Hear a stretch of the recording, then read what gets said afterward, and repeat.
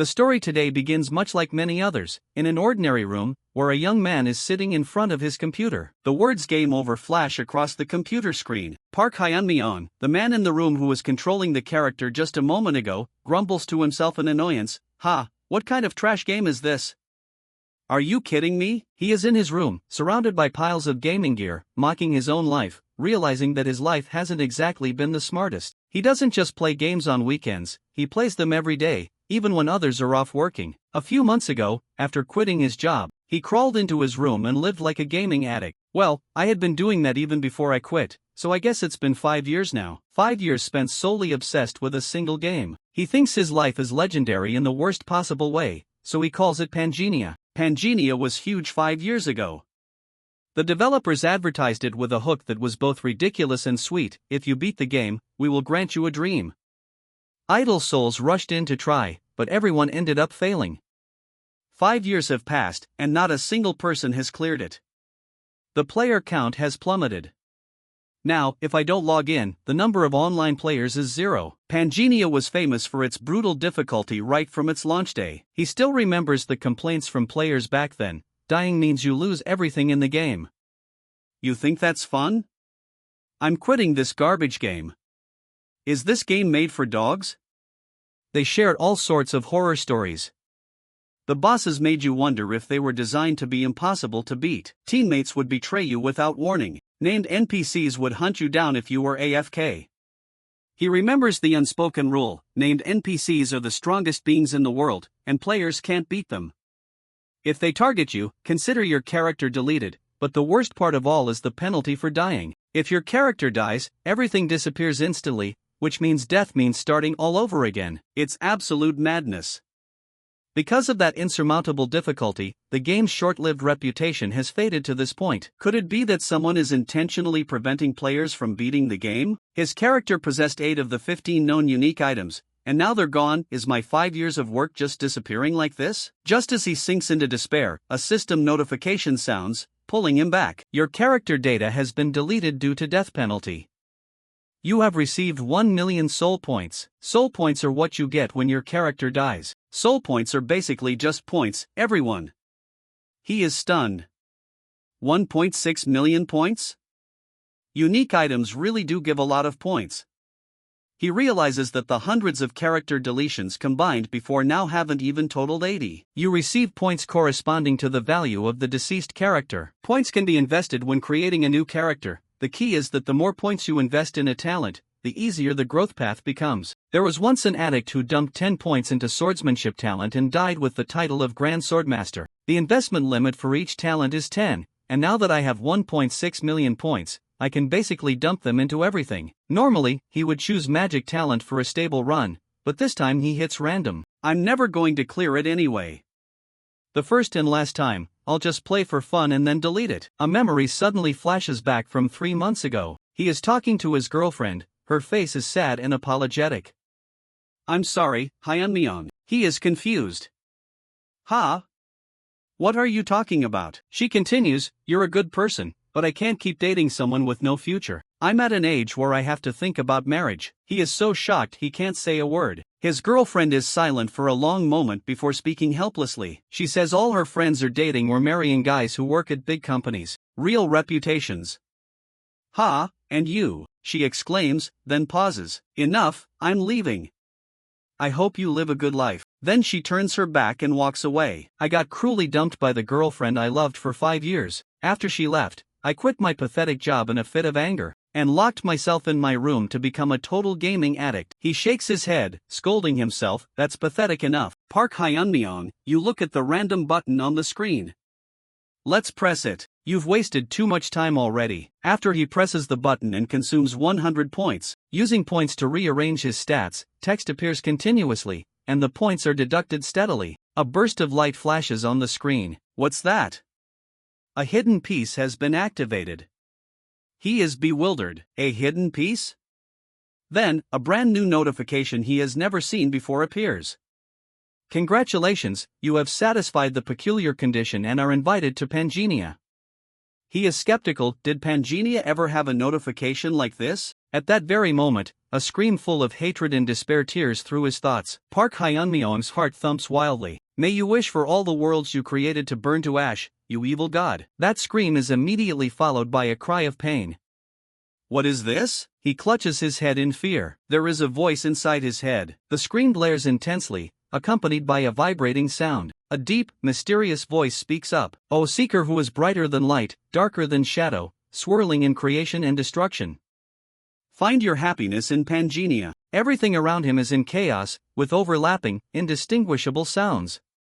Then, a rough voice cuts through. Useless slave, get up now. The protagonist, in a strange body, groans in pain, and another voice threatens, fall again, and I'll throw you to the Hydra Dragon. He thinks, dazed, Hydra Dragon. Yeah, he sees himself in the middle of a chaotic, hostile place, surrounded by soldiers. He stammers, what the hell kind of situation is this? He looks up and sees a terrifying, giant monster far away. The guy who just whipped him and threatened him shouts again, what are you mumbling about? Get back in formation if you don't want to die, do it now. Hyunmyeong groans in pain, his body feels stiff, and his joints creak. He glances around and, after a moment, merges into the group of captives. He looks around, thinking to himself, it really is the Hydra Dragon I know from Pangenia. He feels a chill down his spine as he confirms the ground shaking under its heavy footsteps. This place is familiar, a thought hits him straight in the head. By instinct, he opens the status window. A blue screen appears instantly before his eyes. Could it be that I'm actually? The window appears with stats and a long list of talents. Stat characteristics: Strength 12, Stamina 12, Agility 12, Intelligence 12, Mana 12. Below that are a series of talents and active hidden characteristics. He even sees Supercontinent Decay, 6.12%. As the supercontinent's decay progresses, the boundary between reality and Pangenia weakens. If the supercontinent decay exceeds 10%, the first crack will appear. His heart beats faster. Am I really in Pangenia? Is this for real? He notices something strange about the stats. Wait, why is every stat 12? He knows the normal range. Stats 1 to 10 are the usual range based on point investment. How is this like this? Dense talents: Stamina, Physique, Intelligence, Senses, Sword, Shield, Spear, Blade, Dagger, Archery, Light, Dark, Fire, Water, Earth, Wind, Chi, Art, Knowledge, Leadership. Observation: 13 hidden characteristics. A desperate scream cuts through his train of thought. What's happening? The commander stops, staring intently ahead. A massive swarm of something is charging forward valiantly. Someone screams, it's the Desert Queen's army. The battle begins with a terrifying roar. The commander shouts, those dogs broke the non-aggression pact and are attacking. Prepare for battle, get distracted and you're dead. Hyunmyeong hears a name that sparks a memory in the game. His body shudders slightly, it's the Snake Princess. I've definitely heard that name somewhere. Then, the system notification sounds again, main quest created. What? Main quest part 1, survive. Rewards will vary based on the result. Failure means death, both the body in the game and in reality will die. His head spins. Survive? Cries of pain and heavy breathing roll in like a storm. A rain of arrows flies in, causing the slaves and the people around him to lose their lives. No one had time to dodge, so they were just pierced by the arrows. Some people tried to scream in broken gasps, save me. He remains standing tall, his eyes wide as if he has encountered something truly terrifying. Amidst the chaos, a notification appears, hidden characteristic King of Bloodshed's Heart has been activated. King of Bloodshed's Heart is a linked characteristic that only appears when all physical talents are maxed, preventing exhaustion, reducing the chance of being ambushed, and helping to grasp the situation extremely quickly. He looks at the screams and the chaotic scene of the battle, and the truth hits him with ruthless clarity. If I just stand here, I will die. If I want to live, I must move now. Just as he bends down, someone behind him lunges to strike him down. At that very moment, he grabs the sword, and a bright blue light radiates from the blade, seemingly enchanted by his characteristics. As the guy strikes, he raises his sword to block. Swish! They both pass each other. The guy's whole body is soaked in blood as he collapses. Another hidden characteristic activates. Weapon Master has been activated. At the same time, another group with weapons rushes toward him. You damn slave! Just as the soldier stabs with a spear, Hyunmyeong's sword slices the spear in two. Hyunmyeong grips the weapon in his hand tightly. He is both surprised and excited because he is using the weapon with extreme proficiency so naturally. Even though it's a weapon I'm using for the first time, I'm using it like a master. He skillfully dodges the attack. His body dodges flexibly, his eyes trying to observe everything around him. He spots the axes lying scattered on the ground. He swings the axe in his hand without a second thought. When the blows collide, sparks fly. He looks at his opponent's strike path. Furthermore, he can even see the enemy's sword path. So he swings his sword down decisively. The opponent is hit and falls backward. After getting the enemy's axe, he doesn't hesitate, immediately hacking down. Fresh blood stains the surrounding ground. He tries to stand his ground in the fight. His face has turned completely pale. Seeing this, an enemy soldier covers his mouth in terror. Is this guy a monster? The soldier next to him continues, I thought the whole expeditionary force couldn't fight because they were injured. A system window appears, hidden characteristic. Thanks to the effect of skilled hands, your weapon proficiency will increase faster. Sword proficiency has reached level 6, spear proficiency has reached level 6. The maximum level is 10, and I've already reached level 6? Level 6 means I can use it like a famous knight. Is this the power of a hidden characteristic? Hyeonmyeong is stunned, both incredulous and slowly beginning to understand. Just the fact that I've lasted this long with my level is an overachievement. Without the hidden characteristics, this would have been impossible. Hyeonmyeong looks at the dense encirclement around him, feeling both bitter and furious that his survival rate is almost zero. But even a miracle cannot last forever. There are at least 500 soldiers gathered here, and I have to survive among them. The scene shifts to another place, a vast, dark, and gloomy hall. A woman's voice speaks up. Did the expeditionary force to the demon world fail? Is that true, Snake Princess? The snake in the shadows replies, that is correct. Then the woman sitting on the throne adds, if it gets out that the desert city of Phaselmer didn't participate in the expedition, those idiots in the central continent will blame us for the failure. We must stop that at all costs. Snake Princess, you are to go to the Kolsman Desert immediately and kill every survivor of the expeditionary force. You must erase all evidence that Phaselmer didn't send troops and anything that could link us to this failure. If you do well this time, I promise to lift the curse for you. The Snake Princess grinds her teeth and accepts the mission, her expression both determined and obsessed with the reward. I understand. Then the woman sitting on the throne adds, remember, you must not fail. Back to the battlefield, the dust and sand gradually settle. It's all finished.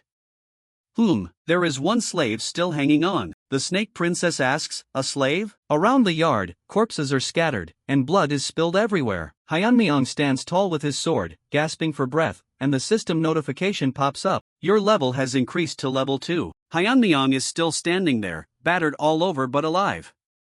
His health and mana have been restored, and his fatigue has been erased. His body feels refreshed, though his mind is still heavy. The soldiers prepare to rush in and attack, but the Snake Princess's voice rings out, get out of my way. The soldiers exclaim, Your Highness.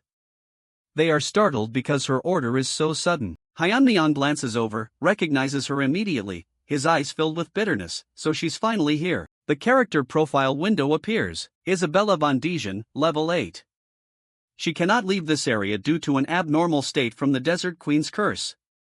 Your level of understanding regarding her stats, talents, and skills is too low to confirm. Hyeonmyeong assesses her, level 8, huh? No matter how many times I try, I won't be able to beat her. Because the maximum level in Pangenia is 10, the threshold distinguishing the strong is level 7. From level 7 and above, the real difference is revealed, and the level gap is almost impossible to overcome. Level 8 means she is almost among the strongest anywhere. Frankly, she is at the level of a boss for famous factions. Facing her like this is no different from a disaster. He analyzes quickly, his brain racing because the reality is too grim. The Snake Princess leans down to look at him, tilting her head curiously. Your performance is quite interesting, but you have to die. Her voice is cold, decisive, as if passing judgment. Hyeonmyeong still stands firm, a spark of resistance flashing in his eyes. The reason I play Pangenia, a game criticized for its extreme difficulty, is because no matter how hard it is, I always find a way to beat it. That's right, I'm a freak among freaks, and if I'm guessing right, memories of a hardcore gamer flood back, bringing a wave of tactical clarity that suppresses his fear. Then, right as the Snake Princess lunges to attack, he says straight to her face, don't you want to lift the Queen's curse? The Snake Princess's eyes widen, her calm expression crumbling from shock and suspicion. She gritted her teeth and asked, "Who are you?" Hyunmyeong puts on a mysterious air, as confident as if he knows everything. "I have studied the Lords of Stars and guided humanity to the stars. I am the Star-Bearer. I can help you lift the Queen's curse and leave this desert." He maintains a supernatural aura so convincing, hoping to bluff them. The Snake Princess stands frozen, taking a sharp breath. Hyunmyeong thinks to himself, the Star-Bearer is an NPC class that players can only meet after surpassing the maximum level. This class is only for NPCs, so of course, I am not a real Star-Bearer. But to lift the Queen's curse, she needs a star's blessing from the bearer. Why? Because to escape the curse, she is forced to listen. The reason she wants to escape is probably very simple. Isabella von Dijon is a character I created myself. He recalls all the game data. Beside that thought, her in-game profile is clear. LV8 Isabella von Dijon is a pathetic character I abandoned because I chose the wrong starting point. The Queen's Curse, from a player's perspective, is just a mechanic between players in the newbie map. But a player's character is meant to be created to journey through the whole world to reach the game's end, yet I left her stuck here, shackled by the Queen's Curse. Isabella regains her composure and asks, "What is your name?" Hyunmyeong answers immediately, "Randolph." System confirmation, your character name has been set. Then the two stare at each other. Isabella turns her head and says, "I will postpone killing you, but if you lie, I will tear you to pieces." Escort him. He is an honored guest, treat him with the utmost care. Her words are both polite and threatening. Hyunmyeong exhales in relief as if he just escaped the Reaper's side. A series of new system windows pop up. Main Quest 1, Survival completed. Results are being summarized for a record-breaking clear. The result is so perfect it feels like a miracle. Newbie luck, the Star Thief's luck smiles upon you, rewards have been upgraded. The Star Thief scratches the bridge of his nose and says you aren't bad, the rewards are upgraded again. You have received a fragment of the Golden Scale. You have received the spirit of the Water Dragon. You have received Michela's sword. Hyunmyeong collapses onto the ground, thinking that, somehow, he has survived. Total score, 220 points. Your result will be recorded in the Hall of Fame for the main quest. The scene shifts to the evening at the mansion. He looks at the pile of legendary items that just dropped. Spirit of the Water Dragon, can summon and control the Water Dragon. Enhancing it allows you to learn hidden abilities via the BL stat. Michela's sword, the giant knight who slew the first water dragon, carrying the curse of the water dragon and the spirit of Michela, stats when equipped, strength plus 20. If used by someone who knows honor, it activates Michela's power. If you collect all 3 pieces of Michela's equipment, you can summon the Sky Dragon's descendant. The spirit of the water dragon is famously known to have dropped only once since the game launched, and Michela's sword is an early game must-have. He never expected both to drop at the same time. He is incredibly excited, but what is the fragment of the Golden Scale? He focuses on the last item. Mystery.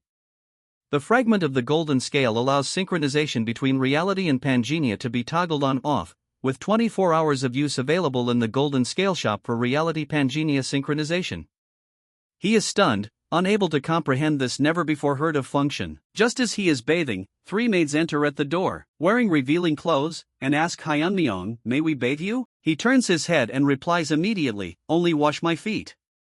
Then, Hyunmyeong probes the situation, testing himself, and realizes they are Isabella's handmaidens. If I show any reaction, she will suspect me, because the Star-Bearer is not swayed by lust. Calm, calm, calm. He tries to maintain a cold expression, then immediately opens the system. Above is the server ranking list, and the last line of text appears, surprising him. Pangenia collapse at 7.66%. As the collapse nears, the boundary between Pangenia and reality shatters. When the collapse exceeds 10%, the first crack will appear. Reading this surprises him, and he thinks, what the hell is this? The boundary between Pangenia and reality. He sees the leaderboard and a chilling collapse stat. A more detailed Hall of Fame window appears. You can leave your name in the Hall of Fame depending on the points earned.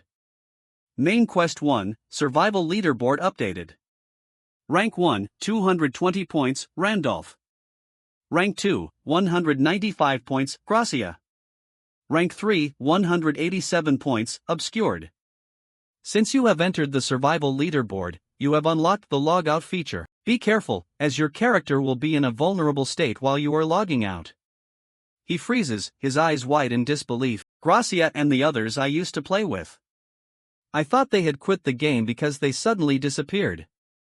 It turns out they were summoned into this world just like me. He realizes he is not the only one trapped, and furthermore, with the logout feature, I can leave this place. I can escape this damn game. Hope flares up intensely. To be alone, he speaks quickly to the maids. Stop, everyone get out immediately. Is it time for me to communicate with the stars? A maid is bewildered.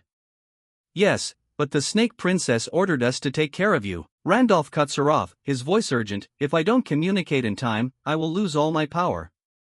Go ask the princess if she wants that to happen. Tell the princess I will see her after I am done communicating. He uses the cover of being the star-bearer to chase them away. The maids bow and retreat, saying, have a comfortable communication. Hyunmyeong exhales sharply. Phew, thank goodness that bullshit excuse still works. I was afraid I'd be stuck here forever. But now, it's really time to go.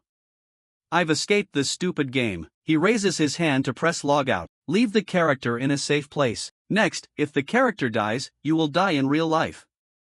Logout complete, he returns to the real world. Immediately, there are deafening explosions and flashes of lightning. Ah, help! People are screaming in chaos. Emergency sirens blare. An emergency disaster announcement sounds. An attack of unknown origin at 1432. A warning message is sent to Hyunmyeong's phone. All citizens of Seoul, Busan, Daegu, and Gyeonggi must evacuate to the nearest underground shelter. He spins around, looking at the scene of chaos and destruction replacing all his relief. What is this?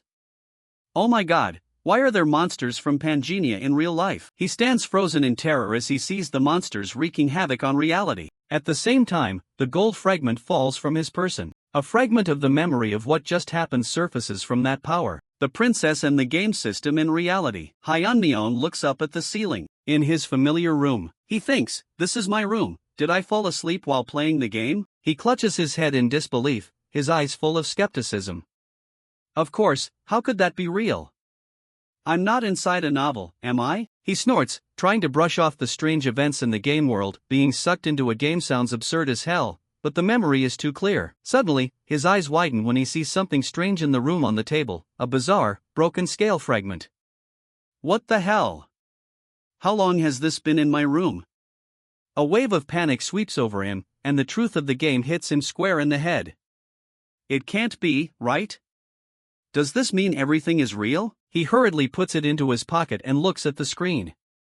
What about the game? The screen shows a page not found error. He stands stunned, watching it turn pale. The game homepage is gone. It was normal just a moment ago. Since when? Right then, screams ring out outside, and the streets are chaotic. A small figure screams helplessly, help me. A monster, running and screaming, run away fast. The sound of weapons firing echoes through the air as the police struggle with monsters. Emergency, emergency. Many unidentified monsters have appeared, requesting reinforcements.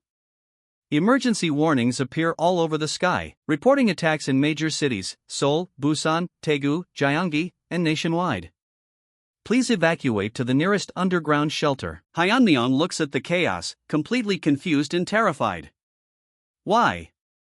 What is going on? Why are Pangea monsters in real life? Don't tell me the boundary between reality and Pangea. He remembers the system from earlier, showing a timer until Pangea's 7.66% collapse. As the collapse progresses, the boundary between reality and Pangea will dissolve.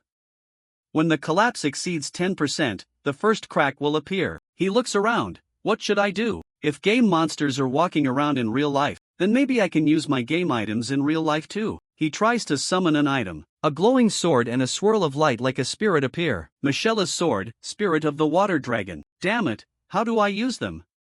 In the game, you just double-click. Then he turns back to look at the system. Fragment of the broken golden law.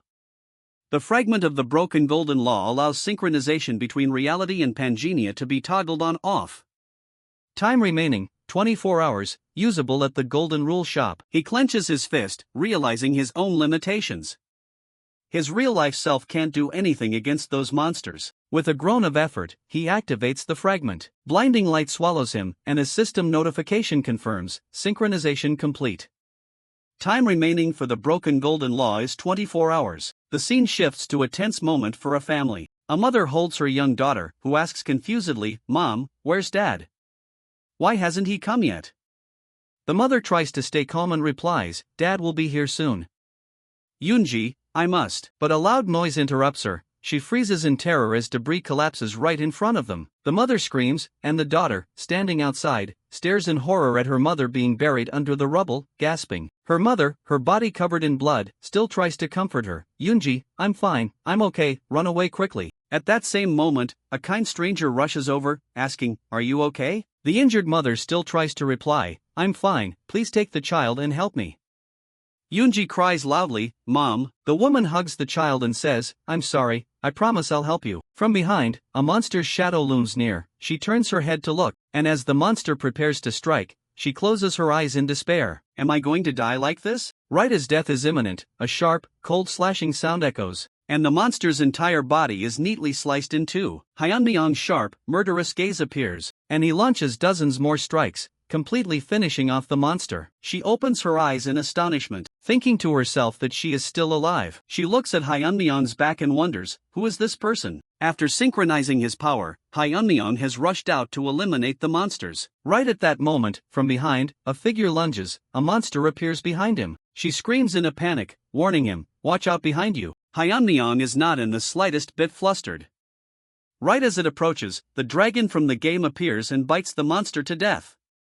The dragons appear as if they were his pets. She hugs the little girl and exclaims, A 9-headed dragon? He steps onto the dragon's head but doesn't forget to remind her, stay still. The monster is both majestic and terrifying. She witnesses this and completely collapses from being overwhelmed.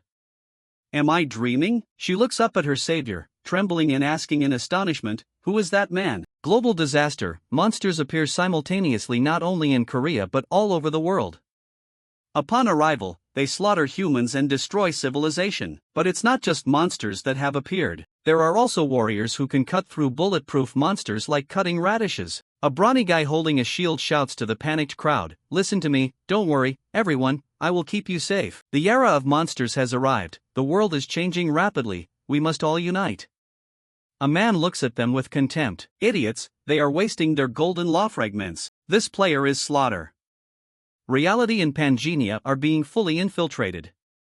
Eventually, Pangenia and reality may merge into one. In the chaotic era to come, everyone is each other's rival.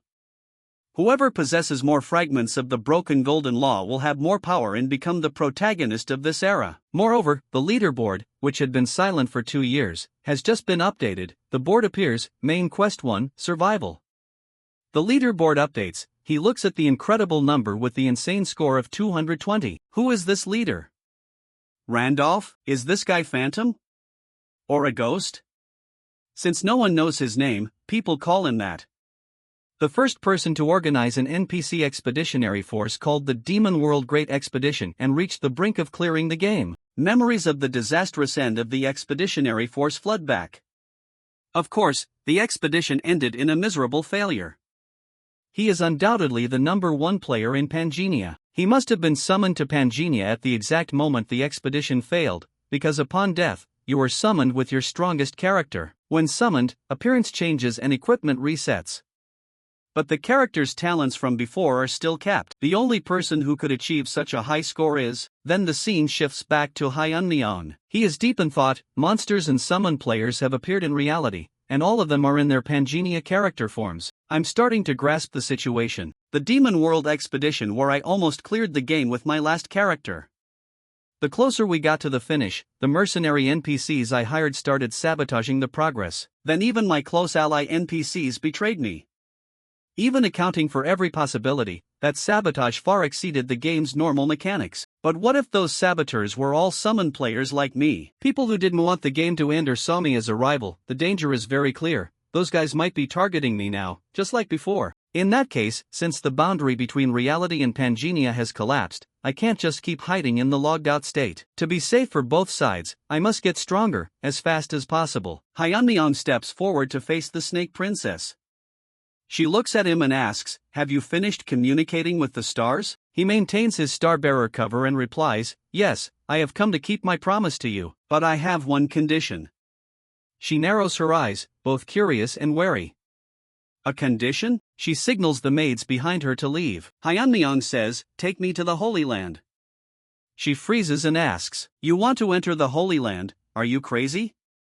Hyunmyeong is determined and thinks, if the first main quest was survival, the second quest is to obtain a class. Right here, I can get it. Then he says aloud, "Is there a star there?" A quest window appears, confirming the objective. Main quest 2, obtain a class. Rewards are ranked according to the class obtained. You can obtain a class at the Holy Land. The quest ends as soon as the class is obtained. The scene shifts to some time later, at the ruined tower. The Snake Princess alone annihilates a group of people with heavy killing intent. Hyunmyeong looks at her and thinks, it took less than a few minutes to finish off all the guards. It really is reassuring to be allied with her. He recalls the conversation right before that. She repeats Hyunmyeong's words. A star, huh? Hyunmyeong narrows his eyes, explaining confidently, yes, even though it's well hidden. Hyunmyeong sinks into thought. The fourth star that I accidentally found when raising my previous character? I must be the only player who knows its exact location. Then he delivers the finishing blow, striking at her deepest desire. Only by obtaining a star can she lift the curse through the protection of the stars. Scene shifts back to the present. Hyunmyeong looks down, laughing at himself, realizing he is risking his life. If I had failed to convince her, the head rolling on the ground would likely be mine. He turns and tells her, "We are here. This is the Holy Sanctuary." The system window flashes. Subquest, explore the Holy Sanctuary. Rewards are received based on the exploration rate. Warning, you have not reached the recommended level of 8 to explore the Holy Sanctuary. This place is full of poison and magic power. If your magic power is insufficient, I advise you not to enter. Hyunmyeong tells himself, it's a place that a level 2 newbie isn't allowed to enter. It is guarded by a great dragon. If it weren't for my hidden characteristic, I wouldn't even be able to step in here. He reminds himself of his ultimate goal. With the Snake Princess as she is now, if I complete the exploration of the sanctuary as a subquest, the reward will be massive. But this isn't about the subquest right now. Main quest 2, obtain a class in the Holy Sanctuary. This quest ends as soon as the class is obtained, with rewards differing based on the rank of the class obtained. Then he tells himself he will be able to obtain that class. At the edge of the deep abyss, she looks down, probing with a suspicious gaze, then breaks into a bright smile, turns and walks away, saying, "It seems we took the wrong path." Adults make mistakes too, right?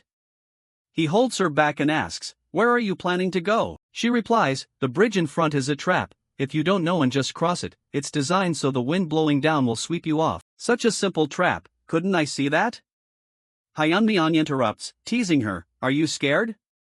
I didn't expect you to be that type of person." The Snake Princess immediately bristles, her eyes flashing with hurt pride and annoyance. "Ha, this body knows no fear, listen clearly. I am called the Snake Princess." Hyunmyeong's smile widens. She's more afraid than I thought. She grinds her teeth, clearly provoked. "I said no." She adds a fake excuse, highly likely it's a trap. "Besides, my leg just cramped, so there's no safer place." She is cut off immediately. Hyunmyeong bows and replies, "Then there's no other way. I will carry you." She freezes and exclaims, "Oh my god, do you want to die?" Hyunmyeong brushes it off and continues, "You said your leg cramped and we don't have time, get on my back." When the sun rises and the death of the warriors is discovered, if she is not in the right position, she will be suspected, and the Queen's pursuit team will be formed. "It's better to let me carry you and run than to stay here full of fear." She is speechless, her mind full of resentment. "If not for this cramp, I wouldn't be doing this ridiculous thing." Finally, she clings to his back. Hyunmyeong says nonchalantly, "That's fine, hold on tight." Then Hyunmyeong stomps to gain momentum and runs in a different direction. Seeing this, she hurriedly shouts, "Hey, where are you going?" "Wrong direction. There's no exit that way." A notification pops up, hidden characteristic mutation activated, secrets that the human eye cannot see. The attribute allows him to see the transparent bridge appearing before him. Seeing Hyunmyeong running in midair, she frowns and asks, "Is there a path I can't see?" Hyunmyeong confirms, "Yes, this is the real path." Suspicion rises in her heart. How does he know a path that even I, the second in command here, don't know? Moreover, he isn't even panting, even though the sanctuary is filled with poisonous and magical miasma. It's so bizarre that it can't just be attributed to a spell. Hyunmyeong sneers inwardly, not expecting the second in command to be afraid of heights. Hearing this, she snaps, "Shut up." Then she thinks to herself, "How dare you be so relaxed in front of me? Want to die?" It's not the characteristic nonchalance of the strong, but a feeling of being way too comfortable for a level 2 person talking to someone of my level, as if facing an old friend I haven't seen in a long time. She asks straight out, "Have we met before?" Hyunmyeong answers vaguely, his eyes distant. Never in the same space. She is even more confused. "What does that mean?" He continues, "It means I have seen you, but you have never seen me." As they rush forward, a faint layer of magic curtain appears before their eyes. Territorial boundary, light envelopes both of them, and they are teleported to a place with clear blue skies and beautiful meadows. Hyunmyeong calculates silently, a territorial boundary, and only those who follow the secret path that must be seen can get here. If I remember correctly, next is somewhere in a rocky alcove, where a giant golem made of stone appears before them, roaring loud enough to shake the sky. Is the guardian this time a golem? Looking at the size of the runes on its chest, it's at least high tier. At my current level, a light touch means death. Then he turns to ask her, "Is your leg cramp gone?" The snake princess replies coldly, as if giving an order, "Don't be insolent anymore, shut your mouth and watch." The golems charge forward, throwing fierce punches. Right as it lunges with terrifying speed, she just breaks into a bright smile and, unreadable, the entire monster's body cracks into many pieces and shatters. She continues, "It'll be over right away." Then she draws her sword, delivering quick, poisonous, and accurate strikes, chopping them down one by one. He watches her fight, truly admiring her. An assassination expert who is this strong, even if she is a character I once raised, it still feels absurd. The golems are defeated. Hyunmyeong looks at the result. Level 8 is truly different. Watching the sound of the golem collapsing, roaring loudly, the system notified, "You can acquire the Golem Maker class." He was startled. "Oh, so the system counts her kills as mine? Does it think we're on the same team?" He evaluated the reward. Within the summoning class, that one is extremely rare. The Golem Maker is a pretty decent class, rank-wise, it's at least high tier. The choice appeared. You can acquire the Golem Maker class, accept or decline. He clicked decline because there was a class he needed more. Suddenly, the ground shook, and a roar like thunder echoed throughout the sacred site. The system issued a terrifying warning. The ancient king protecting the mountain where the unknown star is buried is enraged by the intruder. Hyunmyeong looked at the towering mountain, excited and expectant. It's finally here. The giant god is guarding the star? Ancient King Dramat. The screen flashed another warning. Warning, the player's level is far below the recommended level for this level 10 sacred site. The pressure from that creature's presence was so heavy that he instinctively stepped back. She turned to Hyunmyeong, her gaze suspicious and challenging. "Is this the guardian of the sacred site? Hey, you aren't planning to lead me here just to make me fight the sacred site's guardian for you, are you?" Even though he saw the terrifying sight, Hyunmyeong tried to stay calm and forced a reassuring smile. "Don't worry, it just looks like that. It's actually quite gentle and won't attack first." But just then, his memories didn't match reality. It lunged forward, opening its huge mouth to snap at her. The snake princess luckily dodged it but collapsed. Hyunmyeong looked at her and smiled lightly. She glared at him, full of murderous intent. Then he looked at the snake Dramat. "That's strange, I remember it being a friendly guardian." She shouted loudly. "You call this gentle?" Her voice was strained with disbelief. "A giant guardian," the thunderous voice echoed. "Challenger of the sacred site, prove you are worthy of defeating me." She froze, realizing the situation had completely changed. "Wait, I'm not the one who wants to challenge you." The guardian ignored her, looking down with contempt. "You defeated the golems and still dare to show your face? Those who cannot prove their worth will never leave here alive." The snake struck down hard, causing her to bolt away at full speed. She responded in a panic. "I told you, it wasn't me." Then she turned to Hyunmyeong and said, "Don't just stand there, hurry up and tell me what to do." Hyunmyeong frowned, thinking to himself that when he cleared this place before, he didn't fight Dramat. Did something change? His eyes widened as if he realized something. Could it be? Dramat is a mystical being. Its body swells and its intelligence increases thanks to the star's spiritual energy. The time I cleared this place was when I was raising Wilhelm, a level 10 player, a 5-star character. When I arrived at the sacred site with Wilhelm, Dramat obediently led the way to get the star. Why? Probably because Wilhelm completely met the qualifications it mentioned. In short, it will attack anyone weaker than itself. Back then I was overpowered, but what should I do now? There has to be a way, right? At the same time, the Snake Princess was knocked away by the Guardian, making her think, damn it, the magic power here makes it hard for me to move. Was it a huge mistake to trust his word from the moment I stepped in here? Dramat began to advance, the ground trembling violently. Hyeonmyeong knew he couldn't fight, so he played his final card, shouting defiantly even though he was only level 2. Stop, Dramat! Just as it was about to strike her, the Guardian halted, tilting its massive head. How do you know my real name? He took a deep breath and replied, your master, Wilhelm, has returned. Dramat burst into a booming laugh, the echo reverberating throughout the cave. You are Wilhelm? Ha ha! Dramat looked down at the tiny human, raw power radiating along with contempt. You aren't even prepared. The likes of you are worse than a golem serving as a guard. Listen carefully, Wilhelm was the mightiest hero, a perfect man worthy of being my master, lacking nothing. But Lord Wilhelm failed during the Demon World expedition, and all his stars fell, meaning he died completely and utterly. Even though he has vanished, a lowly microorganism like you has no right to speak his name. He stood still without retreating even half a step, then threw out the next sentence. Respect the contract you made with me. As soon as the Guardian lunged, hearing those words made it freeze, and it asked, how do you know about that contract? No one is allowed to know it exists. Hyeonmyeong immediately recalled this hidden setting of the sacred site. The one who obtains the mountain star where the snake was buried will know the mountain god's true name and become the new master. The mountain god must obey the mountain master. The contract's contents must not be revealed to anyone. Whoever breaks it will be killed by the shackles of the contract. Because of that setting, I gambled and bluffed. Luckily, the game mechanics are still in effect. Just as I guessed, since I'm in this body, I'm not affected by the contract's curse. The snake asked further, who exactly are you? He looked up, his confidence returning. If you want to know who I am, lead the way, the star will prove it. Dramat's giant eyes were still full of doubt and contempt. The star will not show mercy to those who aren't qualified. Just by getting near it, you will burn to ash. He shrugged nonchalantly. We'll see when we get there. What's the matter? Afraid the star will acknowledge me and reveal that I am your master? The snake was provoked by the arrogance of a level 2 and roared loudly.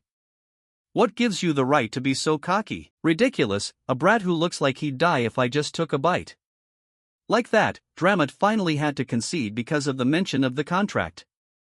Fine, follow me, kid, I'll take you to the stars. I don't believe for a second that you're Wilhelm, but your knowing about the contract means I have to handle you myself. Anyway, there's no reason to refuse, the star will take care of you on its own. Dramat led them deep into the dark sacred site. The snake princess walking beside him suddenly gasped when she saw an altar. Are the stars here? Hyeonmyeong confirmed. Yes, that thing is placed on that altar. He pointed to the skull. That's a star? More accurately, it is Ria's face. She stared, stunned, at the skull. That skull is a star? Hyeonmyeong explained further. Ria, one of the twin goddesses of Pangenia, died, and her body was split into 32 pieces scattered across the continent. Are those 32 pieces called stars? He stepped toward the altar, thinking to himself that when players actually craft, they are used as foundations for boundaries. But as he approached, something made him feel uneasy. The skull's fire cyclone suddenly surrounded him. She cried out in a panic. Hey, are you okay? Dramat laughed mockingly. I told you, just getting near the star will burn something like you to ash. So confident, but in the end, the star still won't acknowledge you. Burn to death, you tiny microorganism. Hyeonmyeong heard it and gritted his teeth, cursing silently. That bastard really dared to say that, but he bit his lip and endured the pain. In the game, the only case where the star kills a player is when they try to bypass Dramat and take the star directly. No matter how I got here, I went through Dramat first, so I know I'll be fine. The real question is whether I get the class I want. The info says if you take the star without a class, you will obtain that class. I've never tested it myself, just heard about it by chance. Please don't fail.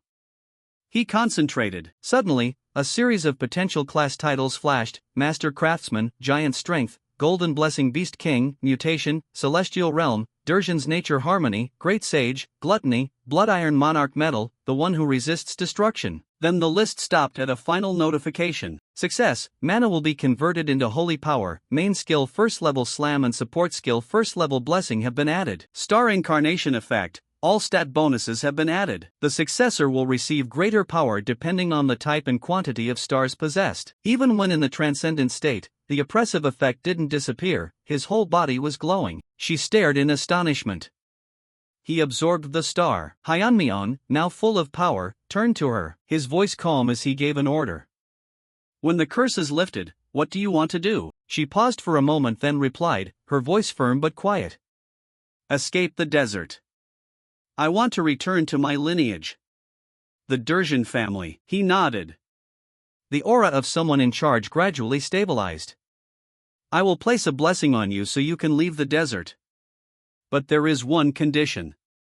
Hearing that, she became wary. A condition? He looked straight at her and made his demand. Serve me for 1 year, then I will grant you freedom and help you find your lineage. Hearing that, she paused for a beat. Remembering the Queen's majesty, she hesitated and didn't answer. Hyeonmyeon placed his hand on her shoulder and replied, I am not the Queen, I do not lie. She thought for a long time then bowed her head and accepted. I will follow you. Hyeonmyeon responded. A wise choice. And Dramat, the master of the star, is also your master, right? Dramat, full of authority, was forced to submit, bowing its head low. Yes. He narrowed his eyes and commanded coldly. Then bow lower, kid. A final system window summarized the achievements. Main quest number 2, class acquisition result is unprecedented, a result that makes everyone tremble. Total score of 230 has been updated to the Hall of Fame main quest. Beginner's luck. The lucky constellation is smiling more radiantly at you. The reward has been upgraded.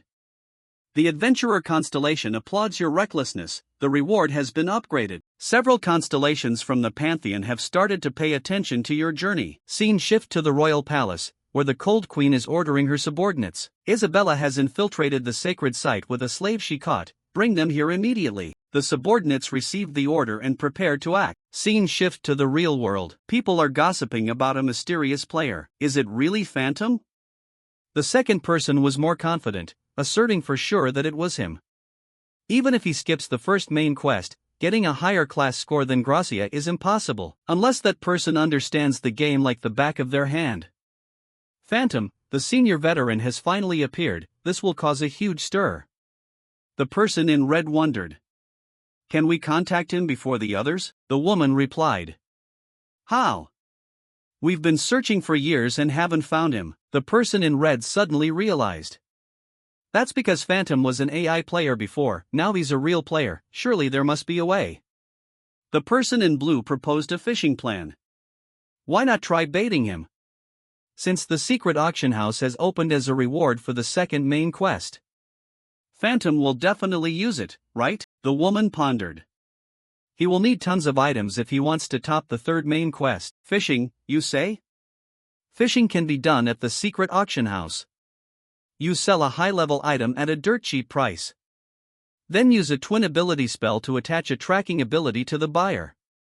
The consequence for the inexperienced. Newbies who don't know this trick often buy cheap items, then get tracked, robbed, or killed. The person in red was concerned. But would someone like Phantom fall for it? If he really is Phantom, he knows every kind of spell in the game, the woman countered with a fierce look. Gone, he might fall for it. He failed, but he still dared to initiate the great expedition. That decisiveness is absolutely abnormal. If he sees a great bargain on the auction house, he might buy it immediately. If you guys want to challenge him, do whatever it takes to meet him, invite him into our guild. No matter who he is, he will join our guild, it has to be ours, not those other crazy guilds. I wonder what he's like in real life. A corporate CEO or the son of a tycoon? The voice on the phone rang. Hello, if you are in danger, please scream. In the quiet alley, a system window notified. The leaderboard has changed, you have fallen off the class acquisition leaderboard. The Hall of Fame has been updated. Main Quest 2 leaderboard, acquire class. Player Massacre's Main Quest 2 rights have been revoked. Your access to the secret auction house has been cancelled. Slaughter was shocked. Randolph has 230 points. What kind of hellish class gives that many points? He hung his head low. Looks like I won't be able to use the auction house for a while, but it doesn't matter anyway. Around the area, dead bodies lay scattered, heads severed from torsos, blood everywhere. Slaughter's eyes flashed with malice. As long as I kill anyone in the top spots, I'll climb back up. Scene shift to Hyeonmyeon. At the same time, the side quest to explore the sacred site was completed. Exploration rate 100%, an unimaginable number even when seen with one's own eyes.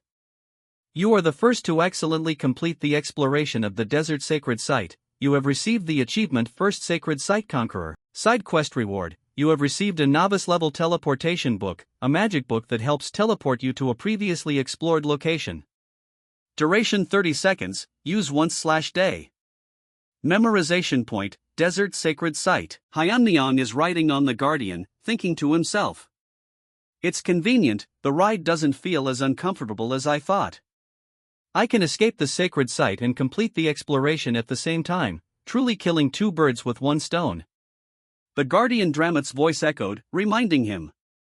Turning right soon, along 100m slope ahead, a notification appeared, experience accumulated, level increased. He exclaimed. Oh, finally level 3. It really is slower than standard characters. The status screen appeared. Class, Star Successor. Level 3. Strength 36 plus 5, Stamina 36 plus 5, Agility 36 plus 5, Intelligence 36 plus 5, Star Energy 36 plus 5. He sighed as he looked at the sparse stat list. The more stats, the more experience needed. My required experience is probably 10 times more than normal, but in return, the stats increase more, so I can't complain. He turned his attention to the item he just received, 2 extremely rare items for his current level. One of them is the Night Cloak. Activating it helps the wearer turn invisible, basically a free stealth skill. Not bad. Suddenly Dramat spoke up. Master, intruders detected in the sacred site. Hyeonmyeon was surprised. What? The Snake Princess turned to him and added. Probably the Queen's pursuit team. Hearing that, he replied. Well, we've been in the sacred site for quite a while, she added immediately. What will you do? The Queen won't come in person, but the pursuit team has a very large number of troops. Even with the Guardian, I'm afraid we can't handle them all. Hyeonmyeon answered calmly. Dramat is the Guardian, why do we have to fight? Hearing that, she understood and clapped her hands in surprise. A moment later, Hyeonmyeon carried her and ran away, then said. Dramat, rely on you, do your job. The snake heard that and broke out in a sweat. A moment later, a frantic voice came from inside. There's a monster. A giant sea snake appeared in the sacred site. Leaving the gate, she asked. Is it definitely okay if only we leave? Hyeonmyeon answered immediately. Didn't you say the Queen wouldn't come? Then it'll be fine, there's no way the entire pursuit team could get here in time. This is probably just the vanguard. If we get pinned down until the main army arrives and surrounds the sacred site, we won't be able to escape. Their goal is us, so it's best to retreat early. She looked at him and added. So you aren't abandoning Dramat because it's useless? He explained. You almost misunderstood, the Guardian cannot leave the sacred site, so only we can run. After that, he thought to himself, to get out of here, we have to use the teleportation gate at the edge of the desert. I cleared Isabella's curse thanks to the blessing, so using the gate isn't a problem. The real problem is that the gate needs time to activate. She looked at the giant gold gate in front of her and blurted out, when we pass through this. Finishing his words, Hyeonmyeon replied. That's right, once we pass this, we're out of the desert, but it takes half a day to activate the gate. During that time, I need to communicate with the stars? He thought to himself, this place is important, but I need to check what's happening in reality. I can't stay logged in forever. Then he asked her sincerely. Can I trust you? Hearing that, she drew her sword and turned to stand guard for Hyeonmyeon. I will protect you. Process ending. Ensure the character is in a safe location. The screen showed a tip, be cautious when shopping at the secret auction house. Logout complete, return to real body. He lay still on the bed, deep in thought. Hyunmyeon reflected. He was still not used to the feeling of returning from Randolph's body to this flesh. He reached for his phone to check notifications. Well, no news alerts or disasters, seems monsters haven't appeared yet. Reality and Pangea are merging bit by bit, that's for sure, but there is still so much I don't know. As the destruction progress increases, the boundary between the two worlds will weaken. If it exceeds 10%, meaning the starting mark, the first crack will appear, and monsters will soon swarm.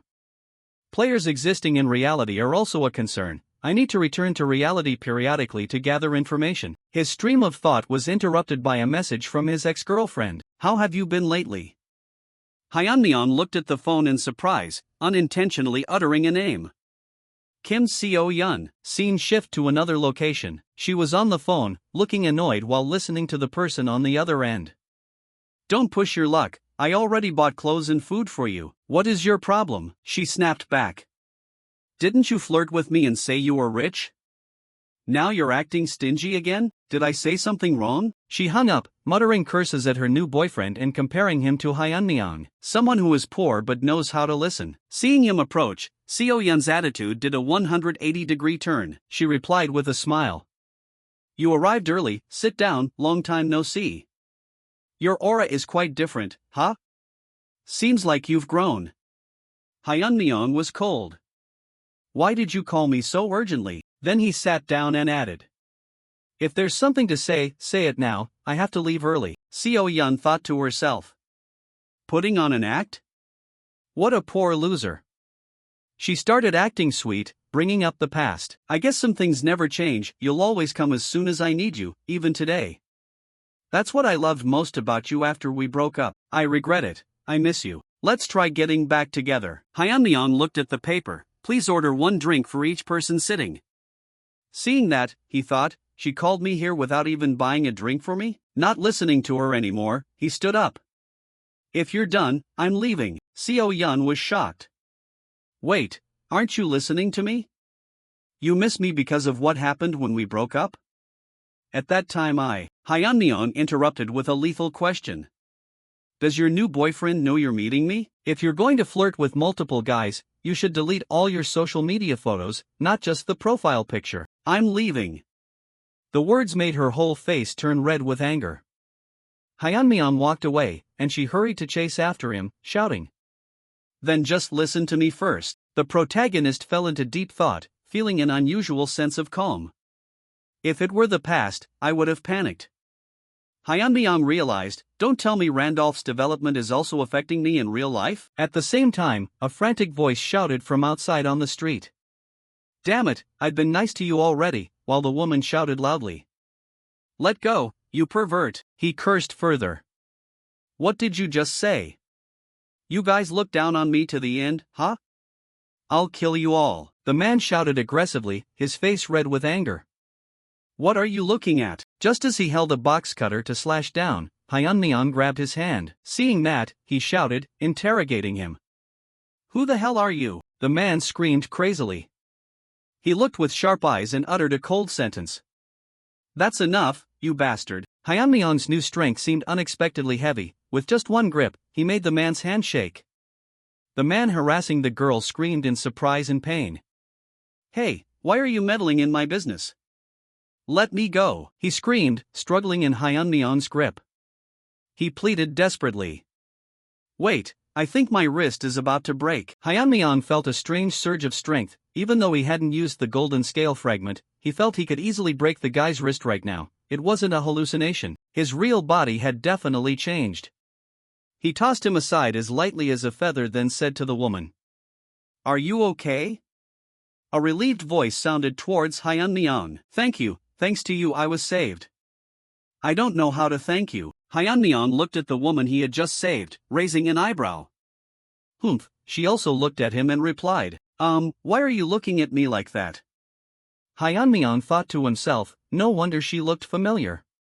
She's the woman from before. She hesitated and asked. Do you want to say something? Hyunmyeon quickly avoided her gaze, replying in a slightly distant voice. You just look like someone I used to know. See ya. The man who had just been defeated gritted his teeth, sneaking an attack, cursing Hyunmyeong silently. Die, you arrogant bastard. Hyunmyeong just stood there, dodging lightly without even flinching. Immediately, his hand struck down. The guy's head slammed hard against the ground. The woman witnessing everything in surprise. Scene shift to a moment later, two police officers standing opposite him. One of the two officers said sternly to Hyunmyeong, "You'll have to come with us to the station." Hyunmyeong was surprised. "What? Me?" The woman stepped forward to defend him. "Wait, this person was only trying to help. I'm the one who reported the stalker." The officer remained unmoved. "Even so, that is still violent behavior, so you have to come with us too." Hyunmyeong retorted, clearly very annoyed. Violent behavior? He had a knife. Are you telling me to just stand by and watch? I really don't have time for this. The officer was rigid. We cannot break the rules. Suddenly, the girl with authority and sharpness intervened. If he goes as a witness and gets caught up in some trouble, will you take responsibility? The officer looked up, startled. Ha, she introduced herself. I am Kim Hana, a reporter for the specialized news station. The other officer muttered in surprise. That's a big station. Kim Hana continued, her gaze firm. Instead of harassing an innocent person, you should take the statement of the actual victim. Unless you want this incident to be splashed across the headlines. A small crowd had gathered. Someone recognized the female reporter. Isn't that her? The person who saved a child from a monster on YouTube? Another confirmed. That's right, I think she's also been on TV. Her name is Kim Hana. Exactly, the first officer sighed again. Alright, then please come with us. Kim Hana coordinated leaving, then turned back to speak to Hyunmyeong. I'm grateful for today. Really? Hyunmyeong replied with a light smile. No problem. Kim Hana handed him a business card. This is my card. I'm a reporter specializing in dimensional warriors. Hyunmyeong asked blankly. Dimensional warriors? She happily explained. Oh, you know. The people who appeared on the day the monsters invaded, they defeated the monsters, so everyone calls them dimensional warriors. She looked at him in disbelief. Are you not interested in social issues? Hyunmyeong pondered her words. Dimensional warriors, did she mean players? It's surprising, almost no one mentions the name Pangenia directly. Perhaps an interdimensional attack sounds more believable than a video game turning into reality. Kim Hana continued with a charming smile. Also, if you don't mind, could I have your business card?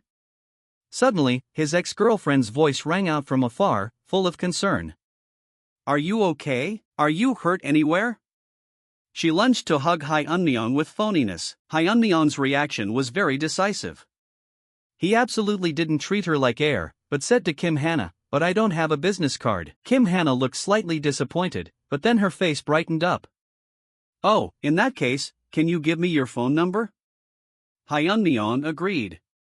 Ah, sure, give me your phone. Kim Hana typed in the contact information and said, nice name. She saved the number and prepared to leave, saying, text me tomorrow, let's go for coffee or dinner, my treat. Hyunmyeong replied with a faint smile. I won't refuse.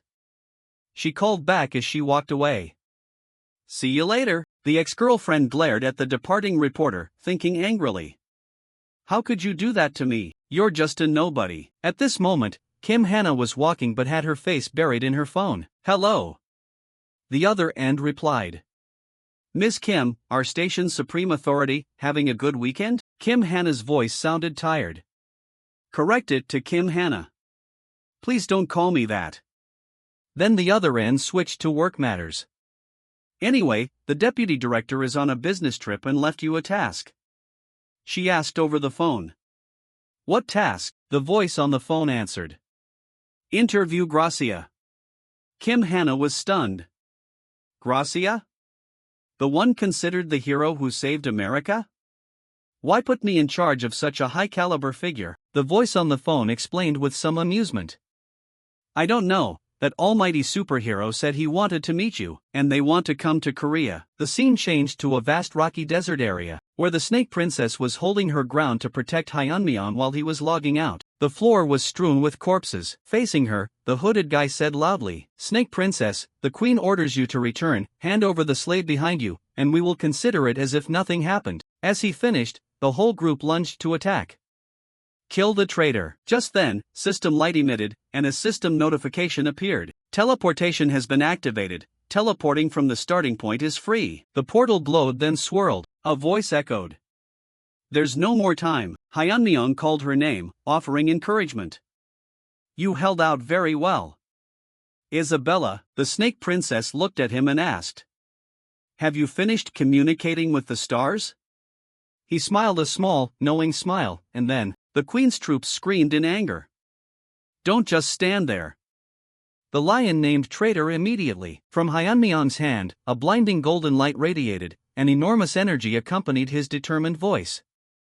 "You kept your promise to protect me, so I must keep my promise to you." Another system notification appeared. "You have used the star successor's exclusive skill, first level star piercing. All star energy has been consumed, duration is 41 seconds. He released the power, and the people in front screamed in terror and pain. Hyunmyeon looked at the destruction before him with a serious expression.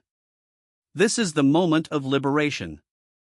Be joyful." The Snake Princess looked on in amazement and blurted out, "Is this the power of the Star Bearer?" Hyunmyeon looked at her and called out, "Isabella, it's not too late. If you want to return, I won't stop you." She looked on with loyalty and determination. "No, I will stay by your side." A massive wave of magical energy swept over them. The system notification confirmed the change. The restriction curse placed on Isabella has been neutralized by the star's blessing. Connection established. There are 12 teleportation cities accessible from the Kaltzman Desert. Destination selected is the central continent of Arcana. The final notification appeared, starting teleportation. Both were covered in light as the teleportation process finished. Now, they were standing in a splendidly luxurious city, their eyes wide with surprise. An introductory text for the city appeared, "Welcome to the Golden City of Arcana," accompanied by an ominous warning. Arcana is a city where materialism has reached its peak. Without assets equivalent to a high-ranking noble, avoid venturing into deeper areas. The city was bustling with splendid white buildings and crowded people coming and going. Isabella looked around, overwhelmed. This city is incredibly luxurious. Hyunmyeon confirmed her feelings. This is the Golden City. Here, everything can be solved with gold. First, we have to earn money, Isabella declared triumphantly. If it's gold, don't worry, I brought 3 gold coins. Hyunmyeon looked at the gold coins in her hand with a suspicious expression, then he sighed. That's enough for, at most, 1 night. Isabella was terrified. What? No way, in the desert, 300 gold can buy 10 slaves, 10 times the price of a monk. Hyunmyeon explained the economic disparity. Prices here are different from the desert. Isabella replied anxiously. So what do we do now? Hyunmyeon, with a calm and confident look, pointed to a splendid white building with LED lights, answering with a sly smile. Why are you so worried? Money is scattered everywhere. She asked, confused. What? Money is scattered? He pointed to the shimmering casino in front of him. Isabella stopped, curiously looking at it. He stood outside the casino, looking extremely confident. Don't worry, I'm quite lucky. A system notification appeared confirming his words. Hidden attribute blessing of gold has been activated. As it is known, the Golden City of Arcana is also called the City of Debauchery. Where every big city is its own separate kingdom, the law of this place, the City of Debauchery, is only one. For this place, only money determines everything, in which it is especially noted above all else. And the place that concentrates all the money of this luxurious city is the Hudson Casino. Right at the entrance, the bouncer blocked them. Apologies, valued guest, he tactfully refused. Those without a deposit of 10,000 gold will not be allowed entry. Isabella couldn't believe her ears. 10,000 gold. She whispered hurriedly to Hyunmyeon, why didn't you say anything about a deposit? After bathing and buying clothes, I only have 100 gold left. Hyunmyeon's voice softened. Anyway, the money I have wouldn't be enough, and clothes were necessary. The bouncer glanced and understood. If there's no deposit, please step back. People around chided. If you don't have it, get out of the way. Don't you see everyone is queuing? Beggars only know how to waste time. The bouncer lost patience. You are bothering others, guests, Hyunmyeong answered leisurely.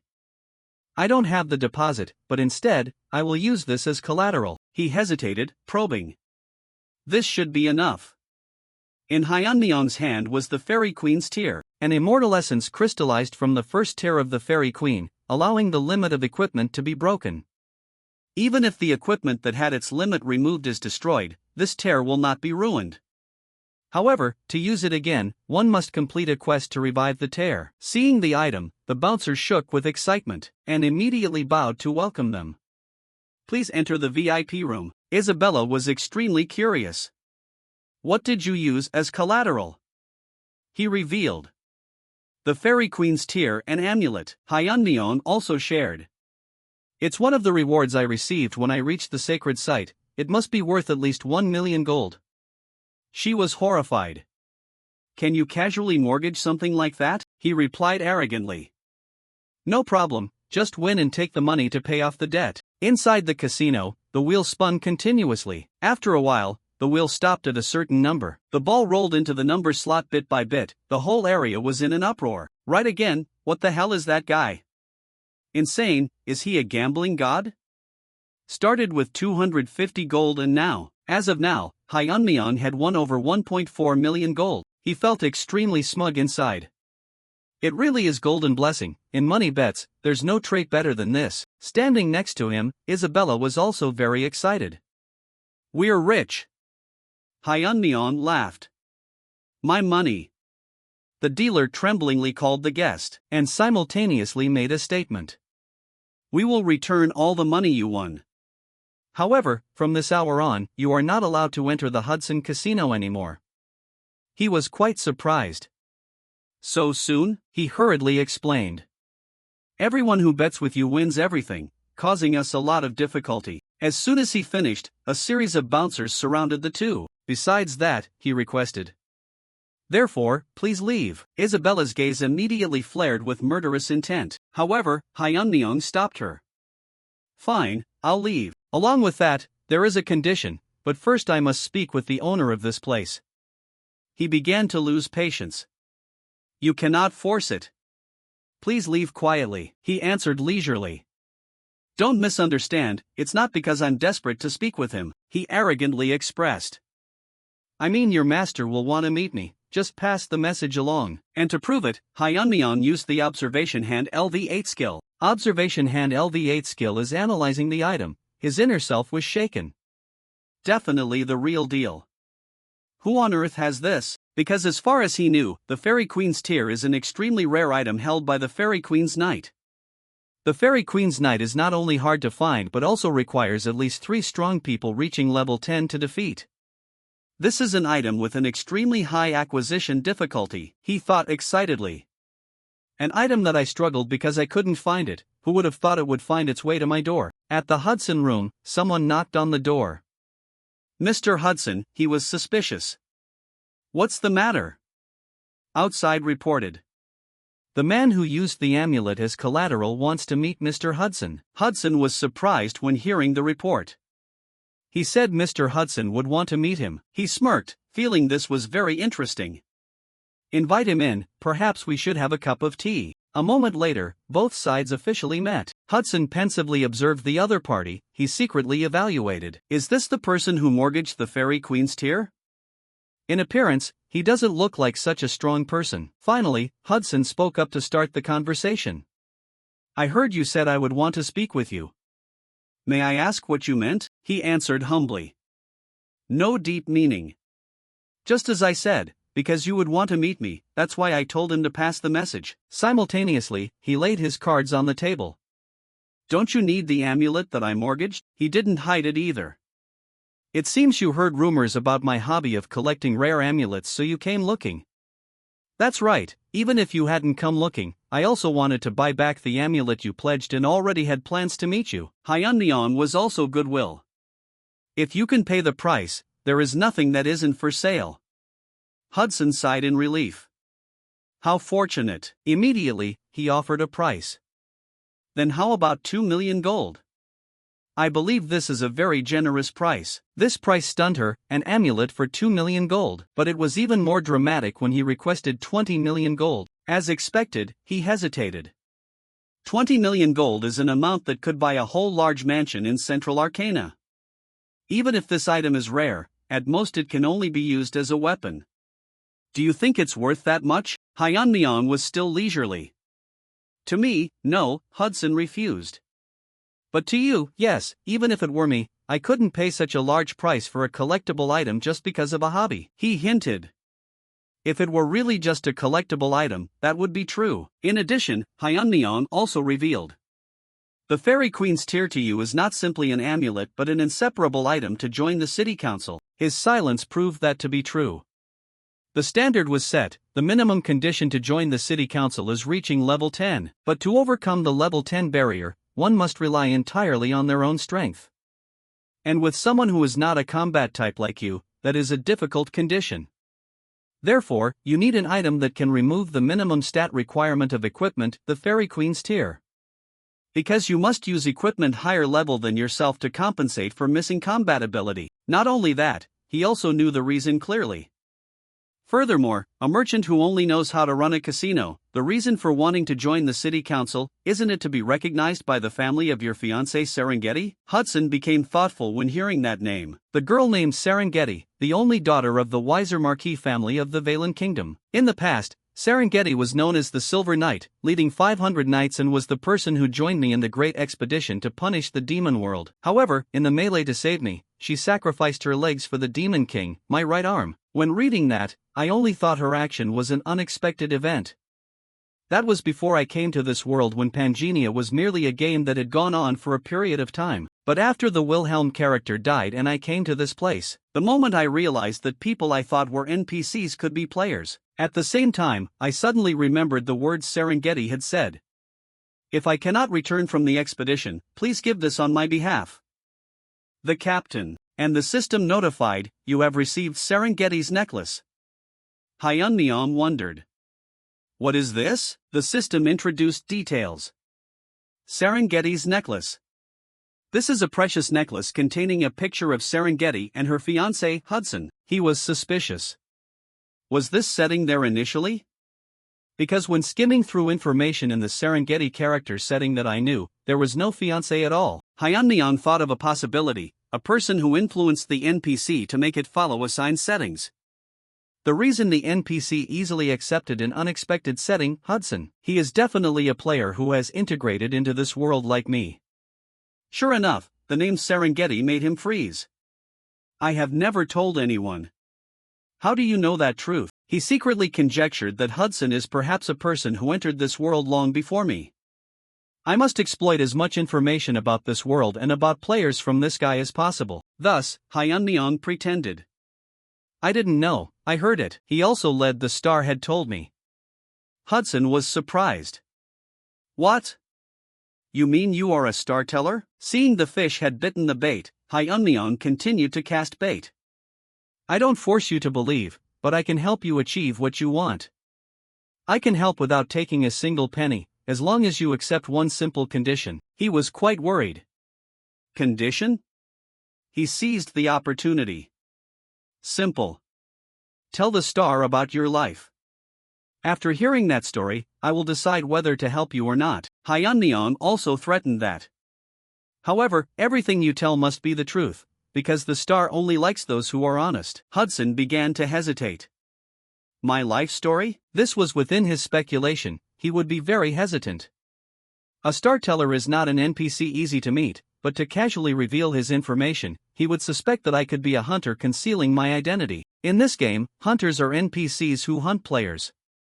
They call players sinners and will execute them as soon as they are discovered.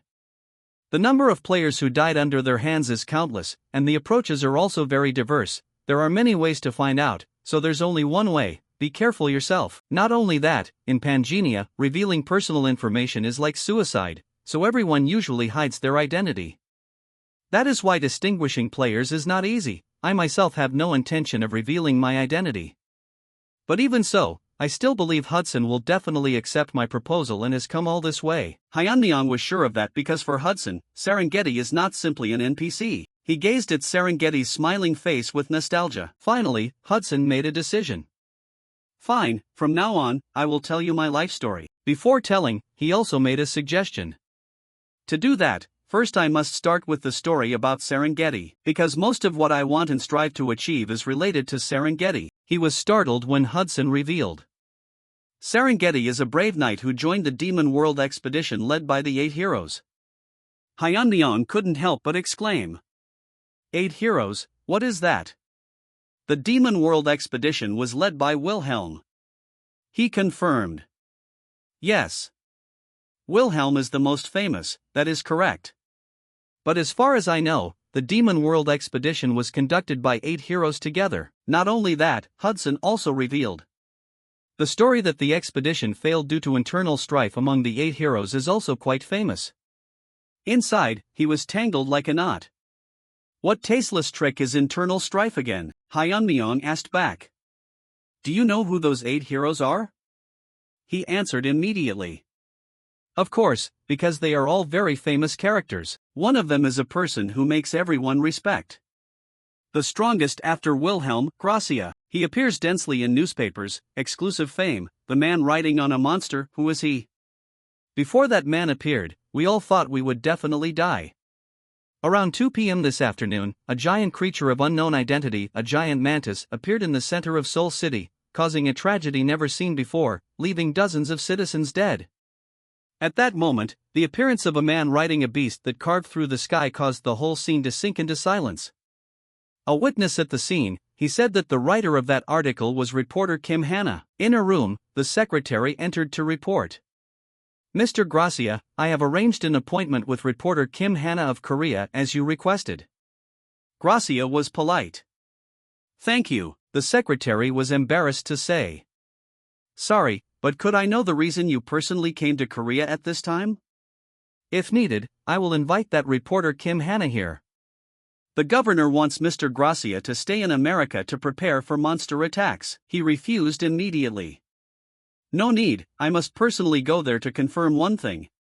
Perhaps this man, because Gracia thinks that is the friend I am searching for. He was contemplative, looking forward to the next news. In the real world, Hyunmyeong sat in front of the dining table. He still hadn't escaped the shock of the game's plot. Hannah saw him like that and wondered.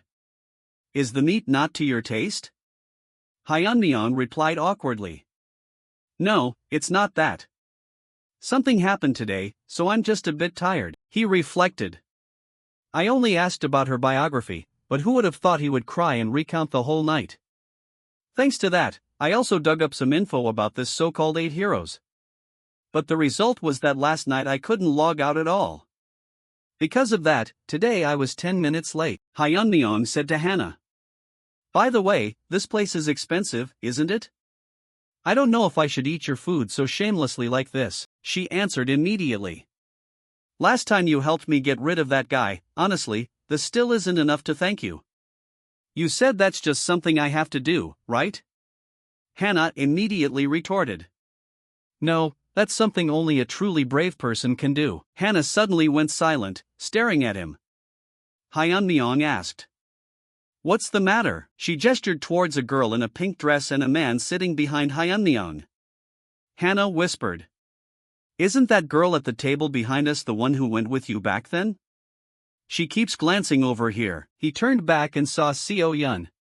He whispered in admiration.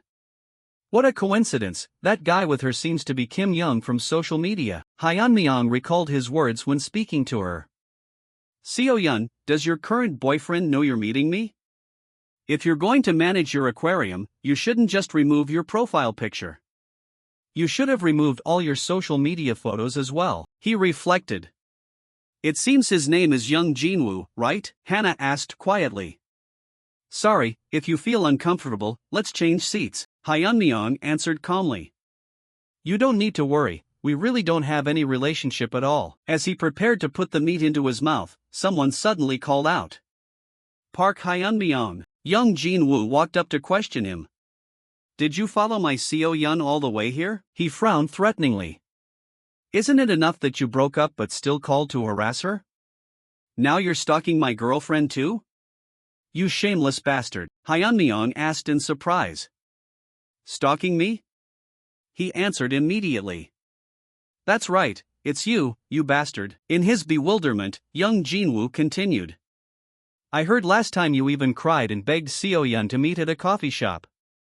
Don't cling like a leech anymore, you miserable loser. Hyun-myung frowned, thinking. It seems I understand the problem.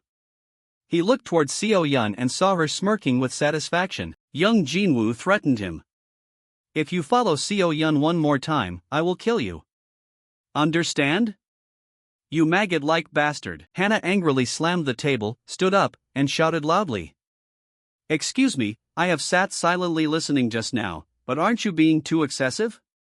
Young Jin-woo asked with contempt. Who is this? Trying to act cool with girls? Are these two rent-a-girlfriends? Hannah shouted immediately. What did you just say? Young Jin-woo asked with disdain. How much did you get? Looking at this appearance, probably around 50? I'll pay double, so know your place and get out of here. Hannah retorted. I am the one who booked this restaurant, and I am treating him because I received help from him. How dare you open that mouth and talk nonsense? Young Jin-woo took a stack of money and threw it at Hannah's face. He smirked. What's wrong? 100 isn't enough? Then how about 200? He continued to mock amid Hannah's anger. Come on, why don't you filthy people move to another place? She furrowed her brows and slapped him straight in the face. Hannah muttered, furrowing her brows. This is crazy. Young Jin-woo gritted his teeth and said. You caused the trouble first. He raised his hand to strike straight at Hannah while saying, clenching his teeth. The moment young Jin-woo's hand was about to strike Hannah's face, Hyun-myung tripped him, causing young Jin-woo to fall straight to the ground. Hyun-myung glanced at him and said. Stop right there, you don't look like you're behaving properly either. Young Jin-woo was so angry his face turned red, he gritted his teeth and shouted. You bastard. A hand suddenly touched his face. Hyun-myung pressed his head to the ground and said. I told you to stop. Young Jin-woo thought in fear. What? Why is this guy so strong? Is this even the grip of a human? Seo-yun shouted angrily. What are you doing? How embarrassing. Stand up, hurry. Hyun-myung calmly asked, what should we do? Should we just head out and end this conversation? Young Jin-woo shouted in a harsh tone, you're asking for it. He replied, you were the one who started this, so let's not make this any more exhausting for both of us. The man thought furiously, this little pest dares to embarrass me in front of Seo-yun. He laughed to himself while fumbling in his pocket. You messed with the wrong guy. He suddenly crushed something in his hand, and a flash of light burst forth, leaving Hyun-myung startled. He frowned and wondered, light? The onlookers started whispering among themselves, what is that? Are they crazy? The situation shifted. Young Jin-woo was suddenly wearing armor, and he stood up to choke Hyun-myung. The bystanders screamed, he's a dimensional warrior who can transform. Has he actually transformed? Young Jin-woo glared at Hyun-myung and said, keep running your mouth. He threw Hyun-myung's body to the ground. Hannah shouted in a panic, Hyun-myung. Hyun-myung thought in confusion, I didn't expect him to be a player, but Hannah looked at him in surprise and wondered, how can he be so calm?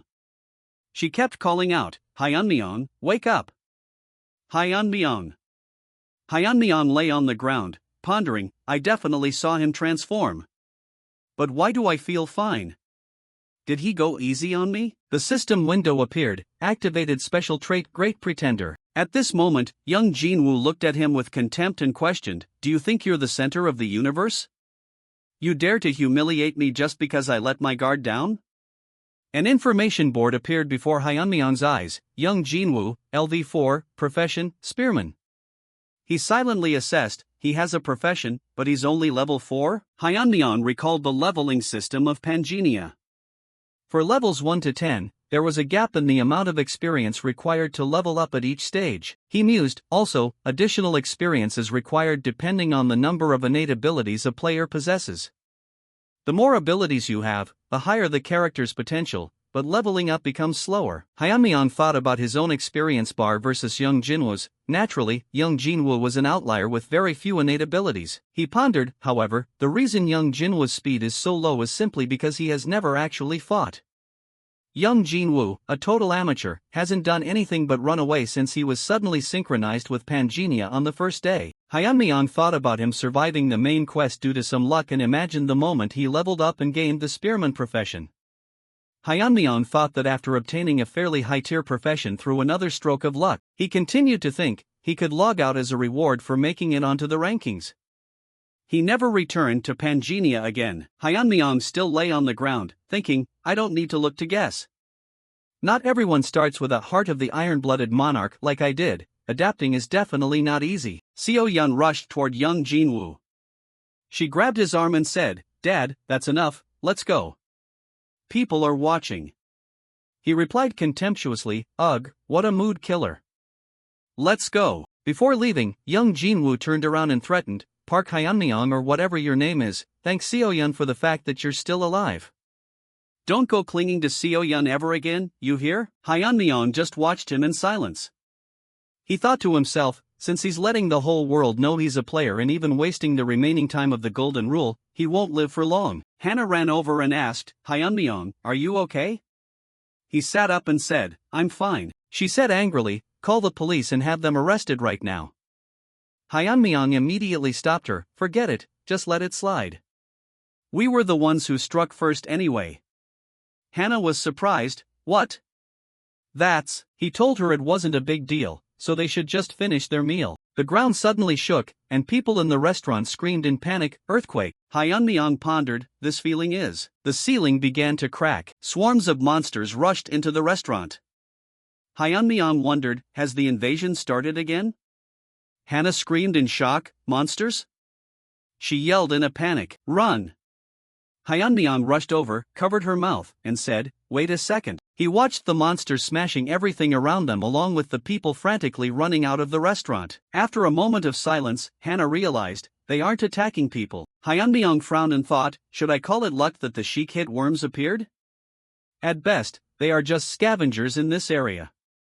As long as we don't attack first, they won't target us. At that moment, the monsters rushed toward young Jinwoo and Seo-yeon. She hid behind young Jinwoo and screamed, Dad, do something. He raised his hand to conjure a flame and aimed it straight at a monster. Hyunmyeong cursed silently, that idiot. He shouted to stop him, don't attack. The flame passed straight through the monster's body. However, the creature's body just dissipated. Young Jinwoo asked in surprise, one shot? He created another flame and thought, maybe I'm stronger than I thought. He threw a fireball at the monsters and shouted, I'll kill all these damn monsters. The surrounding citizens cheered, as expected of a dimensional warrior. People ran toward him. Young Jinwoo grinned excitedly. He thought, was I worried for nothing all this time? Turns out they aren't anything special. Hyunmyeong coldly told Hannah, run as far away as you can. She asked blankly, okay. He looked at the mangled meat that used to be the monsters and said, from that fool's direction. A bright red mist suddenly appeared around young Jinwoo's group. Hyunmyeong continued, stay as far away as possible. The citizens whispered in shock, it's fog, I can't see ahead. Young Jinwoo frowned and thought, what kind of fog is this, appearing so suddenly? Damn it. My vision is blocked, I can't see anything. A hand suddenly emerged from within the mist. A pair of hands covered young Jinwoo's eyes, and a pair of red eyes stared fixedly at him. It spoke amidst young Jinwoo's panic, who is it? The monster's entire body surged with murderous intent.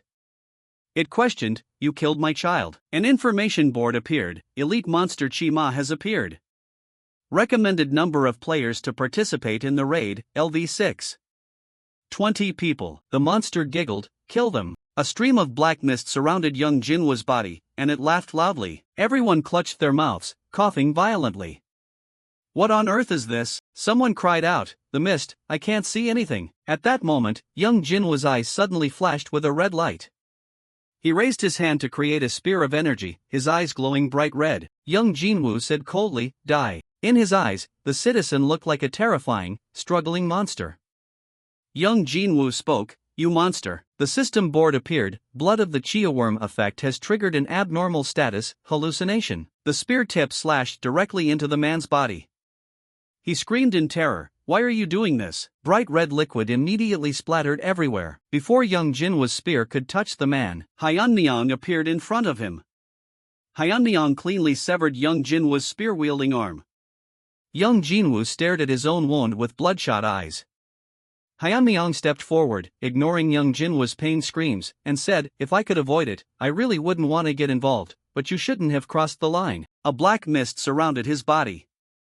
Hyunmyeong said calmly, "Come out." Monsters swarmed everywhere, gathering in one place. The elite monster immediately laughed. It appeared before Hyunmyeong and praised, "Not bad." System message appeared, "Elite monster Chima Ba." It stared at Hyunmyeong, then laughed loudly, "There's a human here that looks quite delicious." Hyunmyeong remained silent, frowning. Inside the red mist, Hannah called out in panic, "Hyunmyeong, where are you?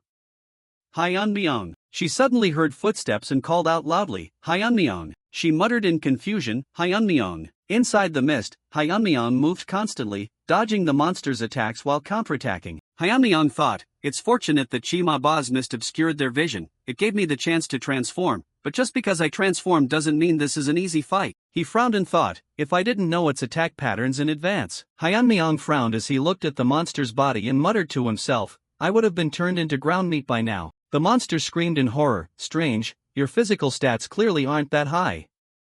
So how could you dodge all of my attacks?" It looked toward the approaching Hyunmyeong and questioned loudly, "You move as if you already knew my attacks." He gritted his teeth and ran toward it. The monster's body shifted, and it chuckled loudly, "It's useless." Hyunmyeong jumped high, swinging his sword to sever a series of the monster's tentacles. He landed on the ground. Hyunmyeong thought, after Chima Ba's series of dodges comes. He gritted his teeth and turned around, as a shower of strange liquid struck him directly. Hyunmyeong thought, blood spit. He quickly grabbed a nearby table. Hyunmyeong used it to block the entire shower of liquid and pondered, "If that stuff touches me, I'll get an abnormal status." The moment the rain stopped, Hyunmyeong hacked the table into pieces and charged toward the monster. A tentacle suddenly attacked him. Hyunmyeong tilted his head to dodge. The tentacle retracted, and the monster marveled, "I didn't expect you to remember that move too." It didn't spare the praise, "Amazing. Your dodging skills are truly extraordinary." The monster declared confidently, "However, what's the point if your attacks can't touch me?" Hyunmyeong said, "Don't worry." He took out a stone and said, "I'll pierce your head soon." The system window appeared, used Fairy Queen's tear charm. His feet were covered by a pair of boots. A notification appeared, equipped MS boots. Stats are lower than the requirement. Fairy Queen's tear significantly reduced the equipment requirements for MS boots. Armor covered his body, and the system appeared again, equipped Michela armor, equipped Michela helmet. Hyunmyeong gripped his sword and took a defensive stance. The system reported, activated Michela set attribute, Dragon Heaven seal, activated MS boots attribute, acceleration. Hyunmyeong pondered, "It's fortunate I bought these at the secret auction beforehand. And sorry about this, Hudson, if I could have avoided it, I really didn't want to use the Fairy Queen's tear." Attribute board appeared, Hermes Boots, Corpse Handler. Boots modeled after the feet of Hermes, the god of wind. Rumors say they came from the Temple of Wind. The user can run as fast as the wind but cannot enter the Temple of Wind while wearing them. Requires all stats to be 40 or higher. Fairy Queen's tear charm reduces all stat requirements by 20%, agility +3, activates acceleration. Hyunmyeong quickly lunged toward the monster. He thought, "Regardless, I will keep my promise. No matter what happens." System notified, used Fairy Queen's tear charm. A tentacle stabbed straight toward him. Hyunmyeong's eyes widened in surprise. He immediately stepped back, dodging the attack. Hyunmyeong stomped his foot, and cracks instantly appeared on the ground. He launched himself straight at the monster. He stared at it with a grim expression. He leaped behind the monster. Hyunmyeong raised his sword. The monster turned around cautiously. It roared, "You bastard!" A series of spikes on its back were immediately launched straight at Hyunmyeong. He swung his sword, batting away the spikes. Hyunmyeong slashed a straight line through a large spike. He looked up and glared at the monster. A series of tentacles controlled by it concentrated their attacks on Hyunmyeong. A tentacle sent Hyunmyeong flying. He gritted his teeth and cried out in pain. The pressure from the blow caused him to cough up blood.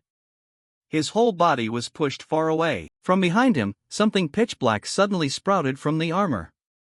The system showed the Michela set attribute. A pair of dragon wings grew out from the armor, and the system notified, activated Dragon Heaven Seal. The monster opened its mouth and roared, "You still have tricks up your sleeve?" It fired a stream of black mist toward him. It yelled, "You coward," like a sewer rat. Hyunmyeong flew high, dodging the mist. He frowned and thought, this is Chimaba's final attack sequence. He kept flying around, dodging, and told himself, as long as I can endure this attack. The mist couldn't reach Hyunmyeong's body. The monster roared, "There's no way you can remember this move." It fired a bright red energy orb at Hyunmyeong. It cursed, "Die, you little rat." The stream of energy immediately surrounded Hyunmyeong's body. System appeared, Dragon Heaven Seal and Acceleration Resonance Effect activated. The wings flapped, creating a gust of wind that instantly dissipated the energy stream. Violent wind has been activated. The monster's eyes widened in shock. "You used wind to blow away my poison?" Hyunmyeong was panting from fatigue and pondered. Chimaba has 4 move sequences: Dodge, Blood Spit, Needle Launch, and Poison Mist. After using all the moves for a brief moment, he thought, Chimaba will fall into a state of chaos. Hyunmyeong looked toward the monster and recalled, when in chaos, Chimaba will be incapacitated. However, once the chaos state ends, the next loop will begin with enhanced moves. He gripped his sword tightly and charged at full speed toward the monster. Hyunmyeong thought, so this is my only chance to win. The monster screamed in panic, "Wait!" Hyunmyeong lunged forward. Sword light flashed. He plunged his sword into its head and said, "I told you." Bright red liquid sprayed everywhere. Hyunmyeong coldly repeated, "I will pierce your head." A furious storm surrounded his body, trampling the monster. You have defeated Elite Monster Child Mamba, contribution 100%. Absorbing damaged gold scale fragment. Remaining time, 10 minutes. The remaining time of damaged gold scale fragment is 47 hours 56 minutes and 39 seconds. People around saw the mist dissipating. Darkness receded for a moment, 9.1% until Pangea collapses. You have received lucky dice. Hannah was in a state of chaos, her eyes darting around. What is this? Is it finally over? What on earth just happened? She caught sight of a body clutching a white cloak. The reporter girl skeptically recalled what had just happened earlier. The man who had saved her earlier. Hannah intended to approach, taking a step while calling out, "Excuse me, you're the one who saved me before, right? Do you remember me?" The gaze of the person in the cloak looked toward her. "You are safe now." At this moment, the screen notified, "Invisibility cloak effect has been activated." The reporter girl reached out her arm, wanting to hold him back, but the spot had already shifted. "Please, talk to me for a moment." Hannah couldn't do anything but stare after him in surprise. Only she remained in the space amidst patches of smoke. A pair of shoes appeared from the other side. The reporter girl was startled to hear a call from behind. "Hannah." Hyunmyeong appeared from behind in a white cloak, his face bright. "Hyunmyeong." He scratched his head and said, "I finally found you after we got separated in that chaos." Hyunmyeong approached shyly and asked, "Are you hurt anywhere?" Hannah didn't think twice and answered happily, "No, I'm okay." Suddenly her eyes widened, looking brighter. Meanwhile, he was still talking while rubbing his cheek with a bloodstained finger, relieved to see she was safe. "I didn't expect us to get dragged into something like this. I guess today just isn't our day." Hannah noticed and pointed to his finger. "Hyunmyeong, are you hurt?" Hyunmyeong noticed it now but answered vaguely, "It seems like a little monster blood splashed on me, don't worry." Inside, he felt a bit careless. "Damn it, I didn't notice the blood stuck to my fingernail." Hannah was different. Suddenly her mouth went silent because it felt strange. His clothes were completely clean, but only his fingernails were stained with blood. It was unusual. She didn't hesitate to ask clearly and decisively, "Hyunmyeong, when the monsters first appeared, you were extremely calm. Could it be that you knew what it was?" For those first few moments, he remained quiet, not knowing how to respond, but then he put on an expression as if he were remembering, putting his hand to his chin. "I was calm. Everything was so chaotic that I think I just said whatever popped into my head." The reporter girl caught him and said angrily, "What? Liar, you were completely calm." But he still tried to put on an innocent face as if nothing happened. No way, actually I was scared to death. Hannah had no evidence, so she couldn't refute him and backed off. He's very suspicious. Hyeonmyeong was targeted as she kept thinking. Acting as if nothing was wrong, and appearing right after the man who saved her disappeared. Could it be that he is? A new day with sunshine and white clouds. The next day, sunlight shone through the iron bars of the closed window. Not long after the first dimensional war occurred, another dimensional war broke out again. Before that door, there was a notice. Some members of the Dimensional Warriors warned that these attacks would continue in the future, temporarily closing and expressing the view that long-term cooperation with the government was needed, and that peaceful neighborhood had no bustling crowds. When countless citizens stayed home out of anxiety, the streets became truly empty. On the online screen, the host was speaking seriously about the issue. In response, some citizens expressed dissatisfaction, claiming the government's subjective reaction and announcing that there would be no more tragedies like the previous incident. Regarding the government intentionally downplaying the damage, it could lead to a large number of secondary victims in the second dimensional war event. The images shifted to delegates sitting seriously at a meeting table. A bald man glanced in one direction. They were too indifferent during the first invasion, and now they are making a fuss. Another man in a suit with scars was much calmer. Back then, people not directly affected probably couldn't clearly perceive that a monster attack was something completely outside of common sense. Another girl was attentively looking at her phone while grasping the story outside. Because it was something beyond common sense, no one knew how to respond, so perhaps the government initially tried to maintain a status quo. A cold and gloomy voice echoed in the room. But with this event, everyone must have realized that an invasion can happen over and over again. And right at this moment, a young man who looked like young talent wearing a blue hoodie said, "This is the perfect time for us to announce the launch of the alliance." His actual animal was the Hero North TUO player alliance leader. His voice still dominated the meeting. Other alliances must be thinking the same, so we need to quickly recruit talent. From the girl looking at her phone, there was also an opinion. "We are checking the footage you mentioned earlier." A sword was stabbed hard into flesh, splashing blood everywhere. It's footage from a clip, so it's very hard to see clearly. But if he really killed Child Mamba alone, this man could be Randolph, who won the #1 spot in the new main quest. Everyone turned their eyes to someone sitting at the end of the row who had only just spoken up. But isn't it said that Randolph only just completed the second main quest? If so, he is at most level 4 or 5, how could he equip MS boots? A hand gently rubbed the chair arm for a long time. It is very likely he used some kind of charm. Forget those details, he is definitely the person we need. The round-faced man squinted as he listened, and after the shadow disappeared, this man appeared again. We can't be sure, but it is highly likely that Randolph is the shadow. TUO lowered his brows, his face serious. We can't trust other player alliances. No matter what happens, we must pull him over. A voice like a hammer to the head made the man's face pale to prevent the coming crack. At this time, Hyeonmyeong sat with his arms crossed, his gaze also serious. So the man from before slammed the table and shouted loudly, "You mean you already used the Fairy Queen's tear?" He didn't think twice and remained calm and decisive. Yes. Hudson leaned in close and spoke aggressively at his face. "Why did you do that? Didn't you intend to give it to me?" Hyeonmyeong didn't back down but remained serious and firm with his decision. "I said I would help you, I never said I would give you the Fairy Queen's tear, but..." Think carefully. He heard that and hesitated a bit. "What?" Hyeonmyeong looked straight at him, his voice not anxious at all. "You don't need a couple of charms to achieve your goal. I just got rid of it so you wouldn't cling to that meaningless hope." And in his heart, he already had an intention. "There's no way I would admit I used it because I needed it to defeat Child Mamba. Hudson looked at him angrily, wanting to probe, "So you mean there's another way?" He looked at that face and teased him, "Your face looks full of suspicion." "I'm hurt." The man, frustrated to hear that, was even angrier. "How can I trust you right now?" Hyeonmyeong curled his lips into a smile and crossed his arms. "Follow me. I'll give you a reason to trust me." Footsteps stepped slowly in the darkness. At this moment, the three of them were going into a dark area with only dim lights overhead. Arcana, Golden City, underground sewer. Hyeonmyeong turned his head back and presented, "Is the place I'm taking you the sewer?"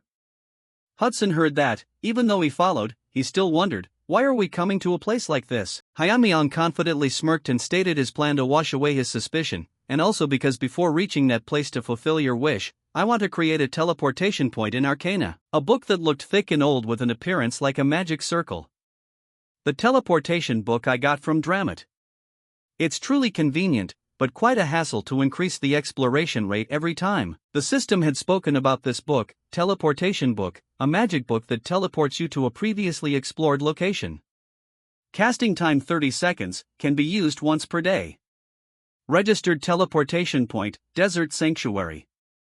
And because he knew that, he already had an intention in his heart to explore all of Arcana. But with the time we have, that is impossible, so I'll be satisfied with the sewer dungeon. At this moment, everyone had walked a long way when suddenly Hudson stopped and shouted, "Wait, are we really going to explore the sewer dungeon with just the three of us? Too dangerous," he anxiously informed them. "The worm living here is a monster, it's a dungeon raid boss. You'd need at least 6 level 8 players just to dare and attempt it." His feet came to a stop at the edge of the cliff. Hyunmyeong boldly smirked at the two of them, even though he had already spotted the glowing red eyes ahead. "I know, dungeon raid monster. The mutant sewer rat has appeared, a giant rat with 2 blood-red eyes and a drooling mouth. Recommended raid party, LV8, 6 people." A spark of light flashed in the monster's pitch-black, cruel eyes. Its multi-toed foot stomped hard onto the ground, causing it to crack. A wave of green energy surged forward with great force. All three of them wore different expressions as they watched the sources of energy clash right above their heads. Hudson was worried and flinched a bit. He knew the giant rats were the type of monsters that used speed as their primary weapon. Normally, the basic tactic is to use a full 6-man party to corner it and hunt it down. But we entered here without any preparation at all. The rat darted forward with a razor-sharp gaze at breakneck speed. What the hell is he thinking, doing something this reckless? Hyunmyeong remained perfectly calm as he turned and gave a slight nod to Isabella. Isabella didn't need to respond with words. Her expression darkened as she quickly lunged toward the rat at the 10 o'clock position. The creature's eyes widened as it stared at her icy expression. Hyunmyeong didn't need to lift a finger, watching calmly as the rat was beaten to a pulp. If you understand its patterns, it doesn't matter how fast it is. Ahead, Isabella was focused intently on the rat. Of course, this was only possible because Isabella was a character whose combat abilities had been raised to a level completely different from ordinary characters. At this moment, Hudson was left sweating and staring in disbelief at the scene. He was startled when he heard his name being called. "Hudson." Hyunmyeong looked him straight in the eye, his hands clenched tight. "I will keep my promise to you, no matter what happens, so don't doubt me." The corners of his mouth curled into a smile, and his gaze was unshakably confident. "If I say I can do it, I definitely will." After hearing those words, Hudson could only stand there, stunned and speechless. Cutting to another scene, a subordinate approached a man standing there to report. "Captain, I've checked the entire surrounding area, but there isn't a single trace. It seems like the people in the building at that time didn't know anything either." That man was the Alliance captain, the hero player Sean Jang. He scratched his head and sighed. This really is something beyond human comprehension. The subordinate asked Sean quietly, "Should we go see Jin Woo again?" He replied seriously, "Forget it, he seems to have lost his mind. He's gone insane from the shock of losing both his arms. Finding him again would just be a waste of time." Indeed, Jin Woo now seemed to have lost his soul. His mental state was completely unstable. The two continued walking, the subordinate following behind, curiously asking, "What about Kim Hana? She seems to know something." Sean replied leisurely, "So you mean we should storm the TV station?" The subordinate quickly corrected his words, "That's not it, but we could wait at the door." Sean sternly warned him, "Don't touch her, it's a huge mess." The subordinate, facing this warning, became even more curious, asking, "Does Kim Hana have a backer?" Sean turned his head to look at him and asked in return, "Do you know about Gracia coming to Korea?" The subordinate nodded obediently. "Yes, that's what's driving all the Korean players crazy." Sean nodded, responding to his subordinate's curiosity. That person is going to have a direct one-on-one interview with Kim Hana. Shifting to another scene, Kim Hana stood opposite Gracia amidst a barrage of camera flashes. He looked down at her with the advantage of his height, and only after a while did he speak. "Gracia here." Kim Hana, with a tense expression and drenched in sweat, started, "It's an honor to meet you. I am reporter Kim Hana from Korea." Returning to Seon's location, the subordinate asked foolishly, "Why?" Did he fall in love with her at first sight? He didn't turn his head, just said leisurely, "Who knows?" "You idiot, the point is don't poke the hornet's nest." Cian thought to himself as he walked forward, Gracia is, without the shadow, the strongest player, a title well deserved. Would a person of such caliber personally come to Korea to be interviewed by a low-level reporter? Honestly, I'm curious too, but if it involves Gracia, it's best to stay as far away as possible. Just by displeasing him even slightly, the entire alliance would be crushed instantly. He didn't even dare to harbor a disrespectful thought toward Gracia, even in his own mind. Back in the dungeon, the space was stained with fresh blood, and a young man was slumped against the wall, long streaks of blood behind him. A cold voice sounded from above. "Is it over?" The young man gritted his teeth and said, "What the hell do you think you're doing? Player versus player PK is banned in the real world." The cold voice sounded again. "Banned? Who decided that?" The other man shouted from the ground. Lord Gracia himself prepared for the invasion and declared a ban on PK between players in reality. And if Lord Gracia were to find out, before he could finish, the cold, firm hand of the person in front of him lunged forward and covered his mouth tightly. The man drove a blade straight into the other's neck and growled, "Then tell Gracia to come save you right now, you idiot." In an instant, blood once again dyed a large patch of ground red. The man finished the job and turned to leave. Bloody footprints stretched out across the floor. At the same time, the system sounded an announcement of a rank change, registering him into the leaderboard for the character class. "Congratulations, the player killer has earned the rights of the secret auction house." The man walked and laughed, dropping his disguise. In his heart, he thought, Randolph, he must be the shadow. If not, there's no way to explain the points he's accumulated. He definitely wouldn't hesitate to challenge the main quest immediately. "Well, I'll wait at that place. We'll meet again soon, Shadow. You will definitely die by my hand." The more he thought, the more distorted his face became, the long scar on his face stretching tightly with hatred. Shifting to another scene, no one knew what had happened, but an entire open area was filled with swirling dust and smoke. The sand and dirt hadn't even settled before it was shaken by a weird, giant foot with sharp claws. From behind the dust cloud, a multi-headed monster with blood-red eyes emerged. Behind the monster, two figures appeared faintly. Park Hyun crossed his arms, frowning as he looked at the monster. He thought to himself, talk about lucky. The original goal was just to go to the sewer dungeon to register a teleportation point. Earlier, his party had finished off a giant monster rat, its blood splattering everywhere. Park Hyun reached into the monster rat's body and pulled out a glittering stone, incredibly blinding. The information of the glittering stone quickly appeared. Mutant monster rat core. An unknown core material that caused the mutation in the monster rat. If fed to beasts, it will cause mutation, sometimes used as material for special tools or equipment with hidden traits. The Lord of all beasts can enhance beast souls, so it is recommended to keep. Looking at the stone's information, he couldn't help but exclaim internally, "I didn't expect to find material for the water dragon's evolution.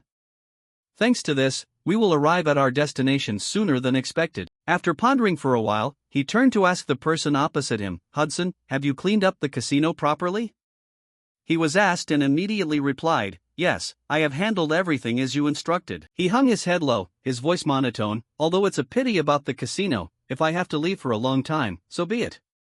Compared to the marriage with Serengeti, such a small matter is nothing. Besides, if I weren't there, the people around wouldn't have let the casino be. Moreover, I've already decided to trust and follow the Star Destiny Prophet." Saying these words, a glimmer of hidden feelings flashed in his eyes. Hudson pondered, and above all, the girl named Isabella hunting the monster rat alone was also very impressive. But the master's actions were as if he had seen everything. He is certainly an extraordinary person. If I miss this opportunity, I don't know when I will have such a fortuitous encounter again. Hyun curled his lips into a faint smile, then said, "Is that so? Now there's no need to worry about money anymore." In his heart, he secretly praised, "Good thinking, now I can focus entirely on leveling up and stepping onto the path of the Star Destiny Prophet." Isabella, sitting to one side, thoughtfully reminded, "I can hear your inner thoughts, Master." Hudson broke into a cold sweat and asked tentatively, "So where are we going?" Hudson was surprised when he heard him say that. "Didn't I tell you?" "Yes." Hudson nodded, "I don't remember hearing it." Hyun replied calmly, "A masterpiece that will realize your wish." A masterpiece? A masterpiece to fulfill Hudson's request and also the place where the third main quest begins. We are going to the spirit tower. Time passed quickly, and the lush green forest began to replace the sun-drenched, windy desert. Hyun's group stepped down from the carriage one by one, looking around the lush forest. Hudson looked up, wondering, is this the place? In the eyes of someone ignorant like me, it just looks like a normal forest. Hyun stood before a tree and said quietly, it's not a normal forest. This is the entrance to the spirit tower. The whispering forest where the spirit tree grows? He stood before a tall tree that looked green and healthy. He thought to himself, the spirit tree is the species where spirits are born. The tree where spirits are born has the ability to open a portal leading to the spirit realm for a certain period, and only by stepping into that path can we reach the spirit tower. He approached, placing his hand on the massive trunk. In his heart, he discovered, however, this tree has been dead for a long time. In Hyun's perception, this tall trunk was actually just a hollow shell. Inside, it had cracked and nothing remained. But this didn't seem strange to him. Hyun stood silently, thinking to himself, not only this tree but the whole forest is dying. It seems it has been a long time since any new spirits were born in this forest. Not a good method, but it can't be helped. Thinking this, he drew his shining sword, aiming straight at the tree in front of him. Hudson witnessed this action and asked with a mix of wonder and worry, Star Destiny Prophet, what are you doing? He didn't answer, just tightened his grip on the large sword in his hand, then turned and slashed straight through. With just one basic cut, the trunk was split in two to the astonishment of his two companions. The trunk fell heavily, the massive vibration from that attack even managed to create a slight gust of wind. Hudson was now extremely confused, retreating a few steps as he shouted, is that okay? You said that tree was the entrance to the spirit tower earlier. The more he spoke, the more panicked he became, without knowing that above his head, something dangerous was rushing down to attack. In the shadows, a hand flicked slightly, directly causing a powerful stream of light from above that mysterious thing to strike Hudson's head. However, Isabella reacted incredibly quickly, drawing her sword and lunging forward, protecting him while swinging her arm to block that fatal attack. But things didn't stop there.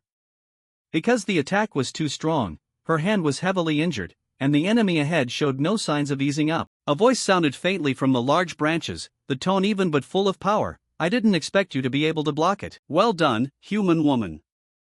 The man with white hair and that powerful voice was the master of the Whispering Forest, a level 9 higher wood spirit. Hudson, sitting on the ground, was extremely shocked upon seeing the figure and exclaimed, no way, a higher wood spirit? The higher wood spirit standing high above growled, I thought you were just lost travelers, so I generously opened the way for you to pass through the forest, and yet you dare to cut down the spirit tree. Every word contained an unnamed threat, and now the figure that had appeared was no longer alone. You wretches truly don't know the meaning of fear. As soon as the words were spoken, the forest guardians, level 7 wood spirit drones, appeared, filling the entire area around the spirit tree. Hyun's group quickly assessed the situation, at least more than 50 of them. Isabella frowned, secretly calculating, if that many attack at once, there's no hope.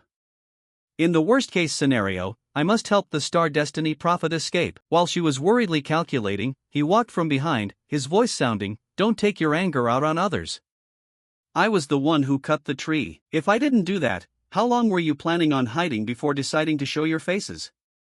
The higher wood spirit heard his words, and his brows knit together. This lunatic. Han looked up at them and said, come down here, I want to talk to you. The higher wood spirit, with 100% fighting spirit, immediately drew his bow, his blood-red eyes aiming an arrow at him as he roared, we refuse. He didn't have a single emotion of fear, instead he spoke very leisurely, are you planning to just stand by and watch this forest die? As soon as these words were spoken, the higher wood spirit's hand stopped involuntarily.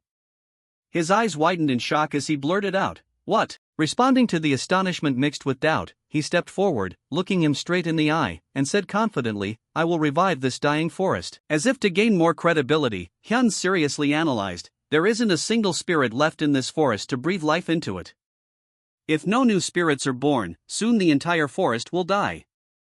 You know this better than anyone. Open the portal to the spirit tower, and I will gift this forest to spirit. The higher wood spirit frowned in retort, nonsense. Even if we open the portal, the spirit tower is a place only the chosen can enter. He stared at Hyun, questioning sternly, do you mean a person like you can enter the tower? As he asked this, he couldn't believe it either. It was impossible.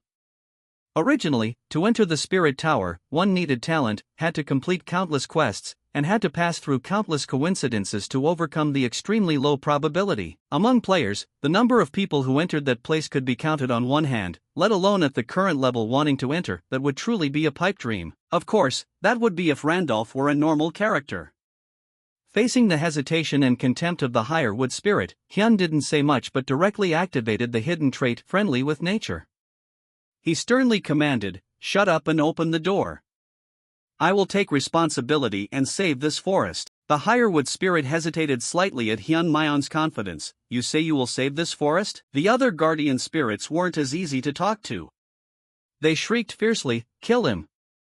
Destructive wood spirit! Die! Die!" Hudson and Isabella stood amidst the growling, unable to keep from feeling uneasy. The cheering didn't stop.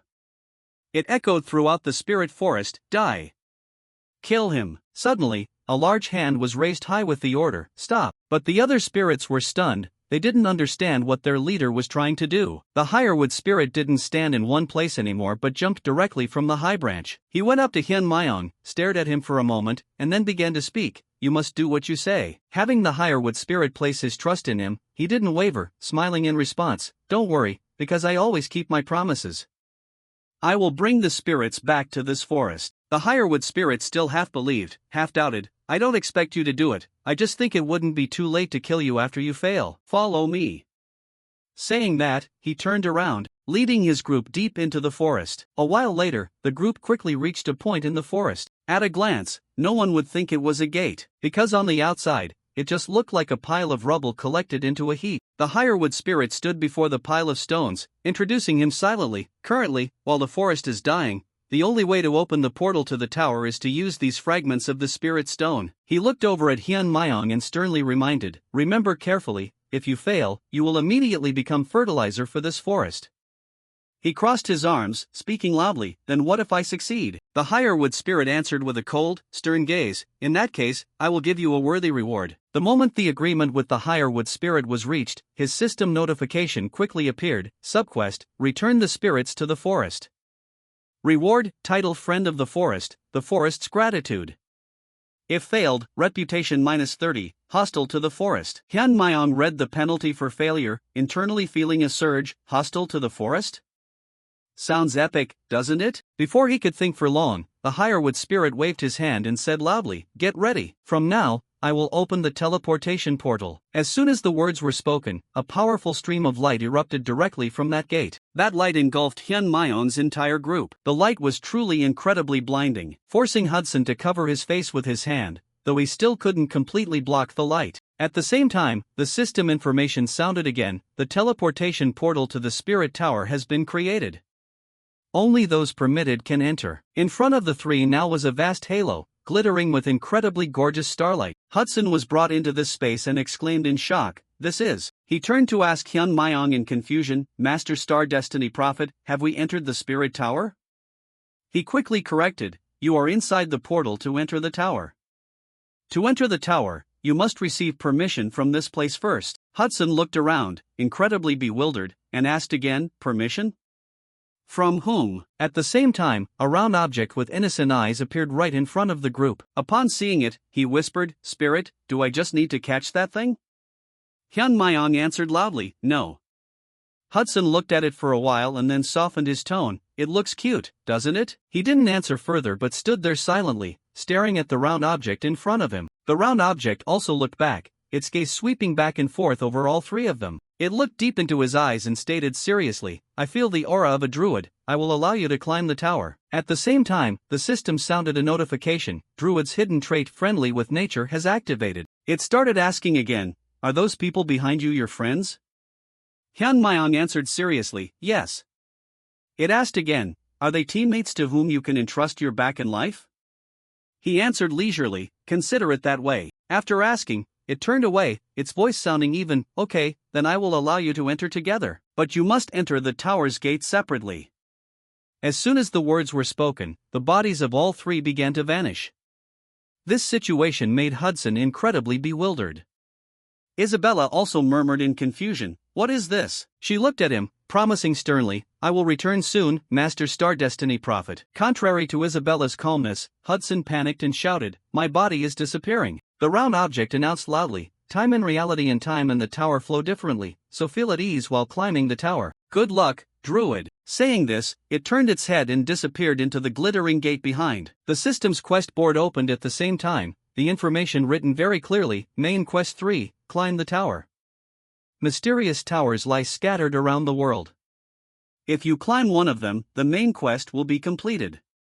Reward granted based on compatibility. Tip: encouraged to climb the basic towers in the cities first. At the same time, Hyun Myeon was teleported in front of a door that looked incredibly eerie at first glance. He stood in front of the gate, feeling a bit gloomy, thinking to himself, "It's been a long time since I've seen the Spirit Tower. But what on earth is this gate?" The more he looked at the gate, the more strange he felt.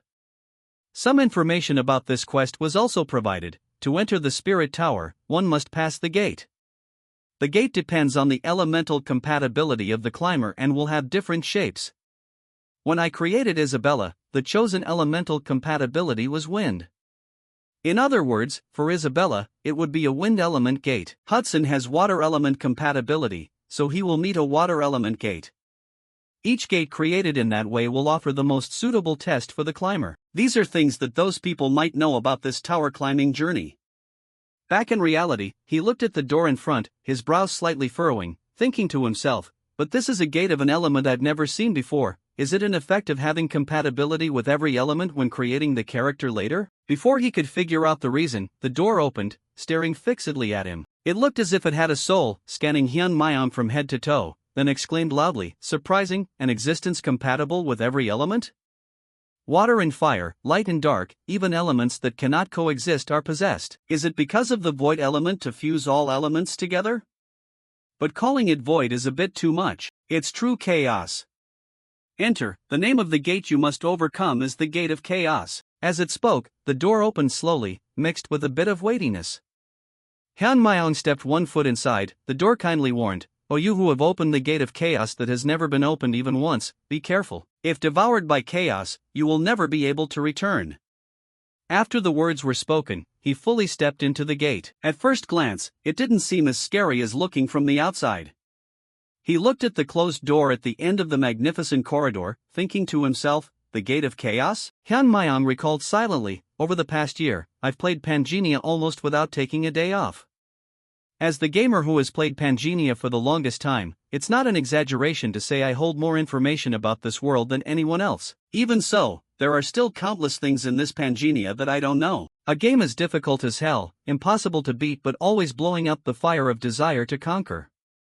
In Pangenia exist mysterious territories, and the mystery is still present like this. That's why I can't hate this game." Returning to reality, Hyun Myeon smirked, muttering triumphantly, "The Gate of Chaos opened for the first time?" He excitedly drew his sword, saying loudly, "Then this time I will beat it first for you to see." As soon as the sword was drawn, a dark figure with white silver hair appeared right in front of him. The space was no longer illuminated but turned into a deadly darkness. The one with silver hair just stood still, never turning his head back. After a long while, he slowly turned his head back, his face with tightly furrowed brows looking very powerful. This face left Hyun Myeon incredibly shocked. He thought to himself, "Wilhelm, why did the character I painstakingly raised appear in the test?" Before he could get an answer, the figure accelerated and lunged at him with a sword pointed toward him. In an instant, the cold sword could have aimed almost perfectly at his carotid artery. But in that split second, Hyun Myeon managed to crouch down in time, avoiding a fatal blow. He quickly regained his composure. Hyun Myeon grasped his sword, thinking, "Let's leave the matter of Wilhelm appearing as a test for later. Don't tell me I have to fight that top-ranked player." In Hyun Myeon's heart at this moment, he was also very bewildered, thinking, "You want me to win?" He swung his sword forward. However, the opponent, for some reason, spun his sword up. The spun sword began to chop straight down towards his head. Hyun Myeon looked at the sword hovering above his head, internally screaming, "This is clearly created so that the player cannot beat it." Wilhelm grasped his sword, his massive figure radiating murderous intent, covering Hyun Myeon's shadow. This suffocating situation made him unable to hold back from screaming internally, "Pangenia, this damn game." Cutting to this side, the sword plunged into the ground. A second later, Hyun Myeon suddenly slashed his arm. He had equipped Michela armor, Michela helmet, and Hermes boots. Thanks to that, he also realized the sword couldn't completely sever his arm. That means his attack power and his defense power don't have a huge gap. Hyun Mayong observed carefully. The ability stats are evenly matched? Not long after, the system notification appeared. Activate Michelle's Heavenly Dragon Set effect. Activate Hermes' Boots Godspeed effect. At this moment, a thought occurred to him. If it's just imitating the appearance. Right after, Hyun Mayong activated it immediately, so the violent wind resonance effect between the Heavenly Dragon and Godspeed would be activated. At this moment, the burden in his heart could also be laid down. There's no reason to be afraid at all. The guy was sent flying after the impact, colliding with force and triggering a massive explosion. As the smoke and dust began to clear, his arrogant face was revealed. A moment later, the white-haired man gave a slight frown. Hyun Mayong lunged straight at him from above, wielding his sword. The white-haired man scrambled to his feet, and nimbly tilted his head to the side to dodge. Only then did he part his lips to question, "Did you come here to relive the glory of the past?" Having hit a sore spot, Hyun Mayong couldn't help but freeze. Seeing this, the white-haired man launched an attack. Is that even possible? Hyun Mayong didn't answer, simply reaching out his arm. The next second, he grabbed the man by the head. "What kind of nonsense are you spouting?" The white-haired man's eyes went wide as he whipped around, and in a fit of rage, Hyun Mayong finished him off. "You fake knockoff trash." The man's head was now severed from his body, rolling across the ground. At this point, he pulled out a potion bottle, having run out of health potions. Without hesitation, Hyun Mayong drank it the following second, and his earlier wounds immediately began to heal. He wiped the remaining droplets from his chin and muttered to himself, "Good thing I used Hudson's money to buy these potions." A while later, other copies appeared, their eyes glaring at Hyun Mayong with pure hatred. Faced with this situation, he felt even luckier. If he hadn't brought them along, he would have regretted it to death. Scene shift to the real world, the Red Building. In a luxurious room, a voice rang out, "Let's conclude the interview here." Kim Hannah bowed her head and said in a low voice, "Thank you for not minding the long journey to get here." Gracia replied politely, "It's my pleasure." He frowned slightly. "Since the interview was over, I have a personal question for the reporter. Offer the jot. Please keep recording." Hearing this, Kim Hannah couldn't help but feel surprised. "A question for me?" Gracia spoke in a serious tone. "Yes, just a simple question." Recalling the details as he spoke, he asked, "The man who appeared in the exclusive article written by reporter Kim Hannah. The man riding on the monster's back. Who is he?" "Before that man showed up, we all thought everyone was dead. Around 2 p.m. today, an unidentified colossal creature, a giant dung beetle, appeared in the city center, causing casualties to dozens of citizens and creating an unprecedented situation.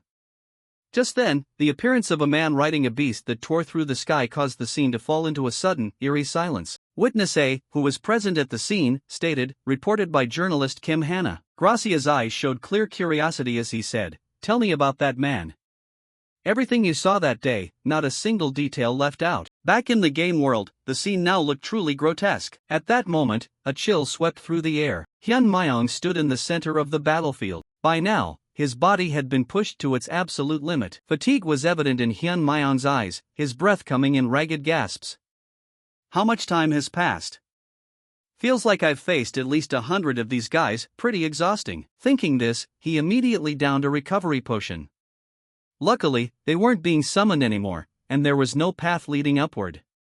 This must be the final floor. The next second, Hyun Mayong tossed the empty potion bottle to the ground. He was out of health potions now, hoping that was the end of the challenge. A while later, the corpses on the ground began to dissolve. Witnessing this, he couldn't help but be startled. They transformed into dark shadows and started circling above Hyun Mayong. Chaos power had no effect. "What? What exactly are you? Not human? Are you a druid? You're done for. Never expected you to make it all the way up here." He recognized the chaos spirit at a glance. "Your appearance means I've conquered the Chaos Tower, right?" Hearing this, it sneered. "Conquered, you say?" They laughed loudly and continued to swirl around Hyun Mayong. The Chaos Spirit jeered, "How ridiculous. Do you really think someone like you can conquer this tower?" As soon as it finished speaking, the wall in front of him began to open. The tower's challenge hasn't even begun yet. A blinding light made it impossible for him to see what was on the other side. Behind there lies the beginning of the true challenge. It leaned close to Hyun Mayong's ear and whispered, "You're already battered and broken just from getting this far. Do you really think you can make it through? That thing was never meant to be a challenge for anyone to overcome." At that moment, the scene behind the room appeared in its narrative. Behind there are hundreds of the chaos illusions you just faced, thousands more are waiting for you. The chaos spirit gave a cunning laugh. Give up. You absolutely cannot conquer this tower. However, its expression changed immediately after, its eyes widening. They tried to stop him frantically. Hey, where do you think you're going? You idiot, are you trying to die? If you give up now, I'll make an exception and sign a contract with you. Old man, sign a contract with me, and you'll have a chaos spirit. It tried to persuade Hyun Myung, making it sound as effective as owning one. Why? Sign a contract with me, and I'll tell you the location of the world's only unique equipment. And what about skills? I'll gift you the highest tier chaos system skill. According to his memory, the spirit tower decided rewards based on the gate one entered. If you cleared the fire gate, you'd receive a fire spirit certificate. The wind gate would yield a wind spirit certificate, which could be used to hatch eggs and sign contracts with the corresponding elemental spirits. The gate he had entered was the chaos gate, opened for the first time in Pangenia. He had assumed he would receive a chaos spirit certificate as a reward. Hyun Myung seemed to grasp the situation. Spirit certificates were rare to begin with, and since this was the first one, the chaos spirit certificate had to be a top-tier reward. Yet, before he'd even cleared the level, they were desperate to sign a contract first. The more he thought about it, the more determined he became. If that was the case, there probably existed a reward behind the door even more valuable than a chaos spirit certificate. By now, they couldn't hold back and shouted, "Foolish choice. Turn back, this is your last chance." Hyun Myung finally stopped to question. You said earlier that there are many of the enemies I just faced behind there, right? It confirmed, yes. Don't tell me you intend to face thousands of those illusions? He kept walking as he spoke. It'll definitely be tough since I used up all my health potions fighting the ones here. But thanks to that, I've memorized their patterns until I'm sick of them. Hearing this, the chaos spirit paused. What did you say? Hyun Myung hesitated. I don't need health potions anymore. With that, he turned back and gave a confident smile. I just need to repeat the same patterns I've mastered 1,000 times over. That's all it takes to clear the stage? Then there's no reason to refuse. His words left it stunned for a moment. A second later, the chaos spirit laughed with excitement. I never expected anyone to challenge this for such an absurd reason. Now, Hyun Myung has stepped through the door, truly an idiot after my own heart. After stepping inside, he saw with his own eyes that the entire space was covered in a shimmering golden light. Hyun Myung observed his surroundings with suspicion. Just then, a notification popped up. Reached the top of the tower, main quest 3 completed, summarizing contents. Reading these lines, he couldn't help but feel confused. Quest completed? Immediately after, a fireball appeared in front of Hyun Myung. Finally, you've made it up here. Oh Druid, congratulations. It seems your companions haven't arrived yet. He asked curiously, what was that about the beginning of the true challenge? So it was a lie? It confirmed, that's right. If a player chooses to sign a contract with a chaos spirit, they would never be able to escape that place. Hyun Myung slowly drew his sword. They're really good at lying. The fireball explained, chaos spirits naturally love deception. It then asked, but surely you received a hint when you walked through the gate, didn't you? Hyun Myung understood upon hearing that, so that's what it meant? It didn't beat around the bush anymore. Either way, he had to accept the conquest reward. Hold out your hand, O Druid. As he reached out his hand, a surge of power pulled him in. Chaos Tower conquered, granting the Chaos Tower conquest reward. Deep down, Hyun Myung was still pondering, if it ended like this with nothing hidden, was the reward really just a Chaos Spirit certificate? Though slightly regretful, it wasn't a bad reward either. However, what he received Chaos Spirit certificate. Hyun Myung's eyes widened in shock. His hand was covered by a void of black energy. A system notification popped up again. Hidden trait, celestial body, covered in countless feathers. The system notification changed as well, and a moment later, it returned to normal. Received celestial spirit certificate. Hyun Myung looked at the object in his hand in amazement, his voice faltering with bewilderment. What is this? A little while later, the system provided information about it. Heavenly Spirit Egg, a mysterious egg that fell from the celestial realm. A place at the ends of light, darkness, and chaos. Only those belonging to the celestial race can face and hatch it. Randolph muttered to himself, mentioning the celestial race, the very race that inhabits the heavens. Finding this egg was proof that he belonged to that celestial race. The more he thought about it, the more anxious he became, whispering to himself, that can't be right. Maybe it's related to my hidden celestial talent. It's not just the same name. perhaps it's a trait linked to the celestial race. Immediately after, Randolph asked Brian, "Hey, do you know what this is?" The system replied, "To be honest, other than the fact that it's not a normal, natural egg, I know nothing more." At this moment, Brian seemed a bit panicked, clearly having attracted the attention of the Spirit Kings. After hearing what they had to say, he responded with a worried voice, "What did you just say?" Furthermore, a thought flashed through Randolph's head. The Spirit Kings were pivotal beings in Pangea and among the strongest powerhouses in the lore. The fact that a being of that caliber was showing interest clearly proved that this egg had immense value. Randolph thought to himself while activating the system, "I want to know what kind of egg this is too, but there's no way to check right now." Very quickly, the system responded, allowing him to collect the celestial egg into his inventory. Afterward, he silently told himself, "I'll store it for now and hatch and examine it thoroughly later." Then, a few seconds later, the system issued the next mission, the third main quest, tower climbing. He successfully cleared the first Chaos Tower. And because it was an unprecedented achievement that no one had ever done, he received a total of 240 points, updated to the main quest honor board. And because the Luck constellation was amazed by the result, the reward was upgraded. The Adventure constellation was extremely excited to see someone like you, the embodiment of adventure, and was licking its lips. The reward was upgraded. The Combat constellation praised your victory over yourself. The reward was upgraded. The Cursed constellation expressed interest in your possession of the celestial egg. The reward was upgraded. And the constellation guiding light and darkness had memorized your name.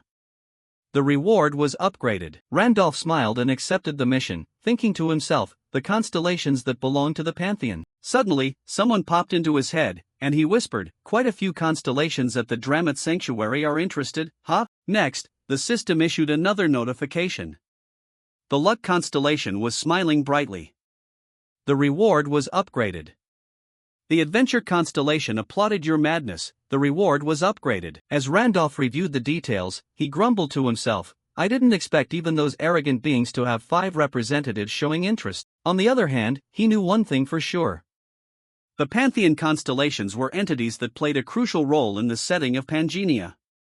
Like the Spirit Kings, they directly gave special missions to players or upgraded rewards based on progress. On the other hand, he knew one thing for sure. The constellations of the Pantheon were entities that played a crucial role in the setting of Pangea. Like the Spirit Kings, they directly gave special missions to players or upgraded rewards based on progress. Randolph then linked this to the game's story and thought, according to the game's lore, they really love stories about humanity. They must be very satisfied with the Chaos Gate that has just appeared for the first time in Pangea's history. Immediately after, the system broadcasted information about the excessive rewards thanks to the power of the constellations. Upon receiving this news, Randolph couldn't help but be amazed. Furthermore, the system also gave him the right to choose, allowing him to pick 2 out of the 20 rewards listed below, making Randolph joyfully exclaim, "This is much better than I imagined." In another development, a while later, Isabella and Hudson also finished climbing the tower and stepped out. They also received rewards worthy of the effort they had put in. Isabella received a wind spirit egg, while Hudson received a water spirit egg. Moreover, according to the system's rules, the number of spirit eggs received as a reward was random. Luckily, Isabella received 2. So, she decided to use one to fulfill her promise to the high tree spirits. And naturally, the day the wind spirit successfully hatches, they would return it to the forest. A high tree spirit learned of this and showed a look of satisfaction on its face, because thanks to this, the Basro forest would be full of life again. Furthermore, to express their gratitude, the high tree spirits gifted them a 1,000-year-old herb that had absorbed the forest's vitality, a mandrake. Naturally, everyone was visibly terrified when they saw that thing. The mandrake was finally given to Isabella, the one who had offered the spirit egg, which would contribute to making Isabella stronger, although there was still a look of confusion on her face. A few seconds later, the system gave a response. Wind spirit offered to Basro forest. Side quest, return the spirit to the forest, completed. Achievement reward, friend of the Dryads. Reward from the ancient forest, Basro forest. Coordinates have been added to the teleportation book. Currently, there are 3 registered coordinates: Desert Sanctuary, Arcana Underground Tunnel, Basro Forest. Tip: Dryads will absolutely never betray a friend they trust, as long as you don't burn down their forest. The honor board has been updated. Main Quest 3, Tower Climbing ranking has been updated. Randolph, 240 points, Grazia, 2,219 points, Minchako Lover, 3,191 points, Black Obsidian, 4,188 points, Great Monk, 5,180 points, Dark Assassin, 6,175 points. Officially entered the Main Quest 3 ranking. Received privileges from the Main Quest 3 protective wall. Randolph's ranking increased to first place with 240 points, exceeding the limit. The protective wall privilege level has been upgraded, and after all that, everyone quickly returned to the carriage. At this moment, Randolph also received a reward from the system. Protective wall level 11, capable of protecting the body when logging out in a dangerous place and sending notifications. Defensive power will change according to the level of the wall. Protective wall level 11 will neutralize attacks from Kappa star level and below for 30 seconds. He was quite satisfied, thinking, the privilege this time is the protective wall. Heh, what luck! Because Randolph knew one thing for sure in his heart: if he logged into Pangea, it would protect Park Hyan in the real world. And if he returned to the real world, the protective wall would protect Randolph in Pangea. Furthermore, there were still 72 hours left for the Golden Rule piece. The more time remaining, the better it was for the future. While he was pondering, Hudson suddenly spoke up. Master, you summoned a spirit. He spoke in a very sincere voice. Thank you very much. I didn't expect to receive a spirit egg myself. I want to hatch it as soon as possible, and if it's a spirit, I firmly believe it will help solve my problem. He answered Hudson directly. The path to breaking through from level 9 to level 10, huh? If it were just you alone, it would be very difficult. But if you borrow the power of a spirit, it certainly won't be hard. Hudson also understood Randolph's meaning and replied, yes, when I get back, I will buy a spirit incubator first. Isabella was also curious about Hudson's plan, so he said, before I go back, I have a place I need to stop by. Do you want to come along? And he immediately agreed. Of course. Having received such a great favor, if you need me to, I will follow you anywhere. Hearing that, he happily said, thanks. A long while later, the group finally reached a nearby village. As soon as they arrived, he immediately asked her with a trembling voice, is this the place you needed to come to? After looking at the surrounding scene, Hudson cried out in a panic, is it here? Isabella felt confused seeing him clutching his head and screaming, which made him annoyed and shout, so noisy. Afterward, she turned to ask Randolph, where is this? Why is he reacting like that? He replied in a deep voice, Mark Weiser's territory, Night Garden. While Hudson was still grimacing, Randolph explained further, this is where Hudson's fiancée lives. A moment later, he asked, why are we here? I'm not qualified enough to propose to Serengeti. But before the other could finish, he cut him off, don't jump to conclusions. I'm not telling you to propose today. Next, Randolph honestly stated his plan, I just have a private matter to ask Serengeti, so I'm just stopping by. Hearing that, Hudson asked back in surprise. The issue he wanted to ask about was, they walked a bit further and accidentally saw a broken window and peeling wall paint. Randolph was a bit surprised to see so many beggars here. Immediately, they turned onto another road with more foot traffic, and then they arrived at the square, only to see the townspeople praying there. Isabella guessed with an amazed voice, it looks like they're holding a funeral. After looking at the list engraved on the stone slab, Hudson asked him, is there anyone on this list that you recognize? Randolph quickly replied, no, but I know why it ended up like this. According to what Randolph knew, the list of 500 names engraved on the stone slab were all knights who had followed him to join the great expedition. He had never asked their names, nor had he ever thought about remembering even a single one, because they were not important high-level NPCs. Even though it was said that they had fought for him, it was just a part of the plot, just a part of the game, nothing more. Suddenly, a woman named May shouted, Wilhelm, you bastard. Bring my son back. Bring my son back. Scion, you clearly said you would return. Didn't you say there was nothing to worry about? How can I keep living without you? Seeing Randolph walk toward May, she asked loudly, where are you going? She didn't realize his presence and continued to wail, what did I do that you would do this? A moment later, she suddenly stopped, no longer screaming. Just as she collapsed from exhaustion, a hand immediately reached out to catch May. That person was Randolph. While everyone around was anxiously calling out, May, Miss May. She had fainted. Seeing that, Hudson hurried to say, "Master, you summoned a spirit." But Randolph called out, "Isabella." He looked at May and then ordered Isabella, "Go to the infirmary." The scene shifts to the goddess Sect's infirmary. Currently, there are many people here, and they are constantly weeping. "I'm going to die. I'm dying." Seeing this scene, he worriedly said, "There are so many patients, aren't there?" Hearing that, Randolph replied, "No, it must be said that because there are too many patients, the care staff is too small. To be more precise, Knight's Garden is one of the 3 major cities of the Balon Kingdom, right? Why is a city this big so short-staffed at the infirmary?" A minute later, Hudson offered a guess.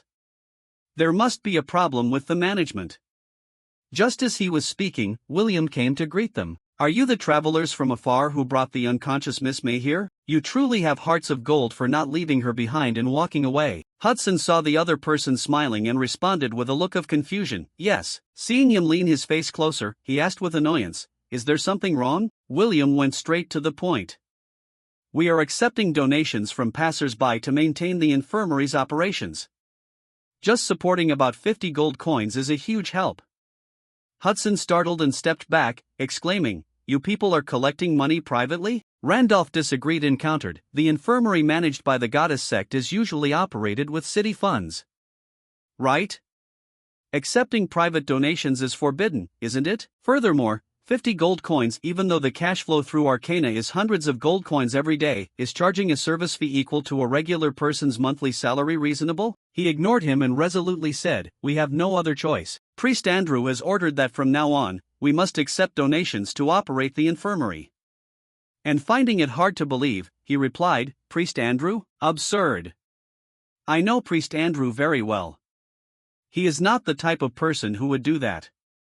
Being retorted by Randolph, William panicked and replied, "It's the truth." According to what he knew, Priest Andrew was a high-ranking priest of the goddess sect who served the twin goddesses Rhea and Pina of Pangenia. He was a character you were forced to meet when building a character oriented toward fame, an NPC specializing in handing out fame-related quests, and a character built to be pious and an upright sage. Randolph thought to himself, "A Priest Andrew like that is actually collecting donations to line his own pockets." The houses I saw when I first arrived also showed no signs of repair or maintenance. Homeless people are sitting all over the sidewalk. Furthermore, the infirmary is not operating at full capacity. Even if it doesn't compare to Arcana, this place should still be a quite wealthy city. What on earth is happening to this city? The scene shifts to the Lord's palace, where a lot of fine wine is laid out. Seeing Markweiser drinking too much, Eric shouted to stop him, "Master, you're drinking too much." He angrily threw the bottle at him and barked, "Shut up." Weiser pointed at Eric and yelled, "Shut your mouth. Go get more wine." Markweiser is currently the master of the Knight's Garden city. Randolph thought for a moment before speaking. A second later, he ordered loudly, "I need to talk to Priest Andrew directly. Lead the way." William panicked and replied, "Yes, I'm afraid it's a bit difficult. There are currently many people waiting for the priest to heal them." But before he could finish his sentence, Randolph called out loudly, "Hudson," making the other jump in surprise. He took a money bag and handed it to William, causing him to panic. "Yes, what is it?" Hudson gritted his teeth and whispered into his ear, "Donation money, 50 gold coins." This made William both scared and confused. Not stopping there, he continued, "If you let us meet right now, I'll pay double." This time, it made him extremely terrified. Hearing that, William's eyes lit up, and he said, "Huh?" Immediately after, he said loudly, "Please follow me." William's voice was so loud that people outside could hear it, making everyone feel confused. Scene change, William led them to a nearby room. And Andrew had indeed come out to meet them. "Very happy to meet you. I am Priest Andrew." He politely invited Randolph inside. "Please sit down, let's talk." He quickly agreed, "Okay." Andrew quickly went straight to the point, "I heard you made a large donation to our orphanage." Randolph replied indifferently, "It's not a small number either. I heard that donating 50 gold coins is enough, so I thought if I donated less than that, perhaps I wouldn't be able to meet you." Randolph's words left Andrew momentarily speechless. Andrew guessed his thoughts and asked, "Are you disappointed?" Seeing an old priest greedy for money, it's so shameful there are no words to excuse it. Randolph also seriously said, I am just wondering why an orphanage in a big city like this has fallen into such a state of financial deficiency. He was truly panicked, clenching his hands together as he replied, I heard you brought the unconscious Miss May here, right? Randolph quickly replied, that's right. Afterward, he recounted what had happened at the square to Andrew. May's only son had joined the great expedition and had not returned. Since then, she had always been sad, blaming herself because she should have stopped her son but hadn't. It's not just the carriage, sir. So many people have lost relatives and friends. Many knights joined the great expedition to push back the Demon King, following in the footsteps of Knight King Wilhelm, and they all couldn't return to this place. Regarding this issue, he didn't deny anything. Knight's Garden had lost countless talents and consumed a huge amount of resources for war expenses. But because this was a prosperous city, even with heavy losses, it should have been able to recover over time. The real problem began when Lady Serengeti, the Lord's heir, returned. Hearing that, Randolph couldn't help but be amazed. He told him about her current condition. Lady Serengeti returned in a state where she had lost both legs. But for some reason, since returning, she has fallen into a coma and has never woken up. I and other priests have tried to help her wake up but to no avail. The Lord has tried every way of healing with all kinds of rare medicines, but none were successful. Therefore, the city's already meager treasury was drained even further. The Lord, in despair, lost his mind and was taken advantage of by swindlers. Not long after, he had to mortgage his territory to borrow a huge debt. After that, the Lord sank into despair and completely collapsed. The city's funding sources were completely cut off. Currently, only this orphanage remains. And if this place also disappears, all the patients in the city will be abandoned. That is why I had to thicken my face to ask for donations from you, those who saved Miss May, because we are lacking staff, hospital beds, and food for patients. After listening, Randolph also sympathized with Andrew. I understand the story now. Is Serengeti's coma due to mental shock or a physical problem? However, he countered, if that were the case, we would have cured her long ago. I'm afraid this is due to a curse, but my abilities truly cannot break it. The other's words made Randolph think, a curse? Ha!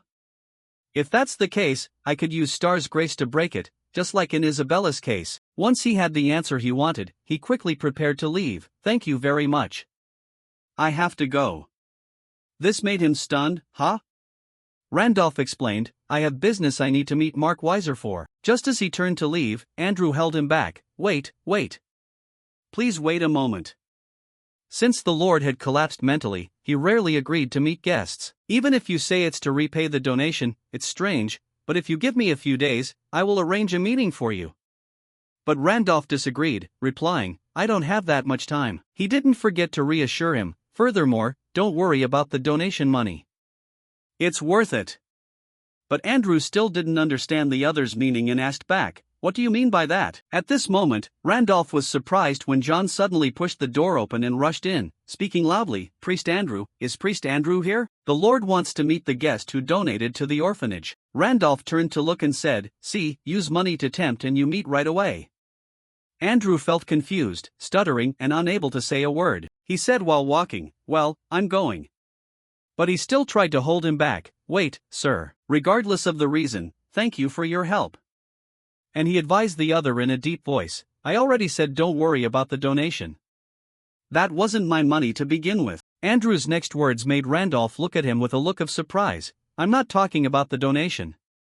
I'm talking about the fact that you saved Miss May. After thinking for a moment, he smiled at him. Before leaving, Randolph happily said goodbye, very happy to meet you again, Andrew. He didn't understand his meaning, staring and asking, meet again? Scene change, afterward at Mark Weiser's palace. Outside the living room, Hudson, Isabella, Eric, and John were waiting for orders from their superiors. Inside the living room, besides the two knights, only he and the other man remained. Weiser was drinking tea while secretly observing Randolph's attitude. He used a wary gaze to probe the other. While he was leisurely enjoying his tea, Weiser whispered to himself, that man donated 100,000 gold coins to the orphanage. Is he a wandering merchant? He doesn't look like a cargo transporter. Maybe he's a rich young master traveling. A few seconds later, he took the initiative to speak first. Sorry for inviting you so abruptly. I hope you forgive me. I am Weiser, the lord of the night garden here. Randolph said nothing, only thinking to himself, Weiser, his appearance has certainly changed a lot. He thought that because according to his memory, the young Mark Weiser was a knight famous across the continent for his outstanding talent. His daughter, Serengeti, was once helped by me when I was Wilhelm. Thanks to that, she received a star that only 32 people in all of Pangenia had, becoming a one-star transcendent and joining the ranks of continental-level masters. The Mark Weiser family, thanks to that, had influence in the Valen kingdom and built a solid foundation of power, and he had sworn loyalty to me to repay that kindness. Weiser is a man who avenges with a sword and repays favors with loyalty. It's just that I don't know if his current collapsed state is only on the surface or has spread deep inside. Seeing the other silent, he spoke again, I don't know if you know why I invited you here. Currently, Knight's Garden is facing a serious financial crisis. So, to make an offer beneficial to both sides. Before he could finish his sentence, Randolph cut him off. It seems you're beating around the bush. Get straight to the point. He looked directly into his eyes and said, I will cure Serengeti. Weiser was completely stunned and replied, What? After a few seconds of confusion, he suddenly held his head and laughed out loud. Weiser quickly changed his perspective on Randolph. I thought you were just a young master with some pocket money, but I was wrong. A second later, he shouted in dissatisfaction, What the hell is this? Have rumors already spread across the continent? That all you need is to borrow the name of my daughter and Mark Weiser of Night Garden to get money? Tell me, how much do you want before you admit you can cure her? 300,000, 400,000, or do you want me to hand over this entire land to you? Having said that, Weiser angrily slammed his hand down on the table. He didn't believe Randolph, so he said, I've been scammed by people like you enough already. I've lost enough. What else must I pay to be satisfied? Finally, Weiser ordered, Waste of time. Gouge this conman's eyes out and throw him out for me. However, Randolph loudly explained, I don't need money, so listen until I'm finished. I can't guarantee it for sure, but there is a possibility that I can cure her. Hearing that, Weiser became even angrier. Another new trick? Fine. Let's assume you really can do it. Then why? A stranger like you, why do you want to cure my daughter without taking any money? He lowered his voice, seriously speaking, this is a debt I will repay you, and at the same time, it is a debt I must collect. He didn't understand, so he asked, You mean? Randolph revealed his identity. I am the Night King to whom you once swore allegiance, the descendant of Wilhelm. Lead me to Serengeti. I have something to ask her. In exchange, I will cure the daughter who sacrificed herself for her master. Weiser took it as a joke and laughed loudly in response. You are a descendant of the Night King? All over this continent, rats masquerading as the Night King's descendants are as common as trash. You are just one of them, aren't you? Thinking he was being scammed, he ordered again, kill him, and the other two outside as well. Randolph still sat calmly drinking tea, while Felix gripped his sword and rushed toward him. The next second, he frowned and looked at him. A moment later, Randolph slammed his teacup onto the table. In the blink of an eye, he had snatched the sword from Felix's hand, leaving the other man both surprised and incredulous. Furthermore, he shouted, Prepare the arena, because I am the descendant of Wilhelm. Randolph's action made Weiser look at him in terror. Randolph responded with an extremely serious gaze, and I will prove it. The arena was quickly prepared according to Randolph's wishes, and Weiser was also present. Very quickly, the opponent who would fight him also appeared. On the stands, Hudson frowned and said to Isabella, Sword fighting, a sword duel? So suddenly, what on earth happened? She agreed with him, that's right, even though he's always been someone hard to predict, but this time, I really don't understand why things turned out like this. Down in the arena, Randolph was silently observing his opponent, Tom. After seeing the equipment on him, he thought to himself, full option equipment blessed by the god, huh? Seems like you're really planning to play for real. Before the duel, Tom asked Randolph, are you really the descendant of the Night King? If you are lying, confess and apologize right now. If it's now, you might still be able to save your life. He replied indifferently, whatever. You just need to keep your promise to hide my identity and don't go bragging everywhere about who I am just because you lose. Tom was confident in his abilities, so he laughed and replied, don't worry. I'll bet my knight's honor that won't happen. Immediately after, Tom drew his sword and said, let me taste the sword skills of someone who claims to be the descendant of the Night King. At this moment, Randolph had to silently praise, faster than I thought. Just as he thought that, Tom launched an attack. Fortunately, he quickly stepped back to dodge. Immediately, Randolph drew his sword and whispered, "Although most high-level knights fell after the Great Expedition, this guy definitely has higher base stats than I do right now. Furthermore, the equipment gap to deal with this comfortably, I'm afraid." He was completely surprised when Tom quickly prevented him from drawing his sword. Taking the opportunity, he dealt a sword strike to Randolph. He gritted his teeth and used his strength to block it. Tom's sword hilt was pressing down on Randolph's head. No different from him, he was also using all his strength to press down. When he saw blood flowing on Randolph's head, Tom excitedly said, "Using your forehead to block the hilt to stop the sword." Poof. At this moment, he began to mock, not a conman, but a madman. Currently, more and more blood was flowing out. Lucas saw this scene and scoffed. The move was pretty good.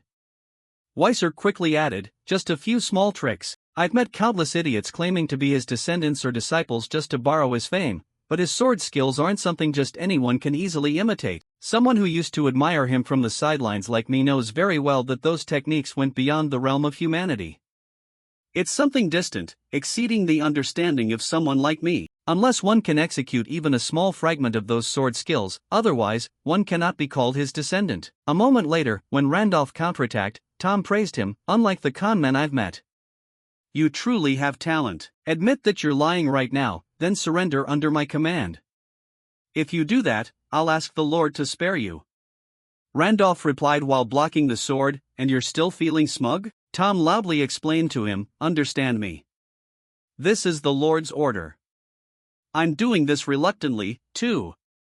I'm not comfortable with it either." Randolph said gently, "Good, huh? You have quite a few interesting things."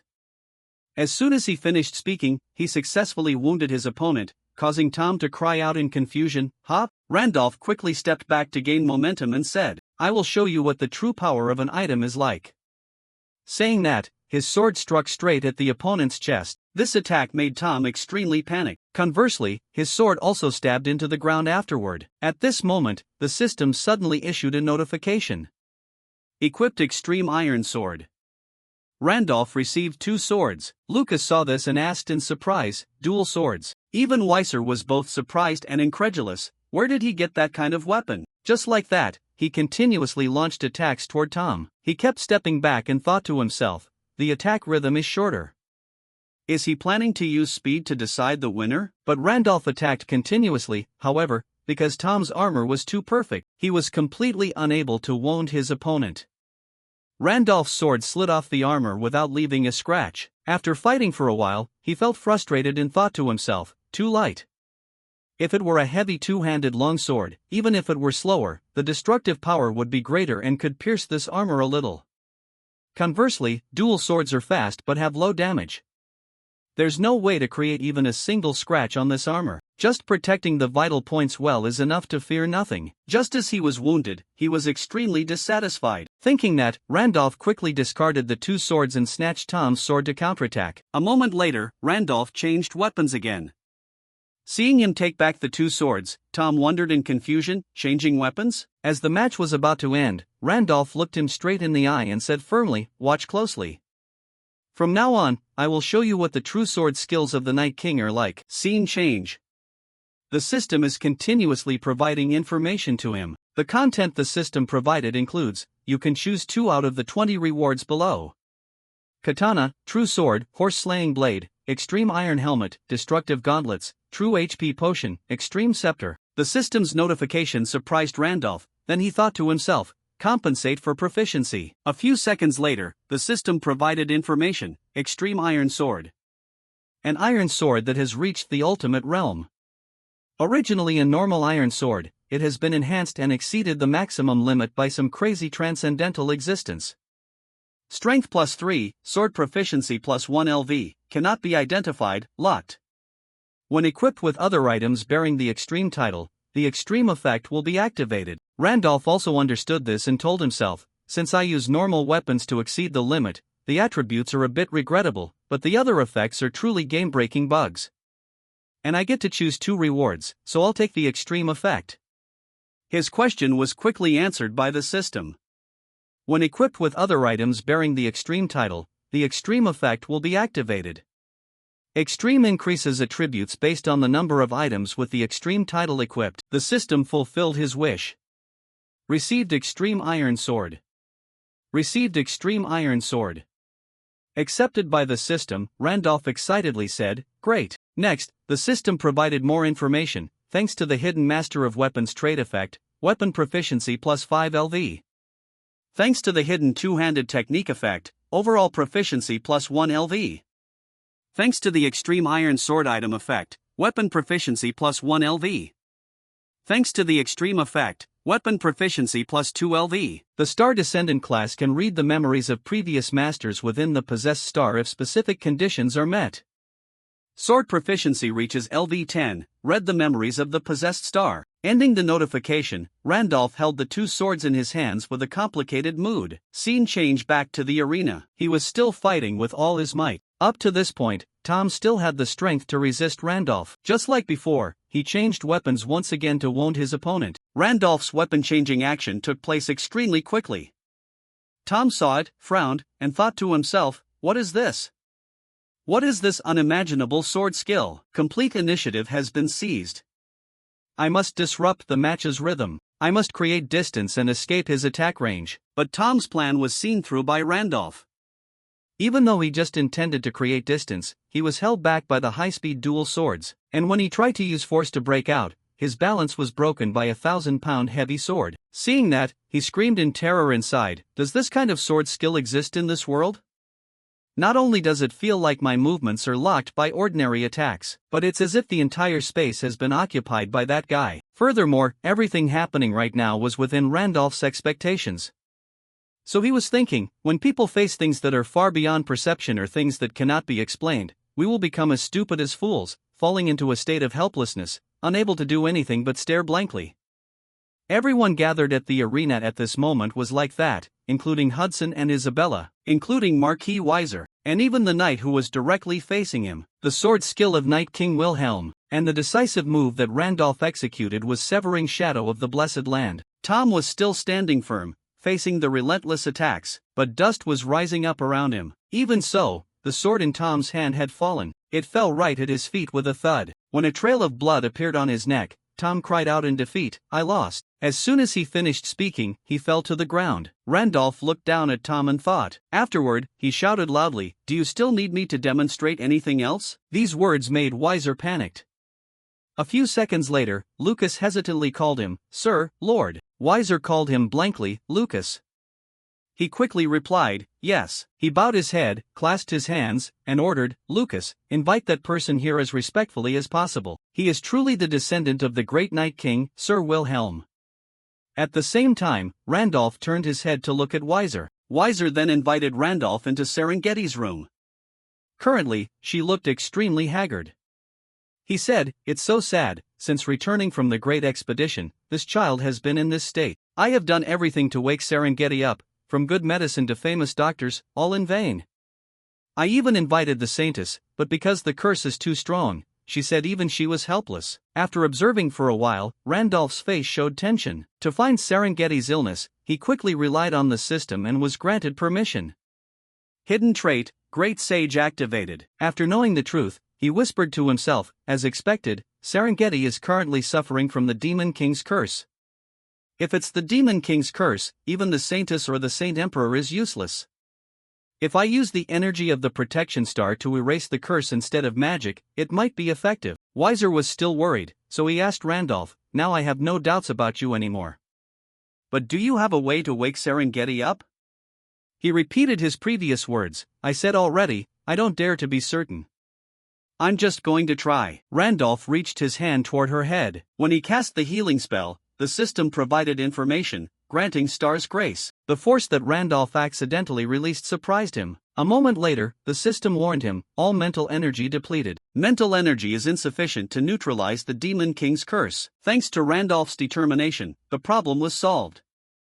At the same time, the system confirmed, the restrictive curse has been temporarily removed. A few seconds later, Serengeti opened her eyes with a confused look. Afterward, she hesitated and said, "This is." Seeing that, Wiser was so tense he gnashed his teeth. Next, he happily walked to her bedside and exclaimed, "Serengeti, are you awake?" Serengeti hadn't fully recovered yet, so she couldn't speak. Wiser worriedly asked, "Do you still remember your father?" But then she suddenly called out a name, Hudson. He replied in surprise, "Yes. Father is right here." "Who is Hudson?" He stood nearby, not daring to speak up. When Wiser discovered Hudson, he angrily said, "You." Hudson was trembling with fear and replied, "I apologize for being late." Serengeti was still the same, her eyes always directed toward Hudson. Conversely, deep down in his heart, he was thinking, "I only pray that she survives. I must quickly become a member of the city council and return as soon as possible. The Lord will surely accept me. If she has to lose her legs, I am willing to become her legs. As long as she is still alive, I will take care of her for the rest of my life." This thought of his was also caught by Randolph. He thought to himself, Hudson thinks that if he doesn't give up, an opportunity will come one day, but that thought is just arrogance and greed. Opportunity doesn't last forever. Serengeti's body began to lose its vitality. Her once smiling face was gradually becoming haggard. The healthy arms that once wielded a sword were now becoming withered like dry branches. If the person chosen by the star had arrived a little later, perhaps he would not have been able to meet her again. A moment later, Hudson cried and explained, I'm sorry for being too late, Serengeti." Hearing that, she looked at him with a confused look. While Serengeti called his name, Hudson. Wiser couldn't take it anymore, so he spoke up, "Wait. Who are you? What relationship do you have with my daughter?" To prevent him from being wrongly beaten, Randolph quickly said, "Stop. I understand you are emotional, but the Demon King's curse has not been completely removed yet." Hudson didn't quite understand, so he stammered, "What does that mean?" And Wiser, naturally prioritizing his daughter first, quickly asked, "Will my daughter fall back into a deep coma?" He spoke frankly to them, "At best, she can only open her eyes today. We must find other stars to completely break the curse." Furthermore, Randolph had also found a way to cure her in his mind. To cure the curse permanently, he needed to increase mental energy. And there are two ways to increase mental energy: level up or search for stars. The first thing he needed to do was collect the 5 stars that had scattered when Night King Wilhelm passed away, to read the predecessor's memories and activate the effects of the hidden star descendant skill. He had to quickly collect the stars as soon as possible. If others got them, he might no longer have the ability to restore Wilhelm's memories. 1 star has been collected. 4 more to go. To save time, he needed to ask Serengeti about his death. Thinking that, he immediately ordered, "Everyone go outside first. I have important matters to discuss privately with Serengeti." Scene change. Wiser led Hudson to his living room. When only the two of them were left, he shouted at him, "In short, did you and Serengeti secretly swear an engagement?" Hudson hesitated and replied, "Yes, I apologize for introducing myself late." The words spoken left him stunned for a few seconds. Afterward, he suddenly changed his attitude, happily saying to Hudson, "Thank you for traveling a long distance for Serengeti's sake, but from now on, you will never be allowed to see her again." Hudson disagreed, jumped up and cried, "I know I'm currently not qualified enough, but before long, I will join the city council and become someone worthy of Serengeti. Please give me a chance." He explained in a deep voice, "It's not about whether I like you or not." Hudson didn't understand, replied, "Huh?" Wiser bowed his head, looking troubled, and clarified, "Between restoring order to the Night King after the Great War and the costs of Serengeti's treatment, a massive amount of money is required. Ultimately, the territory's budget has run dry. So, I have to swallow my pride and beg other families for help." And just at that moment, the Cyan Duke family came to me, a great family with power equal to the royal family of the Balon Kingdom. Duke Cyan agreed to loan a large sum of money in exchange for marrying Serengeti off to them. I accepted that massive amount, and at that moment, I had no other choice, because treating Serengeti was the most important thing. If Serengeti doesn't wake up, our family will collapse. Given the honor of the Cyan Duke family, I thought they wouldn't abandon her, at least. So, I agreed. Because of this, in a month, she will be sent to the Cyan Duke family. That is the inevitable choice to protect both the territory and Serengeti. You should give up, too. The scene shifts to Randolph. Serengeti asks, confused about his identity. Who are you? Randolph thinks for a moment before answering. I am the successor of the Night King Wilhelm, here to hear about his final moments. She doesn't believe him, retorting loudly, liar. How could he possibly have a successor? Randolph doesn't blame her. He sits down calmly and tells himself, she truly deserves to be my soulmate. Beating around the bush to stall for time probably won't work. Finally, he cuts straight to the point. The first day you found the star, you were always worried that if you swallowed the star and crossed the limit, you would no longer be Serengeti. Hearing this, Serengeti looks incredulous. He continues to talk about the past. Back then, I didn't understand your worry. Thinking back now, it must have been because you didn't want your heart that loves Hudson to change, right? Serengeti, after hearing this, starts asking him, only Wilhelm and I knew about that. Why do you? Randolph hesitantly says, with you back then, I said encouraging words that. Saying this, he suddenly stops, making her even more anxious. Serengeti suddenly remembers her past life when Vincent called her, Serengeti, shut up and bring it to me immediately. She feels bewildered when he kicks her out without warning. The scene shifts back to the present. Serengeti emotionally asks him again, is it? Are you really Wilhelm? Randolph explains to her, there is a reason my appearance has changed, but this is truly me. If you want me to tell other stories, that's fine too. Moreover, he understands Serengeti's mood at this moment and thinks to himself, the memory of that time I encouraged Serengeti. Back then I was a player, naturally I didn't know the details.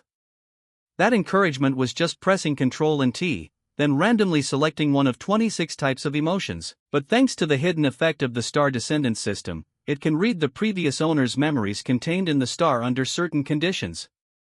When my swordsmanship proficiency reached level 10, I could read the star's memories, and the situation at that time appeared in my mind as clearly as if it had just happened. Naturally, that encouragement wasn't mine, but in action reflecting the character of Wilhelm. At this point, she finally believes him. He isn't the type to easily toy with others. That's enough. Randolph answers in a deep voice, thank you for believing me. Serengeti asks about his appearance, so, your appearance changed because you became a sinner?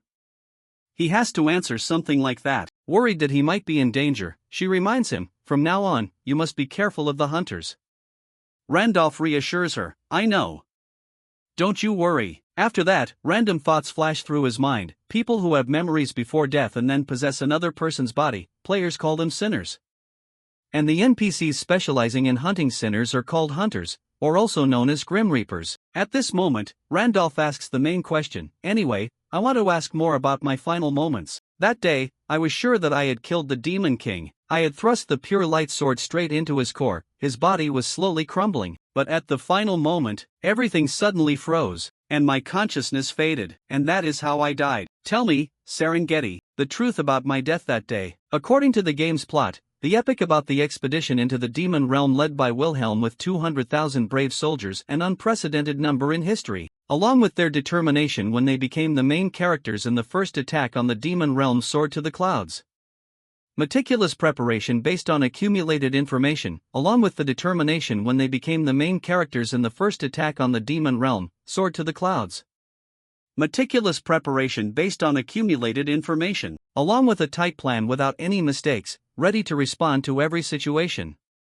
Everything was perfect. Clearly, everything was perfect. After that battle, Serengeti knelt down in despair. She looked up at the vast sky in frustration, asking why they had failed. At that time, Rose, with a body full of wounds, still wanted to fight for Serengeti. Please keep moving forward. I will sacrifice this life to bless you. Robert was the same, it's truly hateful. But I can only go this far. Please keep going first. Even Henry, who only had one breath left, still wanted to fight. There is no more time to stop and rest. Hurry and go. I can't hold on anymore. Please continue to carry out our wishes. Don't stop. Please move forward. Leave the rest to you. Hearing those words, she cried sadly, it really is the end. Even though they had used countless lives as a stepping stone to move forward. But in the end, they still couldn't touch a single hair of the Demon King. A few minutes later, the first Demon King also crawled up from under the ground. Just like that, the others appeared one by one. In the blink of an eye, the Demon King's army had formed and was roaring. In that terrifying roar, Serengeti muttered to herself, they are attacking as if they know our every move.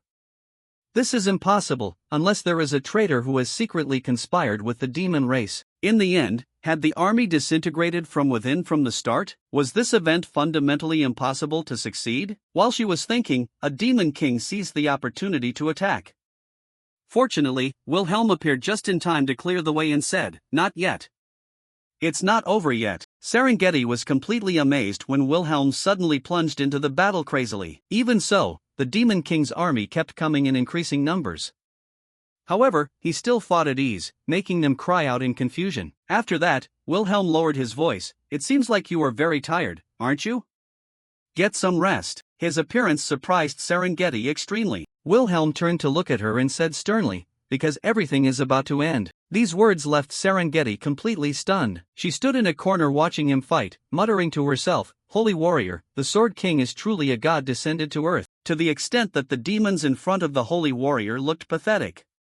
His existence radiated immense pressure. With just one sword strike, he completely changed the terrain. The deep despair that everything had ended, that man's despair. With just a sword in his hand, he cut through everything. Wilhelm fought with a cold, determined expression. The scene shifts to that night. He was the one supporting her. At this moment, Serengeti said to the other, "You don't need to do so much. My body has recovered quite a bit already." Wilhelm quickly reassured, "Don't worry. I'm doing this so you save your strength, because you are a very useful fighting force." She was also worried about others, so she asked, "Are we the only two survivors?" Wilhelm answered honestly, "Besides the injured soldiers who were sent back from the beginning, perhaps all the rest have fallen on the battlefield." Serengeti said sadly, "So that's it." Knowing the other was sad, he comforted, "If that's the case, at least you must survive and return." Hearing that, she was extremely surprised. He looked at Serengeti and said straight, "Aren't you crying every night because you want to see that person named Hudson?"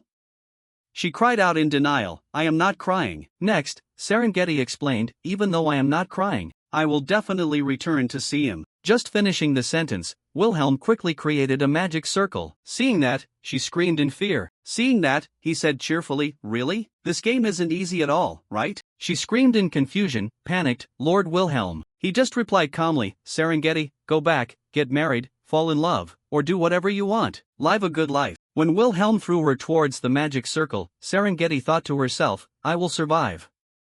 Even if the campaign ends in failure, the Sword King saved my life and gave me a chance. Even if I return as the only survivor, no one would dare to blame me, because it was such a brutal and fierce battle. Just being able to return means reuniting with the one I love and having a happy, normal life. Just escaping this place is enough." After all, she finally met Hudson again. At that moment, full of guilt, Serengeti gritted her teeth and said, "I'm sorry, Hudson."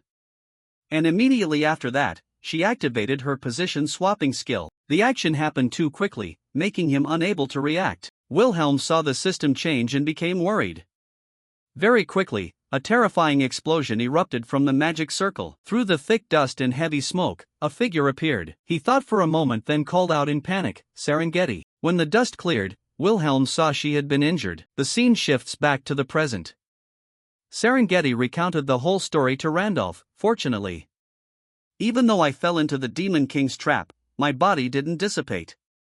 And even though I lost both legs, thanks to the elixir of life that Lord Wilhelm bestowed, I still kept the flame of life." Hearing that, he fell into deep thought. "Back then I was a bit too immersed in the role, so I acted without thinking, but didn't expect it to turn into such a tragic scene in the game." Serengeti also mentioned the amulet. "After that, Lord Wilhelm cast a spiritual protection charm to hide my body. The charm's effect made it impossible for the Demon King to detect me. So I was able to observe the situation until the very end." Randolph confirmed, "That's right. I also remember that part. But that is not what I was curious about."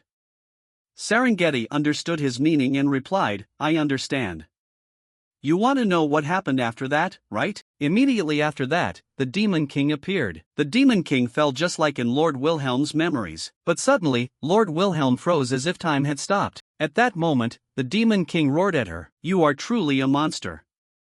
Even as a 5-star transcendent, how can you push me into this situation without the goddess's mark? But that is your mistake. When lacking the goddess's power, you can destroy my mortal body, but you can never destroy my core." I praise you, O Sword King. To compensate for this destroyed mortal body, I will use your body as a new vessel. The Demon King quickly created a magical vortex. Immediately after, another power took over the Demon King's magical vortex, and when that power completely possessed the vortex, the Demon King was both surprised and confused, roaring, "What light is this?" Fina, right at that moment, Fina was transmitting power to Wilhelm. This made the Demon King angrily scold, "You despicable woman, don't tell me that because you didn't want the star to be stolen, you decided to take the life of the warrior loyal to you. After doing this, you still dare to call yourself a goddess? No, that's not it. I will kill you, Fina." By this time, he was lying motionless on the ground. Serengeti stammered, "I don't have the memory." After that, Randolph fell into contemplation. He suddenly had a thought. The Demon King was trying to take over Wilhelm's body, then Goddess Fina intervened. What exactly is it? What really happened? The scene shifts at the Night Garden City wall. Ellis was standing guard, yawning and saying, "So boring. We've been assigned to guard way too much lately, right?" Charles replied casually, "I heard the territory's financial situation is terrible, so salaries are late for everyone, from knights to regular soldiers like us. So everyone is leaving. To the point where there aren't enough people to take shifts. No one wants to stay in a city about to go bankrupt." He looked into the distance and replied indifferently, "That's true indeed." At this moment, Ellis suddenly stiffened when he saw dust swirling in the air. He didn't hear clearly what the other said, asking, "Why are you suddenly silent?" Ellis discovered that in the thick dust, there were strange eyes staring in this direction. He gradually lost his composure, gritting his teeth in fear. Finally, Ellis screamed in panic, "Monster!" Sure enough, an army of monsters was moving towards them. As they approached the city wall, everyone shouted in unison, "It's a monster wave! The city is being attacked." A long time ago, a horrific war between light and darkness broke out in Pangenia. That was a conflict that shook the whole world. It was so fierce that Goddess Leia fell in that battle. After her death, the entire continent sank deep into endless darkness. The ground cracked open. Roads were swallowed by the pitch-black void. To connect the divided lands, humanity poured a massive amount of resources into developing teleportation technology. Warp gates became the only means of travel between continents. But these mysterious objects led to a void that no one truly understood. When not controlled well, they didn't just stop working. They turned into a catastrophe. Suddenly, the fragments were shaken violently. From the cracks, something extremely evil was staring back. A monster wave, a tide of death flooded out from the warp gate. They rushed into the city, tearing through each layer of defense. Park Hun-young sat alone, quietly piecing together the facts about this world. He suspected that if the Demon King had tried to take over his body, then Goddess Fina must have intervened. He still had more questions than answers, but the picture was gradually becoming clear. The first thing he needed to understand was why he couldn't kill the Demon King in his previous life. At the exact moment he was about to land the killing blow, time suddenly stopped and his world turned into a blue screen. NPCs like Serengeti were not affected by that freezing and had witnessed everything. To a normal player, that was just a simple game over. But for Han-young, it was something completely different. He realized he was no longer a user. He had become a true player in this world. That was also the reason he was trapped in this reality. The second question, what are the conditions to become a player in this world? If you die in the game, you will be summoned back as a player. This phenomenon only occurs when the strongest character you ever raised is killed. Han-young previously loved playing hardcore games and often abandoned characters without potential. He guessed that the death of mediocre characters wasn't strong enough to trigger a summoning. Only the death of a high-level character carried significance. Anyway, now he knew his next move. First, he had to hunt down the traitors who ruined his expedition. The enemy acted as if they knew every plan. Clearly, someone had betrayed him. Lord Hudson said that Serengeti was a brave knight, but even she couldn't stop the civil war between the 8 heroes. It is highly likely that those heroes themselves were the culprits behind his memory loss. Han-young clenched his fists, vowing to hunt down every single one. If he couldn't destroy the Demon King's essence, then that bastard was definitely still alive. This time, he would truly kill him and end the cycle of turning humans into players. Right at that moment, the room door was suddenly pushed wide open. The Star Bearer. Lord Hudson rushed inside, so panicked he was gasping for air. He shouted, "The city is under attack." Yuma and his gang hurriedly ran outside to look. The entire city had turned into hell. Fire filled the sky, black smoke billowed, streets were covered in ash. Civilians tried to resist with whatever was in their hands, but the monster wave was too fierce and relentless. It was a terrifying scene of slaughter. Park Han-young stood silently witnessing the tragedy. Beside him was Isabella, both realizing the horrific scale of the disaster. He knew Mark Weiser's ambition was the cause of everything, but knowing that didn't save anyone dying at this moment. The sound of horse hooves echoed, cutting through the screams. A squad of knights rushed over, slashing monsters on their way. Mark Weiser led the retreat, his face pale when looking at the ruins of his territory. He stiffened when seeing the Starbearer standing in the middle of the road. Han-young and his group waited. As the knights approached, Mark Weiser desperately explained, 3 warp gates have broken simultaneously, releasing countless monster waves into the city. Old Hudson panicked almost to the point of madness, while Han-young coldly observed the scene before his eyes. Unable to believe this catastrophic failure, throwing away what little self-respect he had left, Mark Weiser begged the Starbearer to intervene and save them. Right at that moment, the mission board appeared. Side mission, protect the city. Reward, fame plus 30, huge experience. Penalty if rejected, loss of a large amount of fame. Then the main mission officially appeared. Main mission, fill the dark void crack within 30 minutes. Reward, extremely attractive. Warning, an abyss hybrid will appear every 10 minutes. Han-young stared at Mark Weiser, wondering if this guy was truly crazy to dare entrust this mission to him. This was an extreme, high-risk gamble that allowed for no mistakes. Weiser begged with a desperate expression. He knew he was asking for a miracle. Lord Hudson also begged, please save Serengeti before everything collapses. Han-young narrowed his eyes. He realized this was the worst-case scenario. Behind them, the city guard was trying to hold out against the wall of blades and claws. He knew clearly that when the 10-minute mark was reached, an abyss hybrid would appear and turn this battle into a massacre. That was a level of strength that currently neither he nor the city forces could deal with. He envisioned the battlefield, planning the most effective route through the 3 warp gates. His gamer instinct automatically calculated. But no matter how clever they were, they didn't have the strength to be everywhere at once. The regular soldiers were exhausted just from protecting escaping civilians. This meant the responsibility of destroying the 3 warp gates amidst the massive sea of monsters would fall entirely on their shoulders. This was a suicide mission. The probability of success was nearly 0. However, he couldn't stop thinking about the golden scale shop. The reward related to his most mysterious item. Han-young stared at the system notification. His hardcore gamer instinct was clashing fiercely with his survival instinct. The rational choice was to run away and not look back, especially when there was absolutely no preparation for a mission of this scale. He looked towards the monument in the city square. Fire reflected on the ancient stone surface. The glowing lines seemed to be beating to the dying heartbeat of the city. He tried to tell himself he wasn't the type of person easily swayed by compassion, but the cries for help grew louder, drowning out all logical calculations. Monsters were dragging civilians into the smoke and fire. One man's face froze in his final moment of horror. The ground was soaked in blood and corpses lay scattered everywhere. A child's scream cut through the roar of the fire, sharp and full of pain. Little Yunji was trapped in the slaughter, crying for her mother while the world around her collapsed. Park Han-young stood frozen amidst the "save me" cries echoing in the smoke and fire. He clenched his fists until they trembled. A storm of anger and frustration surged in his heart. Lord Hudson looked at the scene with a gloomy face. Priest Andrew, exhausted, was being dragged in desperation by a survivor. Mark Weiser spurred his horse forward, roaring orders for the knights to charge in and save Priest Andrew. The sword hissed in the air with a sharp sound, marking the beginning of a desperate counterattack.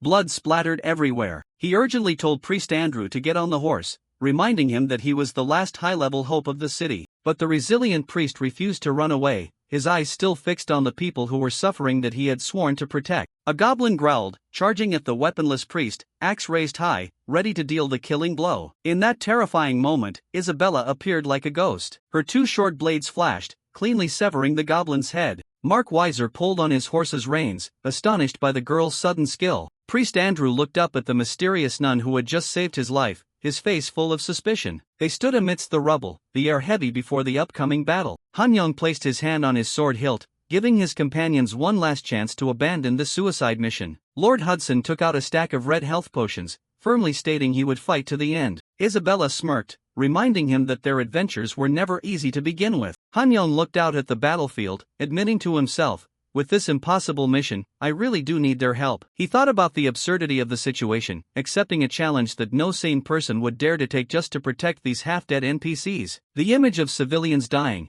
especially little Younji crying for her mother, flashed through his mind. He told himself he wasn't doing this out of responsibility or a desire to play the hero, nor was he doing it out of guilt for those who had lost their families due to the chaos he caused. He looked toward the ancient engraved steel, the firelight flickering on its surface. A savage, insane smile appeared on his lips. He admitted, "I'm just a sicko who loves hardcore challenges." The three heroes stood as the final line of defense. Their resilient figures stood out against the burning city backdrop. "We will cut a path through this monster wave." A massive army of orcs and monsters roared before the city gate, their red eyes filled with murderous intent. Han Yong roared, his voice filled with steely determination, leading the charge straight into the heart of the enemy. The ground shook violently under the thunderous sound of horse hooves. Mark Weiser led the knight squad, raising his sword high and roaring the command to charge. They rushed straight toward the city gate, which was surrounded by a massive sea of monsters. A panicked knight shouted to the lord, fearing this was a death trap. He feared they would be completely surrounded and wiped out before causing even the slightest bit of damage. Mark Weiser knew full well this was a suicide mission, but he still gritted his teeth and spurred his horse forward. He remembered the scene from earlier. Park Han-young stepped out, his voice cold. "Listen to my plan carefully." He pointed forward. "The real battle starts now. We will confront the enemy head-on." Mark Weiser was astonished. A frontal penetration at a time like this? "My Night King squad doesn't have the strength to survive such a reckless charge." Han-young looked straight into his eyes, his voice calm but sharp. "Do you have any other choice? As long as the warp gates are still active, the monster wave will never stop." He emphasized, "There is no other viable plan. No matter what happens, I will break this siege at all costs." Convinced by Huanyong's words, Mark Weiser tightened his grip on his sword and roared the order, "All troops, hear my command. Charge with all your might." No one is to slow down. The horses neighed and galloped at top speed. Massive tentacles began to rise near the city gate, but the knights did not stop. Mark Weiser turned to look at Han-young one more time, then decided to place his full trust in this young man's strategy. Han-young charged straight into the enemy's heart, carrying the legacy of his predecessor. A cold smile appeared on his lips, his gaze locked onto the target, absolutely without a second of hesitation. A massive shadow covered the army as they approached the monsters. Suddenly, a spear whistled through the air, piercing the front line with terrifying force. The horrific power caused the tentacles to shatter instantly. The giant octopus stared at the scene in terror. Han-young immediately activated the teleportation scroll, summoning emergency reinforcements. From atop the high wall, silent figures had been observing the entire battlefield. A massive, dark spatial gate opened in the sky, connecting directly to the Basro forest. The Hydra had led his warriors out, ready to repay Han-young. He called him a friend of the forest, then ordered his archers to prepare. A horrific rain of magical arrows tore through the swarm of monsters surrounding the city gate. Mark Weiser was completely stunned. Neither he nor Priest Andrew could believe it. The legendary dryads had actually appeared to support them. Han-young thought to himself, completing that side quest was truly the best decision. He remembered the moment he returned the wind spirit to the forest tribe. That action had earned him a permanent coordinate and a lifelong, powerful ally. As long as you don't burn down their home, the Dryad's loyalty is unbreakable. The Hydra quickly spotted the monster blocking the entrance and calmly said to Han-young, "Don't worry, just keep moving forward." He took a deep breath and fired an arrow burning with soul energy. The brilliant green arrow flew like a beam of pure light across the battlefield, and struck straight into the monster-filled city gate. A horrific explosion erupted, looking like a falling star. Orcs and debris flew everywhere, limbs scattered, flesh and blood mixed together. The entire front line was torn apart by the overwhelming magical pressure. The path was cleared. Dust and blood covered the entrance to the city. Through the thick smoke, Mark Weiser and his knights launched one final, desperate charge. The knights gritted their teeth, knowing this was their only chance to break the siege. When Isabella shouted to Han-young, "We've broken through," she knew that breaking the teleportation gate would end everything. Han-young observed the chaos, inwardly amazed at the raw power of a level 9 raid boss. Like the Hydra, Mark Weiser raised his sword high, trying to keep his soldiers focused amidst the adrenaline. "Don't celebrate yet. The monster wave is still overwhelming. We only have 6 minutes before the Abyss Hybrid appears." The plan was to split into units and destroy all 3 remaining warp gates. Han-young knew they had no other choice, but the calculations were not optimistic with their depleting forces. He analyzed, even with the Dryad's support, The warp gates are heavily guarded. We only have the strength to split into 2 units. Splitting into 3 is suicide. The Lord reacted, I understand what you mean, but what about the remaining teleportation gate? There won't be enough time to destroy one and move to the next. Hanyong narrowed his eyes, focusing on the only logical path. I will handle the 3rd warp gate alone with Priest Andrew. He looked at everyone. Believe me, this is the option with the highest probability of success. Seeing the iron-willed determination in Hwanyong's eyes, Mark Weiser decided to bet the city's fate on the young man's plan. He led the knights away, entrusting the final warp gate to the 2 least expected companions. Lord Hudson turned to look one last time, praying that his trust was not misplaced, while Isabella said to him, just keep moving forward. Hanyong has always done the impossible. We must believe that he will fulfill his part. Priest Andrew panicked and asked, how can just the 2 of us destroy a warp gate? Hanyong told him to be silent while he calculated. He quickly concluded that Isabella, Hudson, and Weiser could handle their targets with the knight's support. Only 6 minutes left. Every second was extremely precious. The real problem was the Dark Warrior, the skeleton boss with blue flames that would appear at the final gate. That was on a completely different level, and Hanyong planned to use Starpierce to force it into a one-on-one duel. He calculated that if everything went smoothly, 30 seconds would be enough to kill it. With a buff from a high-level priest like Andrew, the success rate would be even higher. Hanyong held up a glowing red gem, ready to begin the final phase of the plan. Andrew gasped as a giant 3-headed dragon appeared, ready to serve as their mode of transport. The countdown for summoning the Abyss Hybrid had begun. Only 5 minutes left. With the clock ticking down to 0, the final race against time officially began. With just over 3 minutes remaining, Mark Weiser led his unit in a fierce battle against the defensive Orc squad. The intensity of the battle peaked as the countdown hit the final minute. Isabella pushed herself to the limit, slashing through enemy ranks to reach the objective. The countdown hit the crucial point. Only 34 seconds left to stop the summoning, and 2 out of 3 warp gates had been successfully destroyed. Only 1 remained. The system confirmed, 2 gates have been destroyed, but a mutated monster is guarding the final gate. Hanyong still calmly nodded. The minimum conditions for completion have been met. A stream of dark, malevolent energy erupted from the final warp gate. The air cracked because of the dark energy as the mutated entity fully materialized. A giant column of energy erupted from the warp gate, signaling a leap in power. Heavy armored boots stepped onto the battlefield, shrouded in cold, blasphemous darkness. The Dark Warrior finally appeared. A giant skeleton warrior covered in ethereal blue flames. This was the final and most dangerous guardian of the remaining warp gate. Its empty eye sockets flared with murderous intent as it locked onto the new target. Hanyong did not flinch as brilliant blue soul energy spread throughout his body. Riding on the 3-headed dragon with Priest Andrew, he prepared for the final lightning-fast decisive battle. The fate of the city hung by a thread in this battle. Only 28 seconds left on the clock. Thick black clouds swirled in the battlefield sky. A light drizzle began to fall from the heavy clouds as the Night King squad charged through the rain, desperately trying to reach the remaining warp gates. Lord Hudson knew the clock was ticking down every second, and he had bet everything, trusting in the successor of Wilhelm's legacy.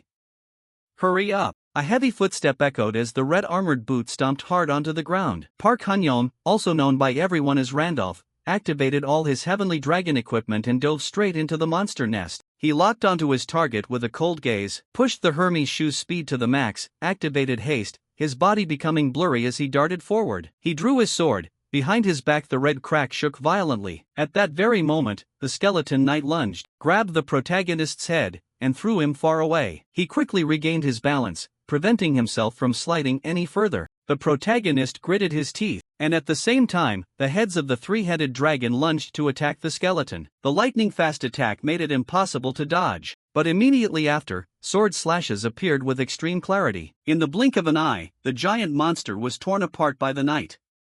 The buffed 3-headed dragon exploded into a horrific rain of flesh and blood. Only 21 seconds before the true nightmare appeared, blood dripped continuously from the boss's armor. Hanyong had to utilize every second to deal with this powerful enemy. So he lunged, thrusting straight at the skeleton knight. He thrust his sword toward its head. But the boss tilted its body, dodging by a hair's breadth. He pulled out 2 iron swords, preparing to double the damage. But the boss wasn't easily swayed. It backed away just in time, and in a blink, the blade flashed, severing Hwanyong's arm. Suddenly, a stream of emerald energy surged through his body. The severed arm began to regenerate at an incredible speed, while behind him, Priest Andrew stood there, pouring all his energy into a powerful healing buff. Even though he was healed, that delay was enough for the boss to unleash a horrific slash capable of tearing the world apart. The protagonist's body was thrown into the sky, and the priest watched in absolute horror. Seizing the opportunity, the skeleton lunged to attack him. The old man's eyes widened, but he couldn't do anything. But right at that moment, a figure fell like a shooting star. Randolph had arrived, slashing through the boss before it could touch the old man. However, the priest's body also rolled backward while other small monsters lunged in. Hanyang counterattacked in a blink, unleashing a series of kicks and wild slashes, opening a bloody path for the old man. At this moment, all the surrounding monsters lunged to attack. His focus was sharp as a knife, not allowed to make even a single mistake. A giant beam of light descended, burning everything within range of the Starclaw skill. Andrew could only watch from the ground as the whole world turned completely white. Having cleared the surrounding monsters, he appeared beside the boss like a giant ghost. Huanyang's eyes widened in terror, but the monster had already managed to raise both swords, locking onto the protagonist's giant sword. Only 11 seconds left on the clock. A horrific explosion erupted from the collision between the two powerhouses. The ground shook and everything around was leveled. Blood splattered everywhere on the ground. When the dust cleared, the two figures still stood motionless. Although Huanyang's two swords had blocked that horrific slash, cold blue flames still flickered in the boss's metallic eye sockets. Randolph tightened his grip on the sword hilt, his blood mixing with the falling rain. With a savage smile on his lips, he realized the final moment had arrived. The skeleton knight blocked his path, determined not to let the intruder go anywhere. But Randolph didn't even bother looking at it, turning his head to call his companion behind him, Priest Andrew. Andrew began the ritual with green energy swirling around him as he prepared to offer the ultimate prayer. "Just keep praying for me," Randolph roared, demanding absolute devotion from the priest. Scene cut to the clock counting down the city's destruction. 5 minutes left. In a flashback, Andrew's face clearly showed hesitation as he wondered if a mission with just the two of them could prevent the disaster. Park Hanyang frankly admitted, "Even with my skills, I can't destroy the gates before time runs out." Andrew panicked, knowing that failure meant the entire city would die. Hanyang asked him a simple question: "Do you truly want to save your people?" He replied that it was obvious, and the protagonist made the next request: "If so, offer a prayer of worship for me." This request left the old priest completely stunned. It was a forbidden technique, a sacred ritual usually reserved for the gods, and only a few of the highest-ranking priests had the power to perform it. If offered to a mortal, the target would receive power equal to a goddess for a brief moment. But for a priest, this was the final prayer, completely severing the connection to the gods. Andrew was a character created just to serve the goddess, so this was equivalent to a death sentence for his soul. To him, being abandoned by the gods was a spiritual pain far exceeding any physical pain, like his heart being torn out and the whole world sinking into darkness. This is a priest's ultimate skill. Hanyang was asking the old man to abandon the very foundation of his entire life. Andrew asked in amazement how a stranger knew about this forbidden ritual, but Hanyang didn't care about the origin. He just needed the old man to be able to perform it. He admitted, "My entire plan is based on your sacrifice. Instead of dispersing the night force, I think sacrificing you alone will have a higher success rate. And this plan also assumes that you won't be able to refuse this request, because from what I've heard, you will never abandon everyone. This is no different than me taking civilians hostage to force you to sacrifice yourself. You can resent me if you want." Before the protagonist finished speaking, the priest suddenly bowed in thanks. "Thank you. If you hadn't said it first, I would never have dared to say it. My whole life I would have been stuck in the pain of having to weigh my faith against the sacrifice of the people. From the bottom of my heart, thank you," he said while tears flowed down his face. Hanyang witnessed the old man's determination in astonishment. Back to the present, the old priest of Pangenia poured his entire soul into the prayer. Randolph looked at the light growing stronger and stronger, silently admitting, "This is the noblest person I have ever met." A series of system notifications flooded the air as all his stats hit the limit. The ultimate buff was activated, but it only lasted for 2 short seconds. With a stream of horrific power flowing through his body, he prepared to summon the Night King Wilhelm himself. He looked straight at the skeleton knight and coldly said, "You should feel honored to witness this."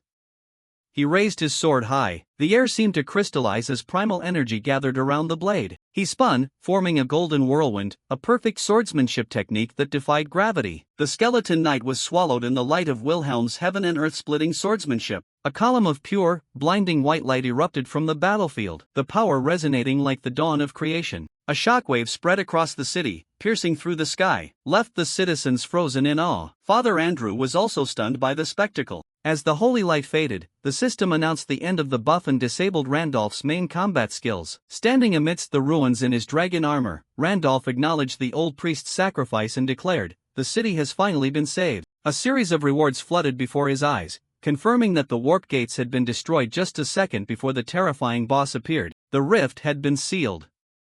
The Shadow Army was pushed back into the abyss. Main quest completed. Many years ago, Father Andrew had come to the Night King Wilhelm in a state of utter desperation. With tears streaming down his face, he begged the old monarch, relying on their old relationship and hoping he would listen. He cried and pleaded for the life of his only daughter. His daughter, Andasar, had been turned into a ferocious monster by a cruel curse. To protect the world from the darkness consuming her, Andrew was forced to chain his daughter in a secret dungeon underground. For many years, he searched for someone strong enough to cleanse her without letting the secret be revealed. This task required someone of absolute honor, and the system finally found the right person. Wilhelm looked straight into the old man's eyes, weighing the request. Without a moment of hesitation, the monarch said, "Lead me there." They ventured deep into the cold stone heart of the mysterious temple. The air was heavy with the scent of ancient magic and lingering regret. There, they met Andasar, who by then was barely recognizable as a human. Wilhelm confirmed her identity before drawing his sword. He stepped closer to the monster and gently promised, "I will bring you back from the darkness, back to the present."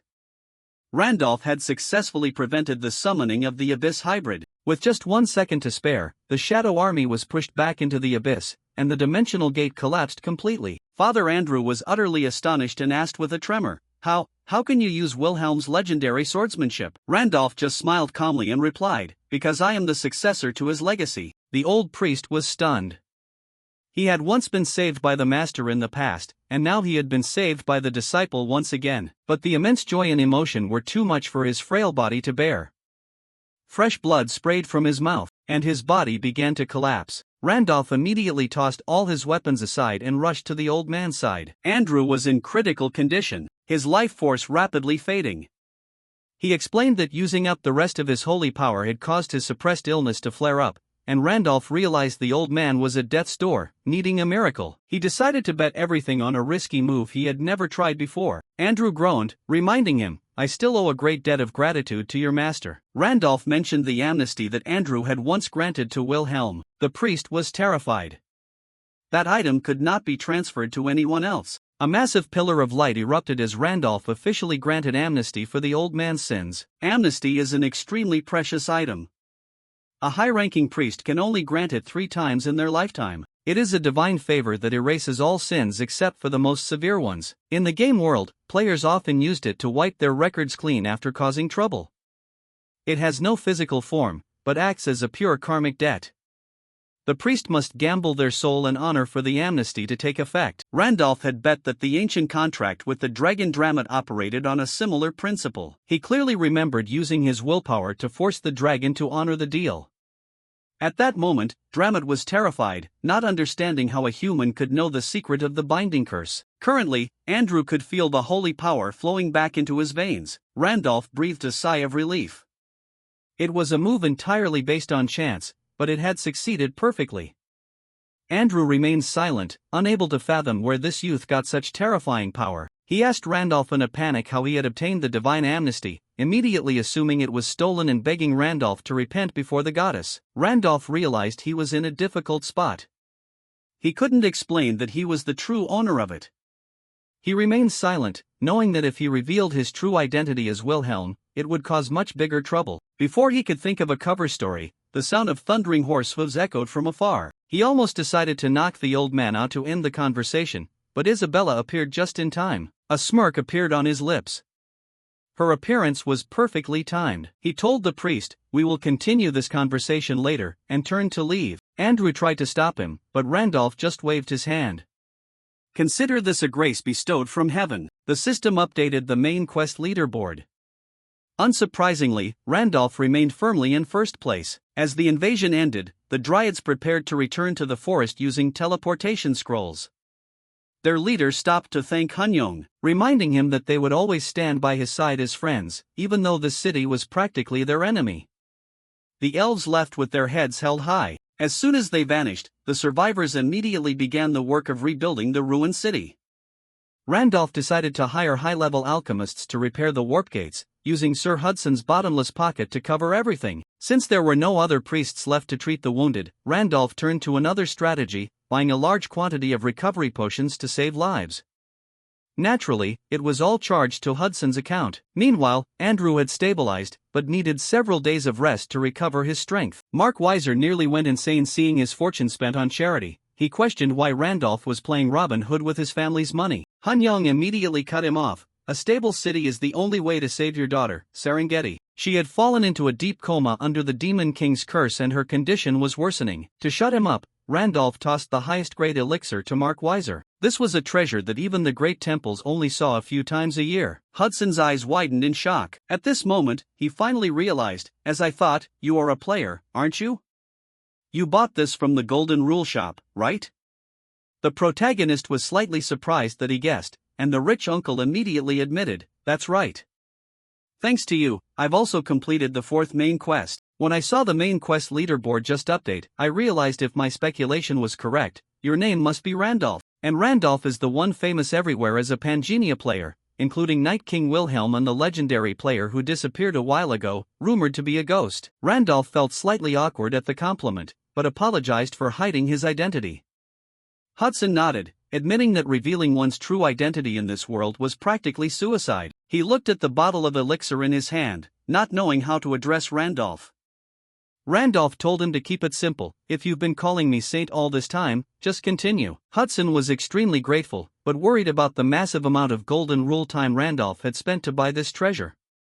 Randolph smiled faintly. Don't worry, the first place ranking gave me enough money to spend.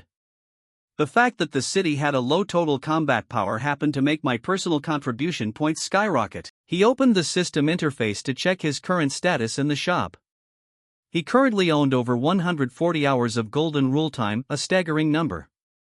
The first place ranking allowed him to view 10 high-end items simultaneously.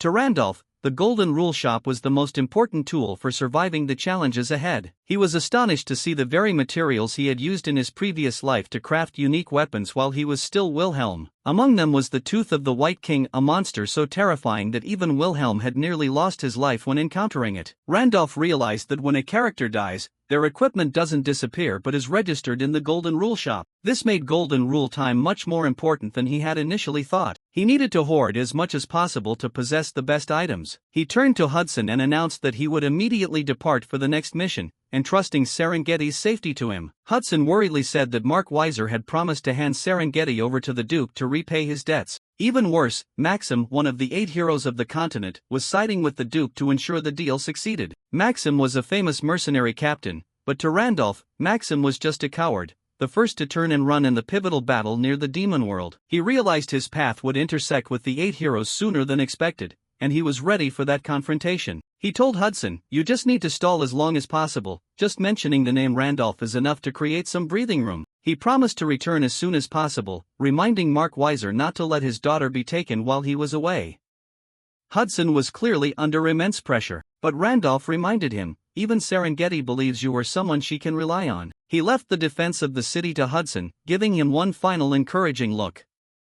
Mark Weiser stood dazed by the heavy responsibility. He gripped the bottle of elixir in his hand, quietly wishing the young man a safe journey. His respect for the saint had increased tenfold. Behind them, the ruins of the city were a grim reminder of what they were gambling. Isabella stepped to Randolph's side, looking incredibly sharp in the high-end outfit that Mark Weiser had gifted as a parting present. She was quite satisfied with the new clothes. Mark Weiser wished them both a safe and successful journey. As they left, Randolph reminded him about the reward for the soldiers that the Lord would have to pay in his stead. They headed toward the outskirts of the city under a vast, clear blue sky. The path led them past a giant tombstone engraved with countless names. Randolph stopped to look at the list of those who had fallen during the invasion. He read the names of those who had sacrificed themselves, James, Noah, Lucas, and quietly paid tribute to the heroes who had fought to their last breath. He placed his hand on the cold stone, silently praying for them to rest in peace. A faint golden light emanated from the tombstone as he expressed his respect. He whispered a final thank you to the souls of the knights, carrying deep gratitude for their sacrifice. The system sounded with a notification. The 500 fallen knights had found peace, simultaneously increasing Randolph's fame and hidden quest progress. Meanwhile, in the city, Mark Weiser's subordinates asked about the reward Randolph had mentioned. Mark Weiser nearly choked when he heard the number. Randolph had promised to gift 10,000 gold coins to each family that lost a loved one. Back to the protagonist's group, Isabella asked where they were going next. Randolph smiled confidently. We will follow the guidance of the stars. He admitted he was targeting a specific person who needed to be recruited for the battles ahead. A confident smile appeared on his lips when thinking of the raw power this new ally would bring to the team. Like Isabella, this was also a powerful character from his previous life whom he had left to develop freely. He revealed the identity of his next target, the lightning-manipulating warrior, Isaac. A few days later, they arrived at the Raven Graveyard Crypt, a gloomy and deadly tomb. Under the cold moonlight, the graveyard was eerily silent, with only the incessant sound of ravens cawing. Rows of tombstones stood straight. A giant corpse crow lay stiff on the dark ground after a short battle. The system confirmed the crypt boss had been defeated. As the dust settled, among the loot was a piece of gold scale and a rare, evolved corpse crow core. Randolph picked up the red core. He was quite satisfied that it dropped so easily. Isabella looked at him, curiously asking, "What are you planning to do?" He explained, "This is the key to enter Cranel, the monster city where Isaac is hiding. Cranel is the city of monsters ruled by the White King, the guardian deity of the North. It is a sanctuary for high-level monsters and mythical creatures that even the world rifts cannot control. This is an impenetrable fortress that ordinary humans must absolutely never step foot into." But thanks to the glutton trait, Randolph had a way to bypass that limitation. Before Isabella's horrified eyes, he suddenly bit hard into the crow core and began to eat it raw. The system confirmed, crow core digested. Evolution trait activated. The heart of the iron-blooded monarch beat powerfully, neutralizing the curse and mental pollution from the core. The glutton trait evolved into Corpse Raven King, granting powerful summoning abilities and a new form. Randolph was quite impressed with his new appearance. This disguise was so perfect that even the best shapeshifters would be fooled. The red gem on his chest acted as an anchor allowing for the transformation. If it shattered, the illusion would disappear. Isabella stared in disbelief at his new plague doctor form, completely speechless. Randolph suddenly let out a sound identical to a crow's caw. Isabella blinked. "Did you really just make a bird sound?" Randolph panicked. This was a stupid side effect of the core that he hadn't anticipated at all. Isabella laughed loudly, thinking he was role-playing too deeply. He snapped, "Shut up. Give me the item." He took out the Michaela set, explaining that it would grant her the wings of the blood dragon. Since both had to disguise themselves as monsters to enter the city, she had to wear it. He urged, "Hurry up. The road to Cranel is still very long." A giant ship was cutting across the rough waves of the ocean, racing straight to its destination. Isabella put on the armor, which automatically adjusted to her body, granting her pitch-black demonic wings. She asked in surprise, "How did you know about the secret dock leading into the city?" Randolph just laughed. "The stars know everything." In reality, he just remembered from his previous life that Wilhelm had traveled this route once. Isabella observed the interior of the ship, seeing many monsters traveling with them. The deck was packed with creatures that looked extremely vicious, but all were quietly going about their business. Randolph explained, "These are all level 7 or 8 monsters, the only creatures permitted to enter Cranel. Evolved monsters have intelligence equal to humans. They won't cause trouble." A monster hand with claws reached out as the ship neared the city's territory. He reminded Isabella, "Following the rules here is mandatory." But Isabella suddenly sensed something unusual. From the deep seabed, a level 9 raid boss, Giant Grudge Phantasm, emerged. It shrieked about a horrific hunger and stretched out its sharp clawed hands, intending to crush the entire ship. It hovered over their heads. Its aura alone was enough to sink the ship. Suddenly, a blinding red ray exploded right on top of the monster. The city's defense skill, Medusa's Eye, was activated. The monster froze for a moment. Its hunger was quickly replaced by terror. In just a few seconds, the massive threat was completely petrified. Isabella was astonished. A level 9 boss defeated so easily. Randolph explained, "This is one of Cranel's most important defensive layers. No one is allowed to cause trouble in this territory. Anyone who dares to break the rules only dies." The petrified monster sank into the glowing vortex at the bottom of the sea. That was the iron rule here. Isabella watched it vanish in silence. An evolved crew member, a level 8 mouse, approached, apologizing for the filthy object that had just disturbed the journey. It said everyone could rest assured. The ship continued to glide through the thick fog. It announced, "We are almost at the city. Forget about that monster just now." The ship gradually entered the red gate. He warned her not to let her identity be exposed because this place was ruled by aberrant monsters, or else she would die. He led the way, cautioning her not to let her guard down. They passed through a giant stone gate engraved with a burning red circle symbol. Inside, the city looked unexpectedly normal and bustling. Streetlights illuminated the stone roads. Monsters were shouting loudly to advertise half-price hot springs for the day. A monster roared, "Unstable bodies need cleansing.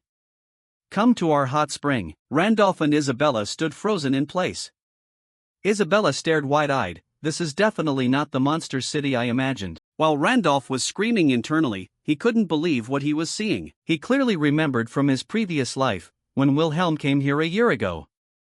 This place was just a deadly wasteland, with absolutely no hot springs at all. He looked at the bustling stalls, completely bewildered as to what had happened to this city. Isabella turned to him and asked, "What kind of person is this Isaac we are looking for?" Randolph was silent for a moment and then replied, "Isaac Supreme Lightning is a notorious criminal wanted all over the continent.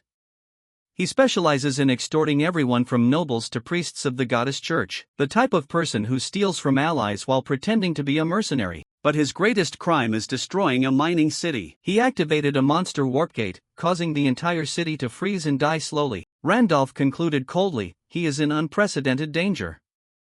Isabella smirked, "The way you talk about him, it sounds like you're bragging about your own son." She continued, "Based on what you told me, I suspect he's not even human." Randolph mused, remembering his previous life.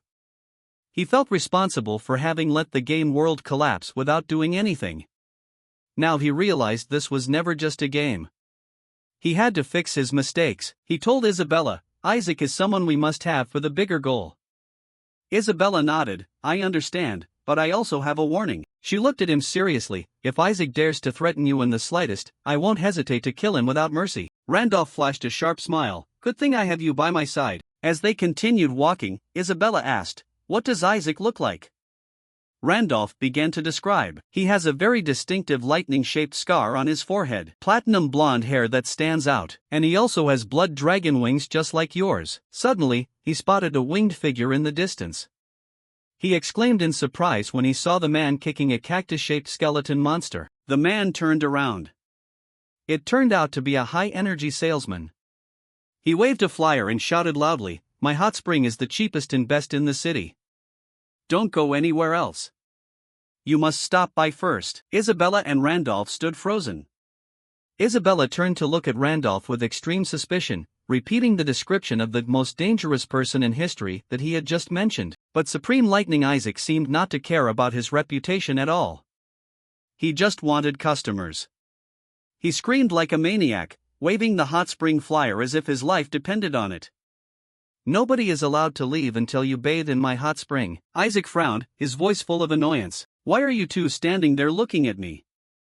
Like you're watching a play." Isaac was startled when he realized he had discovered the dragon wings she was trying to hide. He turned to coordinate a distraction with her. Isaac stopped talking, looking at the two with suspicious eyes. Randolph offered to talk for a bit, but Isaac just thought he was a complete lunatic. Isaac prepared to chase them away, but suddenly he stiffened. A giant red eye was floating behind Randolph's back. Isaac immediately realized he was facing someone far more dangerous than he had imagined.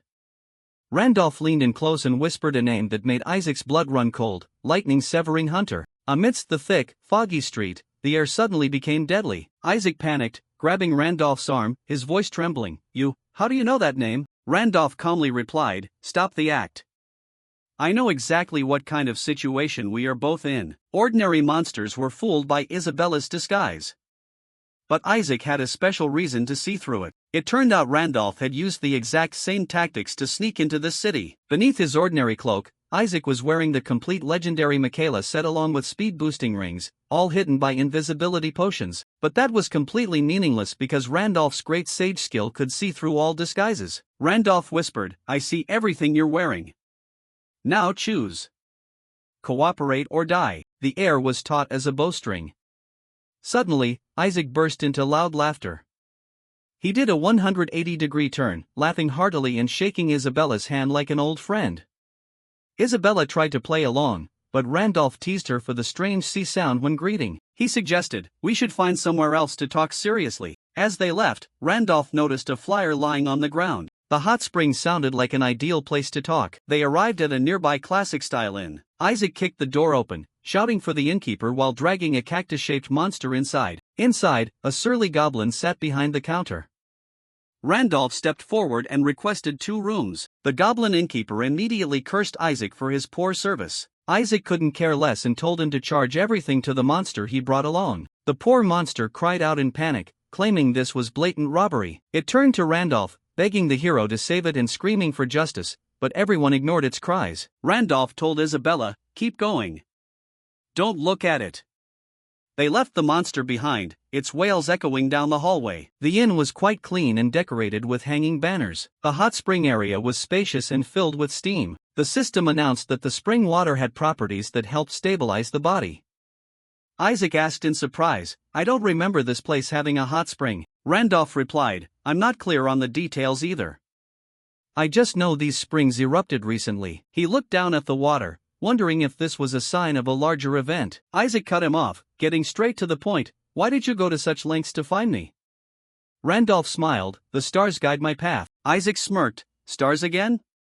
Stop pretending to be a saint." He called Randolph a pathetic corpse crow, but the masked man just pointed at him and said, "And you're busy tricking customers into the hot spring." Isaac angrily justified that he was just making a living. Randolph didn't argue, but stated his purpose. "I came here to offer you a deal. Serve me for 1 year. In return, I will take you out of this hellhole and back to the continent." Isaac was silent, clearly weighing whether this lunatic was serious.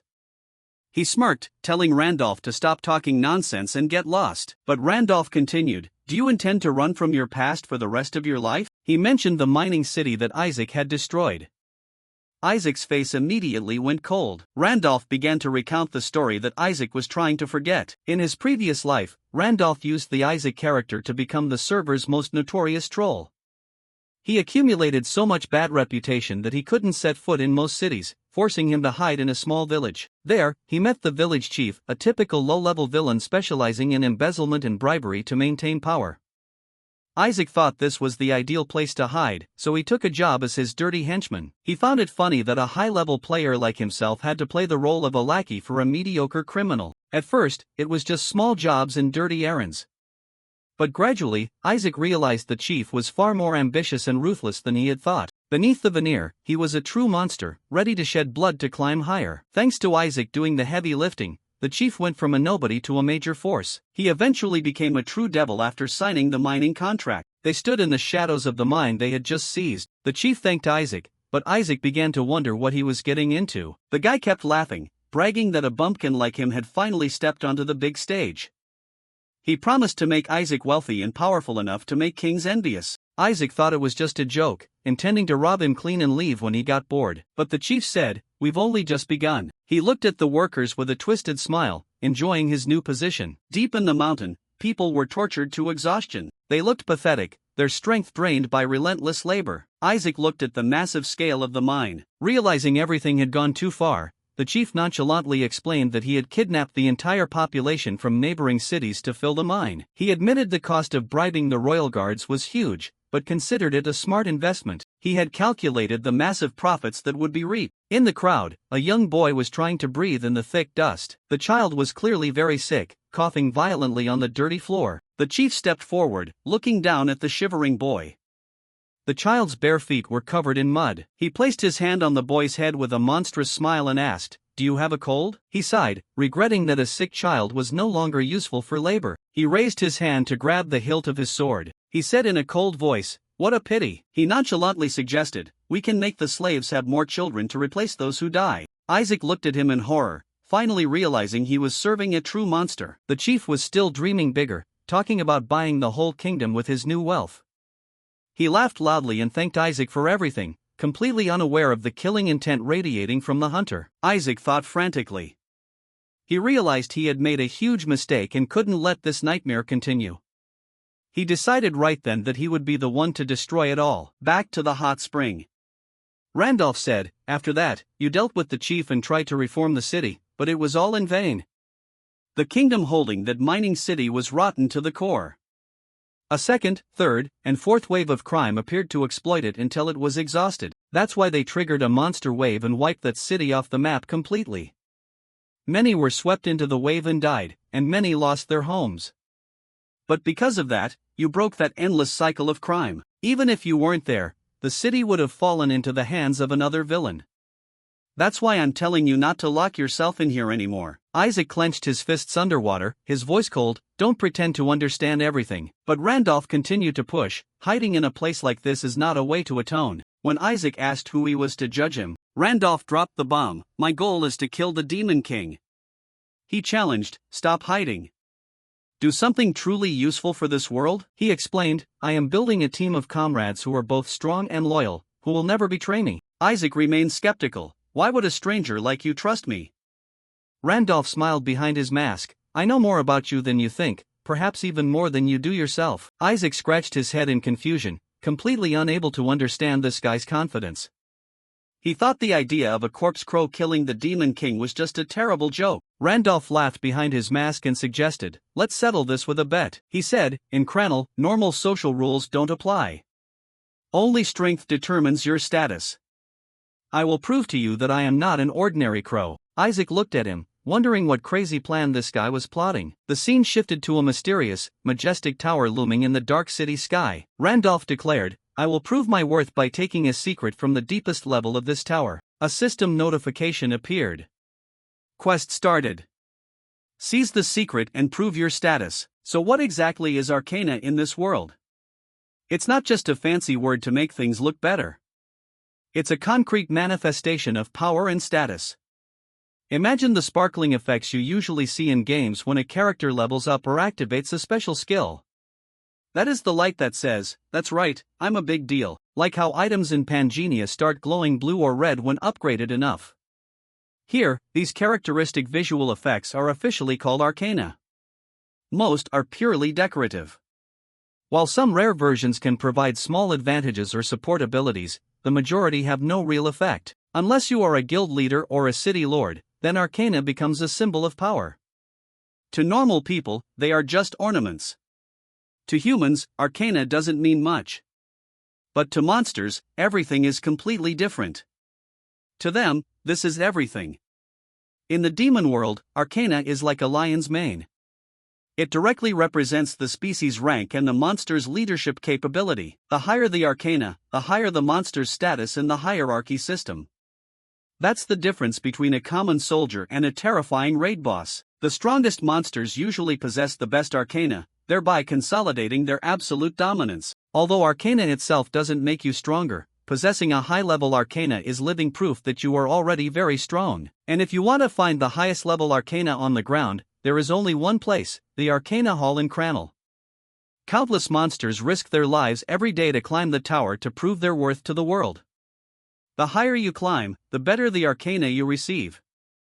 This is a brutal and simple merit-based system. Recalling 2 days ago, Randolph was relaxing in the hot spring with Isaac. Isaac kept mocking the idea of a lowly crow daring to challenge the Arcana Hall.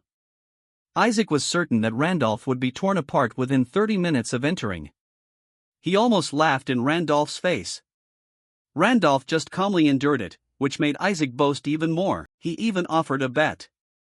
If Randolph actually proved his worth, he would become Randolph's slave or companion. He was so confident he almost handed away his freedom. Randolph just nodded, already calculating his next move. 2 days later, the challenge day finally arrived. A huge crowd gathered at the entrance. It was a chaotic mix of all kinds of monsters, all seeking a chance to advance. Isabella and Randolph stood watching from the outside. It was truly a zoo. Half the monsters just came to watch others fail miserably. Randolph asked Isabella if she intended to challenge the tower. He was surprised when she said she already had arcana. She offered to show him, and a strange, cold energy began to swirl around her body. Even Randolph could feel its weight.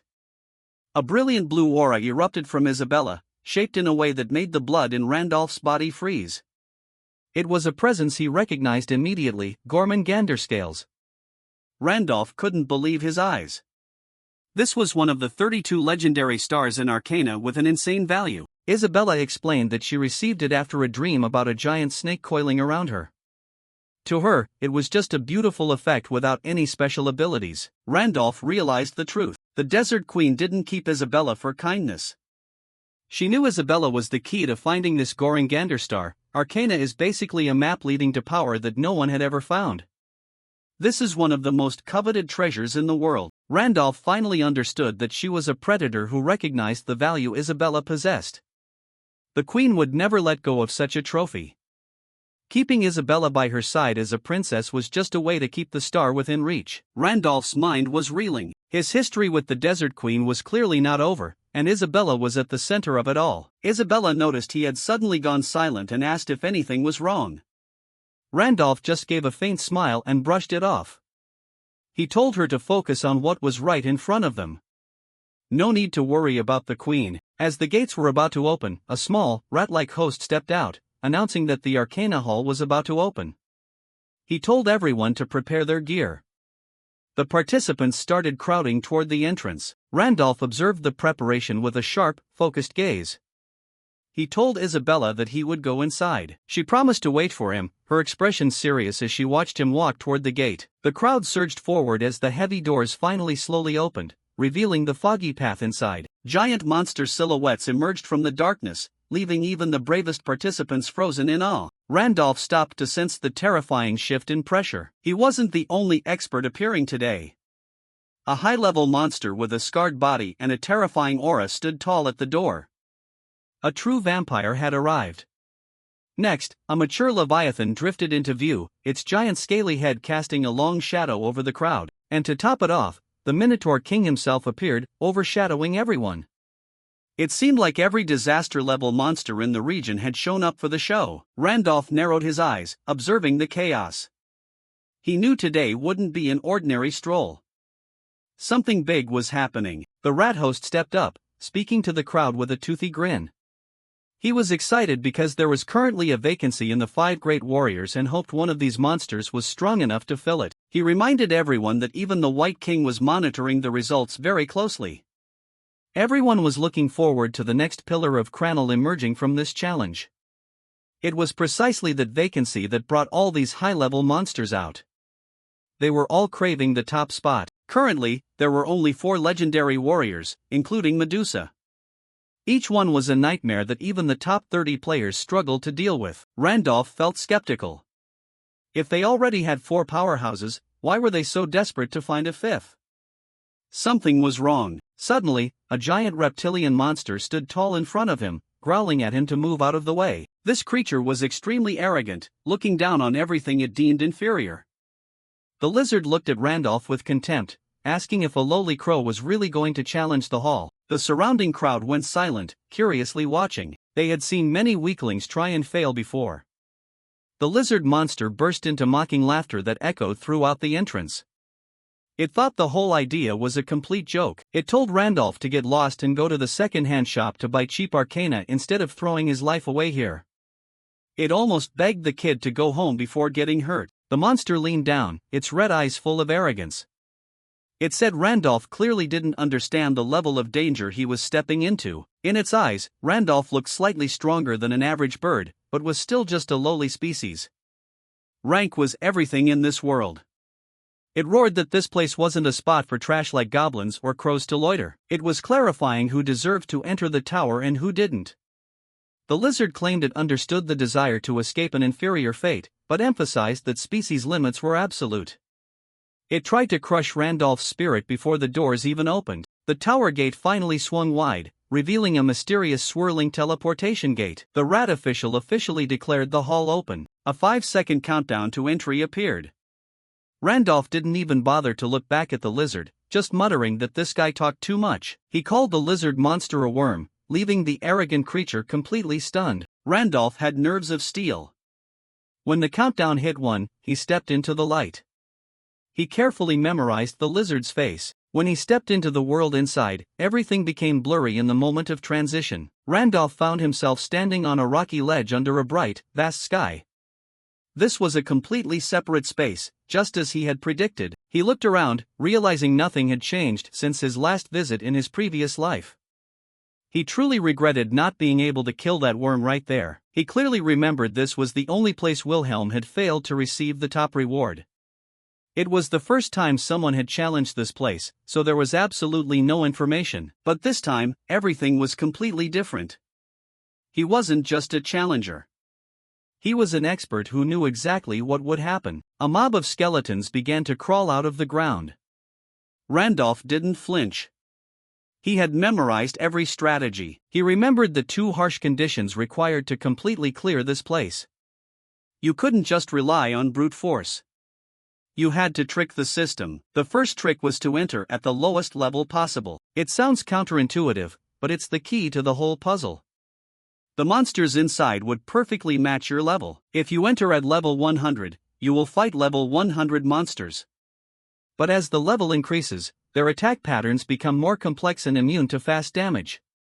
It quickly becomes a nightmare. Naturally, just being low level wasn't enough. You still had to actually defeat them. You had to completely overwhelm them with attributes and performance that should be impossible at that level. You had to be an anomaly. With over 200 talents and 13 hidden traits, Randolph possessed absurd attributes that turned the impossible into reality. Anyone else who tried this method would have certainly been blocked long before reaching the city. But Randolph wasn't an ordinary person. He activated his exclusive skill, Summon Corpse Raven. Dark energy exploded from his body, ready to tear through the ranks of skeletons. The second element was his class trait. He chose Corpse Raven for a very specific reason. He didn't just need the core to get into the city. He also wanted the skills that came with this species, especially those suited for large group combat. Corpse Ravens specialize in 1 versus many combat. They might be a lowly species, but they are the absolute kings of crowd control. Against enemies weaker than oneself, these skills are almost like cheat codes. He began to harvest skeleton lives as easily as eating rice. System notifications poured in continuously. Each kill pushed his summoning skill level higher, making his small army grow larger and larger. Randolph continued his relentless attack, nodding as his skill proficiency increased at a rate far exceeding high-level monsters. This was an advantage only he could exploit. Thanks to his massive talent pool, his character level remained low despite killing continuously. The gap between level and actual combat performance was the foundation of his strategy.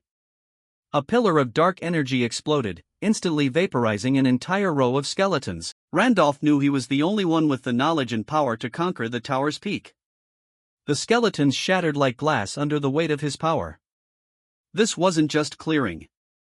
This was a declaration of absolute hegemony. Isaac at this moment was handing out advertisements to the cactus monster, telling it to deliver them one by one.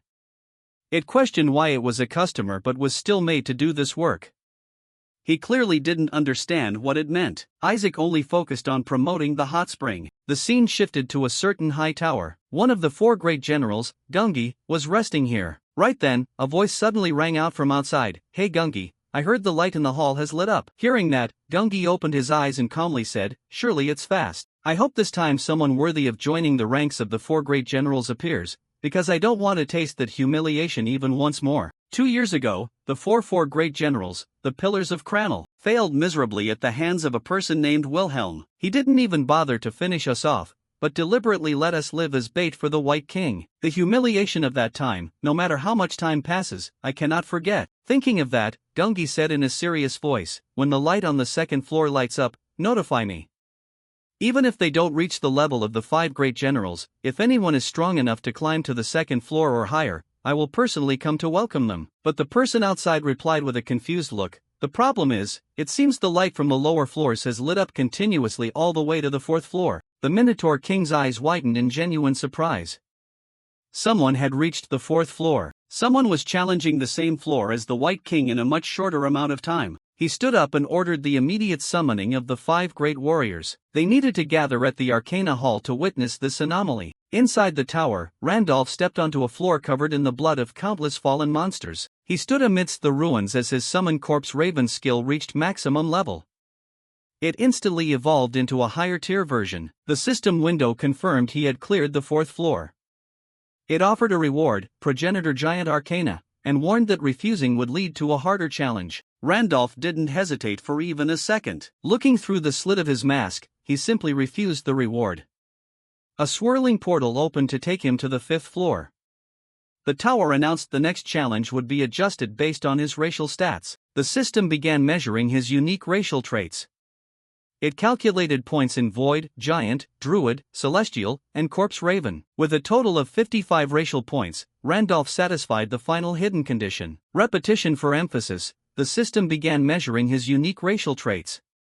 It calculated points in Void, Giant, Druid, Celestial, and Corpse Raven. With a total of 55 racial points, Randolph satisfied the final hidden condition. A special quest directly from the Tower Master appeared. The gate turned a fierce red, crackling with energy. He was invited to challenge the mythic Arcana Hall. Randolph looked at the notification, astonished. This was a hidden quest that even the legendary Wilhelm had never touched. The system warned the quest would disappear if refused, forcing him to return to the normal hall. He considered the terrifying difficulty of the mythic labeled challenge. This was completely uncharted territory for players. He wondered if it was worth it for a human to take such a huge risk just for a higher tier reward. Close-up of his focused gaze as he weighed his options. He knew this was an opportunity no one else in the world had. He realized he was the only one who could unlock this secret. The call of an unprecedented adventure was too strong to resist. Randolph began walking toward the glowing abyss. He decided not to hesitate any longer. He officially accepted the challenge and stepped into the swirling cosmic rift. He had entered the Mythic Arcana Hall, immediately received achievement, Mythic Challenger Adventurer. 3 glowing skulls appeared in front of him.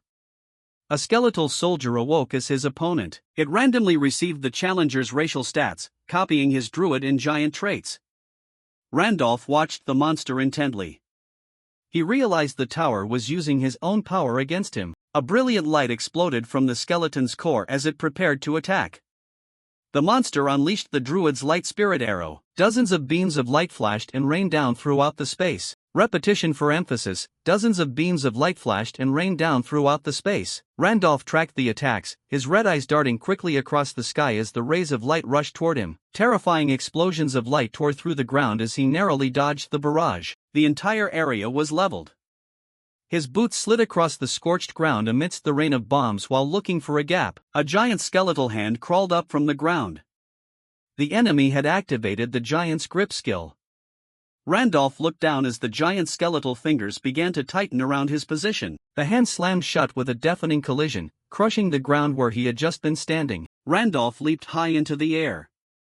His black cloak fluttered behind him like wings. He confirmed the monster could use any skill related to the racial traits it copied. This was becoming a real threat. The difficulty spiked when dozens of other skeletal hands grew from the shadows, reaching out to catch him. Randolph gripped his sword hilt, preparing to counterattack. Above, the gods began to notice.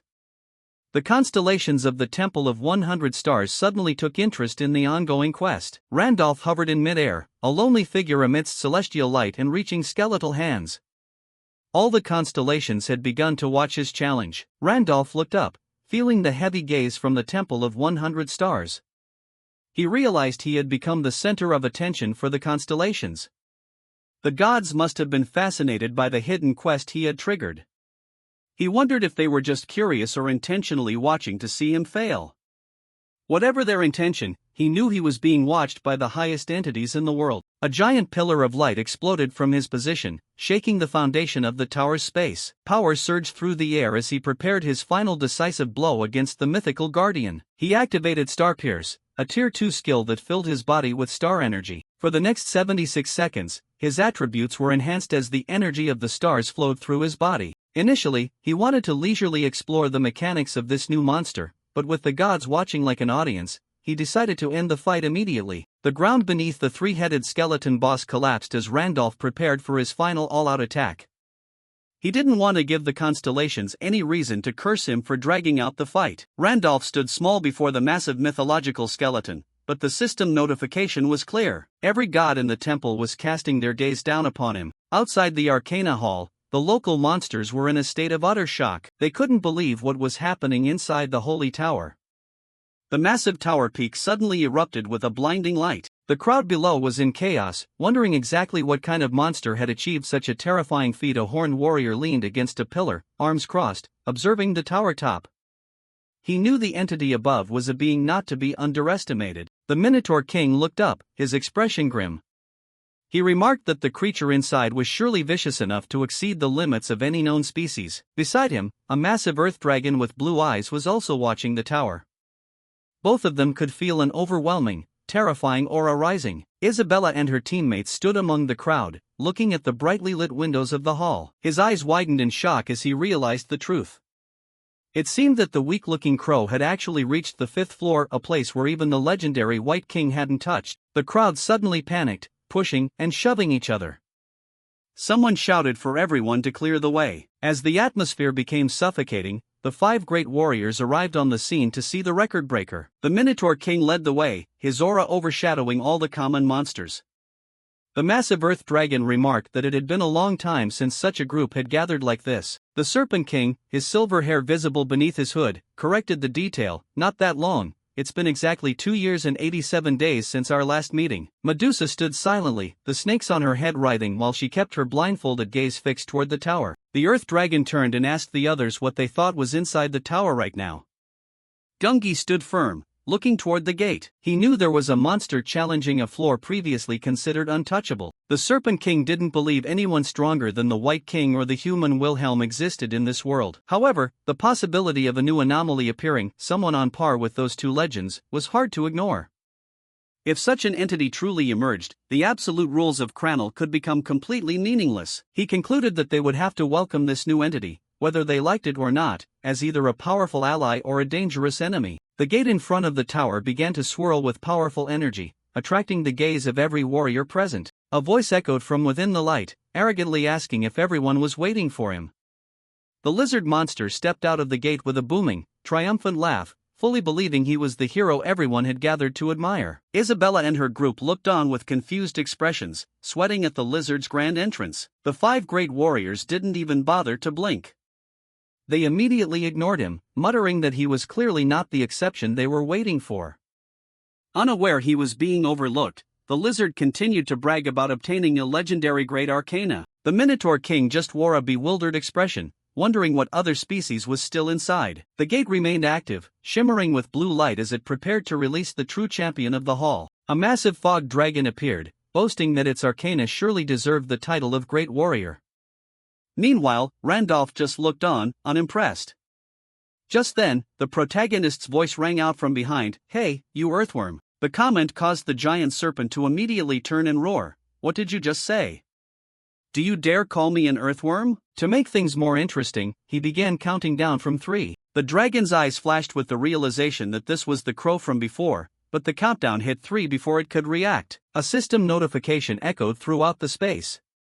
The fog dragon's arcana had been completely destroyed. The dragon stared in total shock. It couldn't comprehend how its power had been wiped out in the blink of an eye. Randolph leaned down, reminding the monster that he had promised to remember it. The red eyes behind the mask flashed with terrifying intent.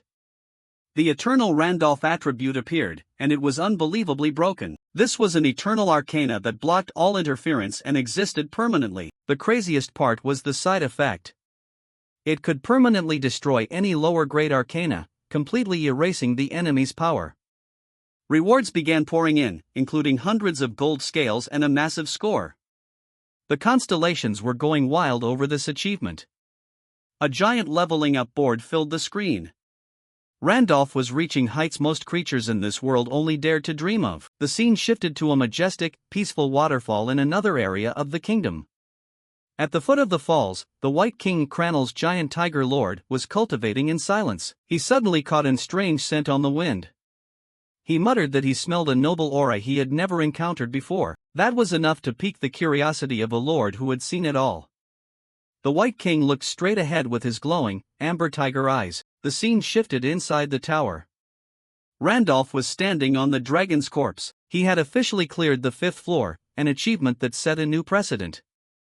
The achievement notification appeared.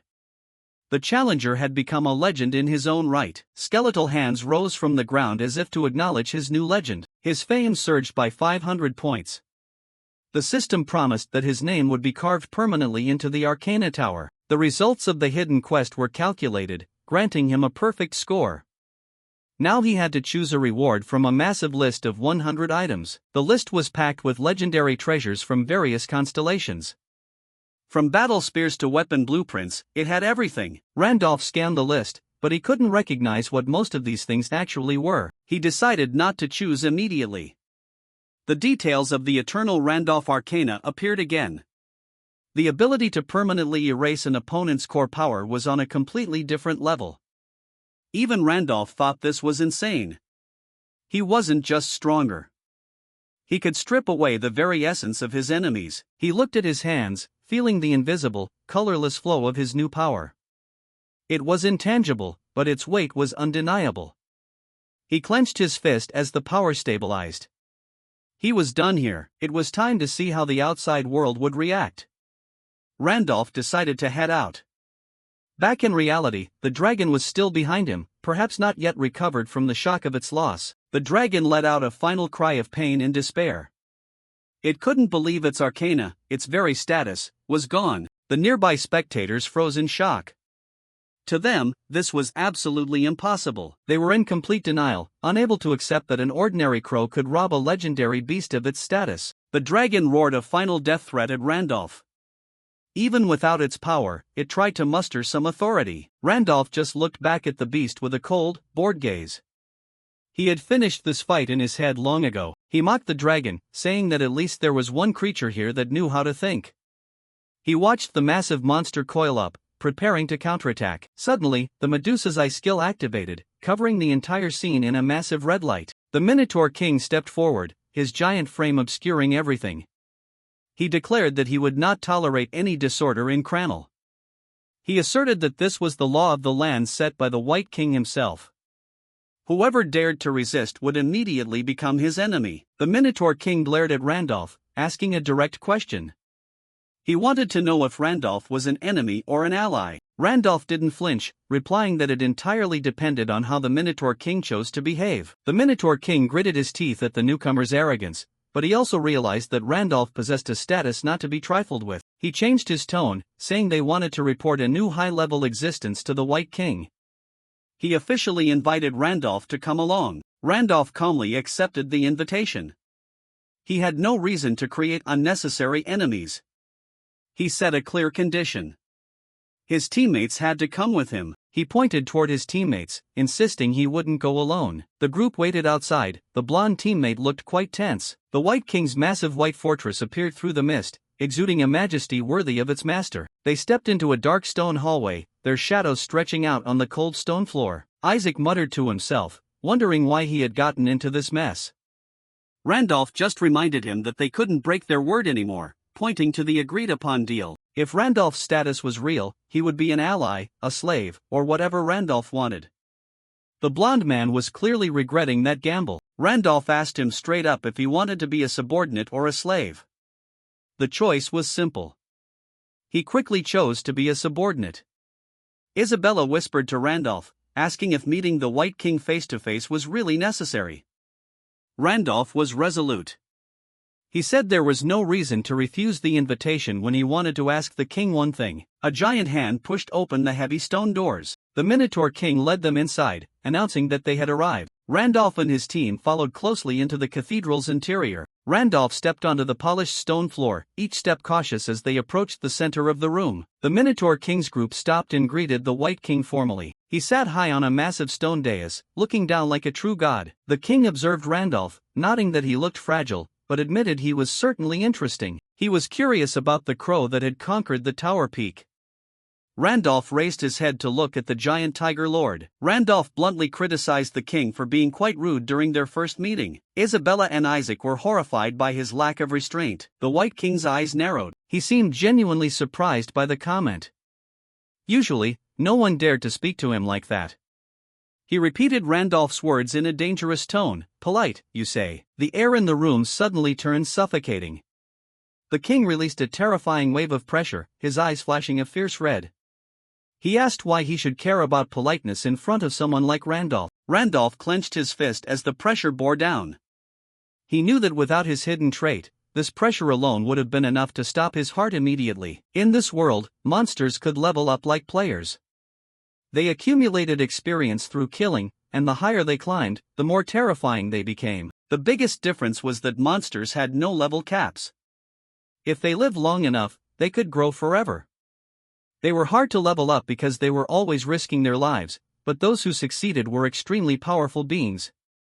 Each of their levels was worth far more than a player's level. An 11th level monster was already equivalent to a first star transcendent player. At level 12, they were on par with second star transcendent players. The pressure was so strong that everyone was forced to their knees. From the throne, he looked down at the guests who were being pressed to the floor. The force was so immense that it cracked the stone floor and created ripples of red energy in the air. System notifications flashed continuously before Randolph's eyes as his skills activated automatically. Giant's magic resistance and Heart of the Iron-Blooded Monarch were the only things helping him stand firm. The system revealed that the White King was a terrifying level 15 existence. With the legends Wilhelm and the Demon King gone, he was the undisputed lord of this world. Randolph knew he had to keep his composure. In his current state, even a breath from the king could tear him apart. Randolph's mouth tightened behind his mask. He was under pressure, but he wouldn't let it show.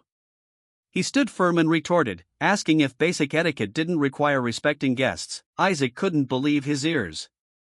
He looked at Randolph with pure amazement, wondering if his leader was trying to commit suicide. Even the Minotaur King was stunned. He knew Randolph was unusual, but he didn't expect him to be unaffected by this soul-crushing pressure. The confrontation continued as the aura grew stronger, with swirls of red energy surrounding Randolph. The White King curled his lips in a smile. He seemed more amused than annoyed by Randolph's challenge. Suddenly, thundering laughter echoed throughout the hall. The king's voice was so loud that the surrounding air shook. The king called Randolph an odd fellow and admitted he now understood why his warriors had brought him. He was impressed by his nerve to stand up to him. Randolph observed the king's reaction through his mask, realizing his gamble had paid off. He knew he had finally broken through the lord's initial hostility. The White King was famous for ignoring anything that didn't interest him. To talk, Randolph knew he had to be completely different. The king was a beast that only acted on instinct. He was extremely territorial and always looked for challenges from the strong. The scene shifted back to 2 years ago. A massive column of energy erupted in the distance, shaking the foundation of the castle. The ground was scorched and cracked from the king's pressure. He casually suggested ending the fight there, saying it would be a problem if his own house was destroyed. Randolph remained calm despite the surrounding fire, pointing out that the king truly had no concept of politeness. The king just looked at him, amused by the human's recklessness. The White King smiled, revealing sharp, predatory teeth. He threw a giant, curved tooth toward Randolph as a reward. That was a gift for the odd fellow who had refrained from killing his warriors. Despite his unpredictable personality, the White King was famous for giving away everything he truly liked. In this world, if you want to speak to a lord, you must first pique his interest.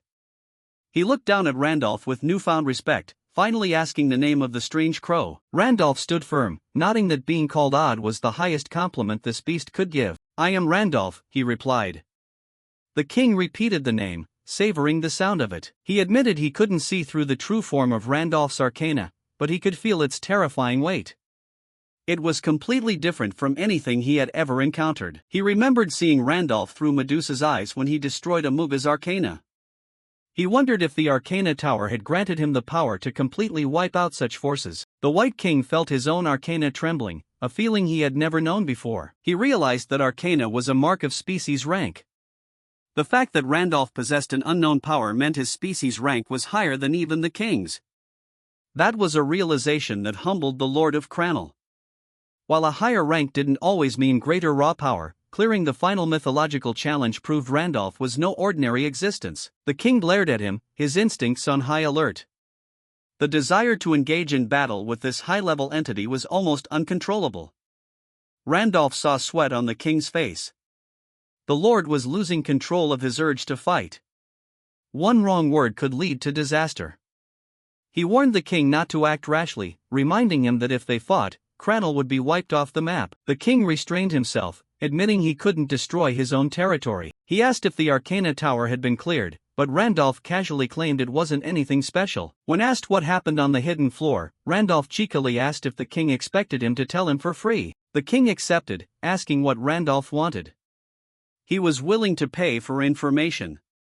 Randolph demanded his cooperation as the Lord of Cranel to find what he was looking for. Behind him, Isabella and the blonde man watched in stunned silence. The king found this request trivial. He told Randolph to go ahead, saying no monster would dare touch one of the 5 great warriors. Randolph sneered, saying he wasn't interested in becoming one of them, and asked why he had to serve the king. He hadn't come here to be anyone's lackey. The king laughed again, realizing Randolph had misunderstood the title. He explained that a great warrior was not a subordinate position. It was a status equal to the king himself. They only respected him because of their mutual acknowledgement of strength, not out of submission. Randolph realized that although these warriors were weaker than the White King, they were all level 12. Because they didn't have their own ranks, they shared the title. He realized the king was likely looking for ways to appoint a 5th warrior to strengthen his forces. From Randolph's perspective, this was just a way to ensure he wouldn't cause trouble in their territory. Regardless, this was an offer he couldn't refuse. It provided the power and freedom he needed to act in Cranel. "I accept," he said. The White King welcomed him with a savage smile. "Welcome, strange crow." The king declared the birth of a new pillar of Cranel. The scene shifted to a quieter, more diplomatic area in the castle garden. Randolph met another great warrior in a private courtyard. The Serpent King, Lord of Necrel, asked why he had called her here privately. Randolph introduced himself formally and repeated his request for cooperation. He knew he needed more than just the White King's word to get what he wanted. The Serpent King turned away, saying she had no time to waste on trivial matters. She suggested he ask someone else for help. She asked exactly what he was looking for that required invoking the White King's name. Her annoyance was clear, and she demanded to know why he had chosen her out of everyone. Randolph stood before the Serpent King and said that he had finally found what he was looking for in this land. Randolph leaned in close, asserting that she was his target. The Serpent King was clearly shocked, her blue eyes wide with confusion. Behind him, Isabella and Isaac watched with expressions of pure astonishment and shame. Randolph, however, continued, asking the Serpent King to invite him into her sanctuary. The astonishment quickly turned into rage as she began to scream. She accused him of joining the 5 great warriors with the ulterior motive of wanting to conquer her heart. She continued to point her finger at him and scolded him for being a scoundrel. She warned him that if he thought she was an easy target for his flirting games, he was dead wrong. Randolph didn't flinch, looking down at her with eyes as red as fire. He calmly asked what kind of nonsense she was talking about, his voice completely steady. Randolph turned on his charm, saying he had heard rumors that she was a connoisseur of the arts. He said he had wandered everywhere just to find an artist of her caliber. He mentioned that her sanctuary was rumored to be filled with exquisite works of art. He specifically asked if she would show him the collection of corpses he had heard so much about. While walking, Randolph's mind drifted to the time before he took on this mission. He remembered a hospital room. Priest Andrew raised his head weakly, asking if Randolph had come to ask for the final absolution. Randolph stood with his arms crossed over his muscular chest. He confirmed the old man's suspicion with a somber nod. Priest Andrew sighed, admitting he wanted to give the document, but the rules didn't allow him to hand it over so easily. He couldn't simply give away such a high-level reward for free. Randolph narrowed his eyes, cursing the NPC's rigid logic in his heart. He knew he would have to win the reward himself. The old man asked what he had just said, sensing the knight's irritation. Randolph quickly hid it, saying he hadn't said anything at all. He sat down on a small wooden stool, telling the priest that he wasn't looking for handouts and had a proposal for him. He told the old man that he would bring his daughter, Andasar, back. His memories of his past life as Randolph and Pangenia flooded his mind. He remembered the burden of the missions he carried out as the world's legendary knight. He remembered cleansing Andasar after she was cursed and turned into an elder lich. Even after the ritual, she was only a shadow of her former self, unable to fully return to her human form. The tragedy didn't end when she died. To make matters worse, her body was quickly stolen right from under her father's nose. Her grave was left empty, violated by someone with dark intentions. Later, Randolph finally tracked down the body. he discovered that the Serpent King had taken her remains to add to his monstrous collection. Back in the hospital room, Randolph told the priest that he knew exactly where Andasar was. He promised to take full responsibility and bring her home. He laid out clear conditions, demanding the letter of absolution in exchange for the girl's body. Priest Andrew looked up, his eyes wide and filled with hope. Once the deal was struck, Randolph held up 2 fingers, raising the stakes. He demanded 1 letter to retrieve Andasar and a second one for himself as a personal reward. Returning to the present, Randolph continued his act. He gave a slight bow, telling the Serpent King that he truly wanted to admire her legendary works. The Serpent King's eyes lit up with joy, her previous anger completely forgotten. She was ecstatic to find someone who truly appreciated her art and enthusiastically invited him into her sanctuary. They moved to the outskirts of Cranel, where a dark, rugged fortress emerged amidst the misty landscape. The air around the fortress was heavy and suffocating. She led them through the massive doors, behaving like a hospitable host. She told the great warriors to make themselves at home, saying that any monster who loved art was always welcome. Isaac clutched his head in despair, lamenting how crazy today had been. First the White King, now this. He had had enough of these terrifying encounters. Isabella walked beside him with her usual quiet elegance. She told him to get used to it, as life alongside the Starbearer would certainly be full of unimaginable things. She shot him a sharp look, reminding him that she was the group's vice leader. Her red eyes flashed a warning as she established the hierarchy. She added that someone named Hudson was in 3rd place, leaving the blonde guy at the bottom of the list. He could only sweat, wondering who Hudson was. They followed the Serpent King deeper into the dark corridor. Isaac whispered to Isabella, mentioning rumors that this woman had once turned an entire city into a field of corpses. The Serpent King stopped before a thick curtain, her smile radiant and friendly. She looked far too happy for her bloody reputation. She proudly announced that they had reached her sanctuary. The first sculpture they saw was a monstrous pillar made of human arms reaching out in every direction. Deeper inside, they found a statue of 2 figures eternally embracing, sewn together. On the wall hung a human face that had been skinned, stretched like cloth, and pinned to a frame. The Serpent King stood amidst her monstrous collection, hands clasped, admitting she was very proud of these works. She turned her head, a happy smile on her lips as she asked what their impressions were. Behind her, Isabella and Isaac stood frozen, eyes wide with pure horror. The blonde guy's face was covered in cold sweat. His jaw tightened as he tried to process the nightmare before him. He could barely find the words to react to the skinned human face on the wall. Suddenly, the Serpent King's expression shifted from pride to pure rage. She spun around, berating the blonde guy as a bastard when his disgust became obvious. A fierce red aura erupted from her, filling the room with suffocating murderous intent. She demanded to know if he intended to insult her precious works. Panicked, the blonde guy screamed apologies, his eyes nearly popping out of their sockets. He desperately reminded her that causing trouble in the city was forbidden. She coldly said that as a great warrior, she could kill him without facing any consequences. Just as things were about to reach a breaking point, Randolph spoke up, his voice cutting through the tense air. He clapped his hands and loudly declared that her work was that of a true master. He suggested she ignore the idiot standing behind him and asked if she would be willing to give him a private tour. The blonde guy could only stand and watch in disbelief. The Serpent King's anger vanished instantly, replaced by blushing excitement and joy. She was so happy that her entire demeanor shifted into that of a love-struck girl. She enthusiastically offered to show him the works immediately and ran toward the next artifact. The blonde guy stood stunned, amazed at how easily Randolph manipulated her. Isabella stepped forward and patted the blonde guy's shoulder to comfort him. He looked completely traumatized, his eyes glazed over after nearly being killed by a psycho artist. The Serpent King proudly introduced the next masterpiece, a large rug crafted from the skin of human invaders. Randolph observed it with cold, calculating eyes, remarking that it was very interesting. Bonnie led the way through her monstrous gallery, the sound of her boots clicking on the stone floor. Randolph suddenly stopped, his red eyes narrowing behind his mask as he sensed something powerful nearby. They stood before a heavy thick curtain.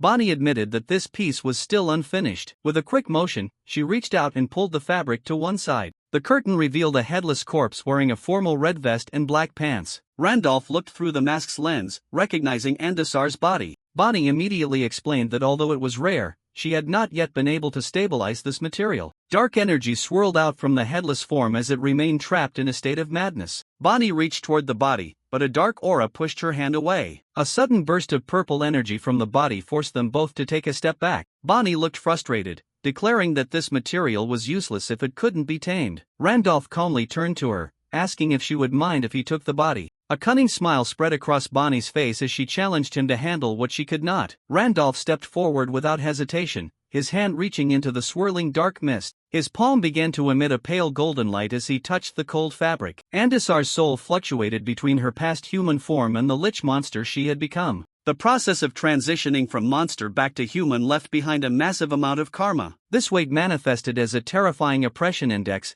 pushing the soul into a state of blind, screaming madness. Randolph knew the only way to stabilize the body was to forcibly lower that index. He leaned in close, whispering a silent prayer of absolution directly to the restless soul. A brilliant white light filled the room. As the system confirmed the state of madness had been successfully removed, Bonnie's jaw dropped in astonishment, her blue eyes wide as she watched the energy dissipate. She realized the man before her was more than just a critic. He possessed a level of expertise in this craft that far surpassed her own.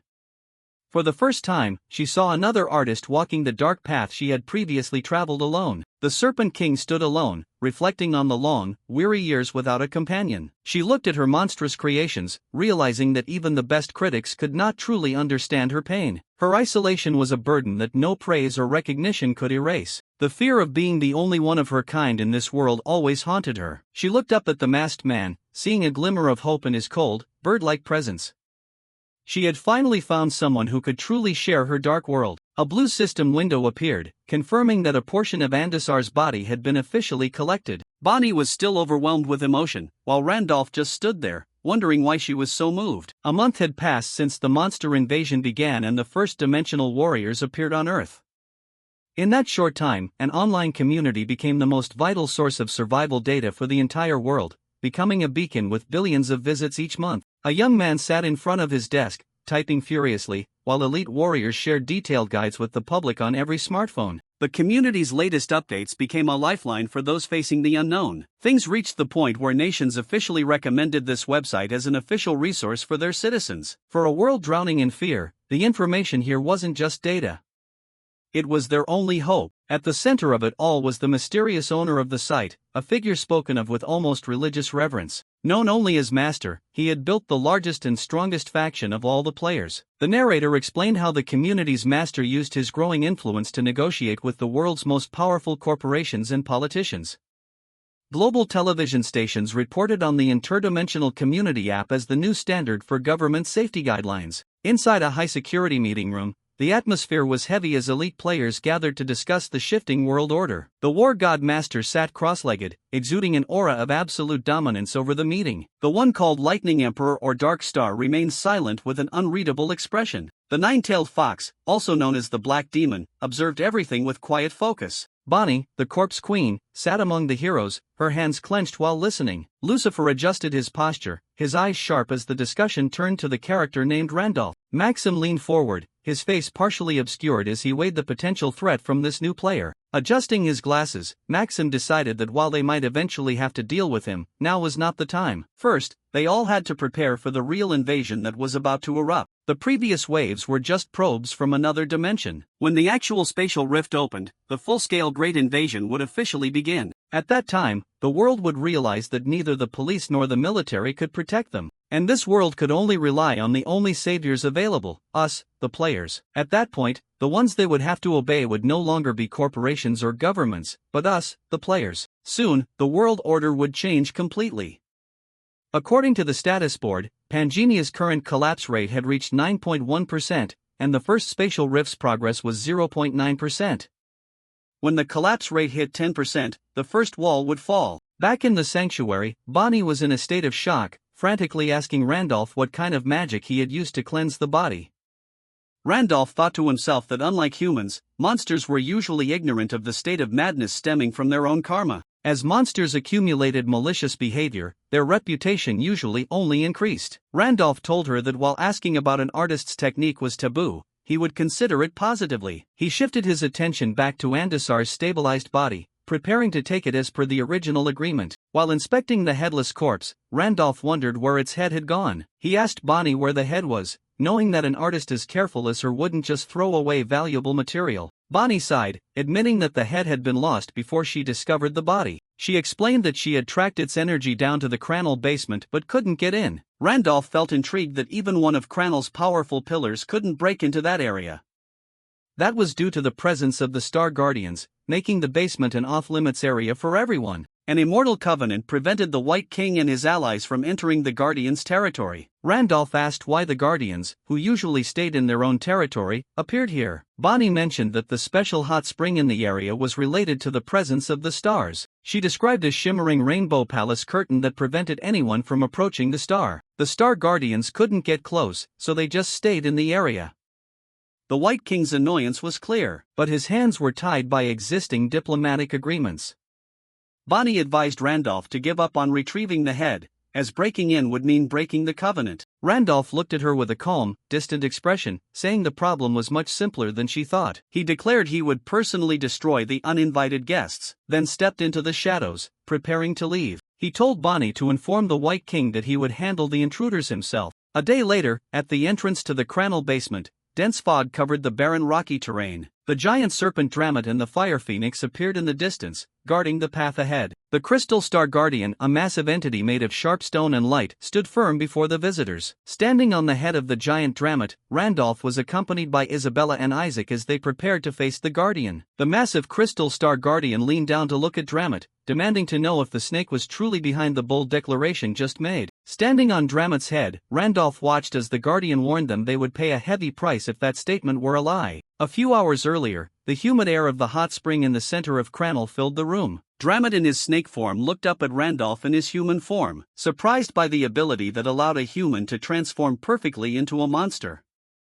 Holding the glowing red evolved raven corpse core in his hand, Randolph explained that he had gathered information from the administrator about the local Guardians. Randolph shifted the topic to the Guardians' true purpose, asking if their gathering had anything to do with the 33rd legendary star. Dramat was surprised, confirming that while 32 stars were born from the fragments of the goddess Li, this new star was an anomaly. Images of the past emerged as the celestial being, and the snake explained that this particular star was believed to have come from the goddess Peanut. The snake continued to nod, saying that since the 33rd star appeared from out of nowhere, the Guardians had taken turns guarding it continuously.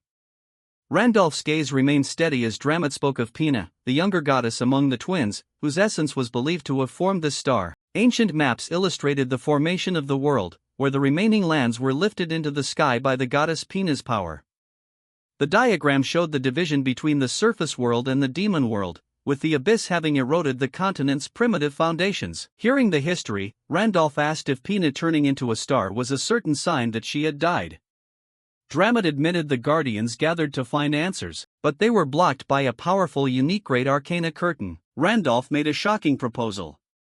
He could destroy the Arcana and clear the way for the Guardians. Dramat burst into mocking laughter, declaring that Arcana was the ultimate truth of the world and could not be destroyed by a mere mortal. Randolph didn't flinch at the snake's skepticism, standing with arms crossed with a calm and silently confident expression. Seeing his absolute composure, Dramat stopped laughing and asked seriously if Randolph truly possessed that power. Back in the present, Dramat vouched for Randolph before the Crystal Star Guardian, saying this person wasn't one to make empty promises. The Crystal Star Guardian remained vigilant, asking why a human as strong as Raven would bother helping Cranel's Guardians. Randolph replied simply that there was something he needed to find inside, and clearing them out quickly would be a win-win for everyone. The Crystal Star Guardian's core eyes flashed with golden light as it accepted the explanation. Although still suspicious, the Guardian then looked toward the horizon, asking why other uninvited guests had followed Raven to this sacred area. Bonnie and her subordinates stood further away while the White King sat cross-legged on the ground, his giant frame exuding power. The White King reassured the Guardian that they would not interfere, only wanting to witness the spectacle about to unfold. A predatory glint flashed in the White King's eyes as he admitted he was very interested in seeing how their new pillar would handle this difficult task. The Crystal Star Guardian disdained the tiger's interest, muttering the name of an old rival as it turned back to look at the protective curtain. Randolph prepared to act, the dark atmosphere of the basement swirling with the weight of the coming confrontation. He spread his massive black feathered wings and flew toward the shimmering curtain while Isabella watched with a sharp gaze. He ignored the squabbling of the powerful entities below, focusing only on completing the job quickly to get what he needed. Randolph reached out, his palm touching the translucent, multicolored surface of the massive energy wall. Floating in midair, Randolph felt the terrifying pressure of the curtain, confirming that it was indeed pure arcana. A cold smile appeared on Randolph's lips behind his mask, knowing that regardless of the rank, no arcana could resist his special power. A blue system window appeared, announcing the activation of Randolph's special eternal ability to destroy barriers. A subsequent warning flickered. Destroying the first wall would trigger a hidden main quest, making Randolph wonder what secret was about to be revealed. Despite the potential risks, Randolph did not hesitate, pushing his hand deeper into the brilliant energy of the curtain. He acted decisively. The sound of shattering glass echoed throughout the cave as the first cracks appeared under his hand, and the arcana structure began to collapse. The White King watched with wide eyes while the Crystal Star Guardian was stunned by the unbelievable miracle unfolding before its eyes. With a final burst of power, the barrier shattered into millions of glittering fragments. A system notification confirmed the destruction of the first wall, opening a path into the inner sanctum of the stars. Through the hazy light of the crumbling arcana, Randolph caught sight of a brilliant celestial object. It was the mysterious 33rd star he had been searching for. Randolph stared deep into the blinding light. From deep within the dark fissure, a black knight clad in jagged armor emerged on a giant black steed. A faint red light flickered from inside the knight's helmet. A blue system window appeared, warning that the destruction of the first wall had caused Pangenia's collapse rate to skyrocket toward 10%. As dark, hazy tendrils of energy erupted from his body, it signaled that he was entering battle mode. The system issued its final directive: main quest initiated. Witnessing the knight's overwhelming power, Isabella grew anxious. Meanwhile, the Serpent King shouted, "Are you all right, you worm?" From Randolph's perspective, he muttered, "I thought I finished him off during the Demon Realm expedition, yet he still managed to slip in here." A notification board popped up. "First Hell King Ram, the gates to the Demon Realm have appeared." On the other side, Ram's voice rang out, "The arcana screen that once suppressed us has vanished. Prepare to enter another dimension, you pathetic demon souls. Once I claim the heart of Venusa and restore my power, I will tear the spatial rift wide open." The moment of apocalypse had arrived. Main quest: defeat the spatial rift king. Quest start. If you do not defeat the spatial rift king within 30 days, all rifts will open, destruction will descend, followed by a full-scale invasion of Pangenia and Earth. Rewards will be distributed based on the contribution leaderboard. If you fail, destruction will fall upon Earth. At the same time, on Earth, people looked up at the sky in astonishment. What is that? What on earth is happening? Following their gaze, the sky was burning red like fire. A subordinate ran in to report to the war god Master, "Master, the final collapse rate has hit 10%. It looks like the first spatial rift will appear very soon. Please give us your orders." In response, the Master remained extremely calm. "There is no need to rush. It is unlikely that the Demon King will appear in the very first week. Therefore, our preparations are more than enough. Just wait until this city is drowning in tears and blood, and when they cry and beg warriors like us to save them, that is when we will take action. This world will sooner or later belong to us, the warriors." Before his words could even fade, another notification appeared: raid on the Spatial Rift King in progress. Progress 1.3%, 2.5%, 7.8%. The speed of the progress increase was so staggering that even the Master's expression was forced to change. The rift hasn't even opened yet, and they've already started the raid. What in the world is going on, he wondered to himself. Back to the battle of Randolph's group. With just a wave of his hand, the Crystal Star Guardian easily blew Ram away, leaving the demon completely bewildered. This is impossible. How could I be defeated so easily? No way. He screamed in horror. I cannot fall so pathetically. While his entire army of zombies was being roasted by the Star Guardian's Phoenix, in Pangenia, there were three entities recognized by players as the strongest: the Demon King of the Demon Realm, the White King of Cranel, and Wilhelm of the Continent. People often joked that only these three could annihilate each other. However, that story was limited to the races currently present in Pangenia. They were not monsters, NPCs, or players. Among the entities created by the system just to protect the stars, there existed a monster with power on par with those three, the strongest of the Star Guardians, the evil-slaying Titan. At this moment, the Crystal Star Guardian also said indignantly, "How dare he? A pathetic pawn of destruction dares to covet the symbol of the goddess. I will destroy you." Returning to Randolph, he just sat still waiting for the result. He didn't expect the Arcana screen to be able to suppress Ram. In any case, thanks to the Star Guardians, things had become much easier, especially that evil slaying Titan, who was responsible for guarding Wilhelm's final star. Now an ally, he had become one of the most reliable assets. Behind him, the White King stepped forward and said with a tone of regret, "What a pity, that giant solves everything too easily. It seems we won't get to see your real strength here after all." Randolph immediately realized the White King was testing him, so he calmly replied, "I said I would only help until the Arcana was destroyed." Then he thought to himself, "This guy is craftier than he looks. It seems he doesn't fully believe my threats. This look is that of someone who wants to test if I'm truly strong for himself." Just then, Ram's screams erupted once again. He struggled to stand up. "Damn it, Star Guardian, the grand plan was right before my eyes. And yet, someone like you dares to." Before he could finish his sentence, the Crystal Star Guardian's mace smashed straight into his face, creating a terrifying shockwave. "What a persistent pest," the Guardian's cold voice rang out. "Now, sleep forever." And sure enough, Ram lost consciousness completely. In his mind, he began to recall someone's words, "Ram, you who have received a portion of my power, take my place and cross through Earth to that other dimension. That is the first step of our plan. You must destroy Earth's Roman 20. Defeat left Ram filled with regret. "My luck is truly terrible. I didn't expect to run into someone so strong that they turned the invasion into thin air. Good thing I still have a backup plan." On Ram's shoulder, a purple light suddenly appeared. The Crystal Star Guardian's expression changed abruptly when he discovered something. A dark purple energy vortex began to appear in the sky, as if it wanted to suck everyone inside. Arcana shouted, "An enormous amount of mana is gathering." Isaac panicked as his best friend was being gradually sucked in. Under that suction force, the zombies below were quickly pulled into the air. Even the White King was slightly flustered. "This is dangerous. Is he planning to kill himself? We have to retreat. Gather the other pillars and get out of here quickly." Saying this, he tore space to escape. However, Randolph curiously asked, "What about the other Star Guardians?" The White King replied, "Leave them to that massive amount of mana.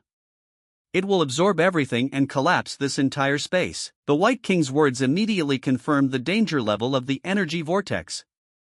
If even the White King, who had danger senses like a god, said it was dangerous, then it was certainly dangerous. But he couldn't leave the new star and dram it here. Behind him, the White King saw Randolph still standing motionless and shouted, "What are you doing? There is no time left. We have to escape before that thing gets any bigger." Randolph ignored him, closing his eyes to try to find a solution. "Think, there must be a way to overcome this situation." Then, as if he had thought of something, his eyes widened. He constantly analyzed in his head the hundreds of rewards he would receive directly after completing the 5th main quest. Among them was an artifact related to energy sealing. If he used this, he could definitely do it. With no more time to hesitate, he immediately took the item out. The White King watched from the side, curiously asking, "What are you planning to do?" At this moment, Randolph finally had a chance to show himself. "You said you wanted to see my strength, didn't you? I will stop this explosion. You just sit back and watch." Having said that, he flew straight toward the energy vortex. As the energy vortex grew stronger and stronger, Dramit cried out in worry, "Master, where are you going? It's dangerous inside." Randolph didn't seem to hear. In his hand was the orb of light from the item. He swung his arm and threw the orb of light straight into the energy vortex. As the item slowly approached the energy vortex, a notification board appeared. "Legendary sealing artifact, Binding Circle has been activated." When this notification appeared, the terrifying suction of the energy vortex suddenly vanished. The Crystal Star Guardian looked up and whispered, "Is that massive energy source being absorbed?" Following his gaze, very quickly, the energy vortex in the sky slowly dissipated. Finally, it disappeared completely, leaving nothing behind, revealing Ram's body inside. While he was still wondering where his mana had gone, a circle suddenly appeared above his head and bound his body tight, causing him to grit his teeth. "What the hell is this?" Randolph clenched his fist and whispered, "Shrink, Binding Circle." Immediately, Ram's body suddenly shrank into a chibi form, leaving a silly, dazed expression on his face. Finally, his tiny body fell into the palm of Randolph's hand. "The mouse is in the bag."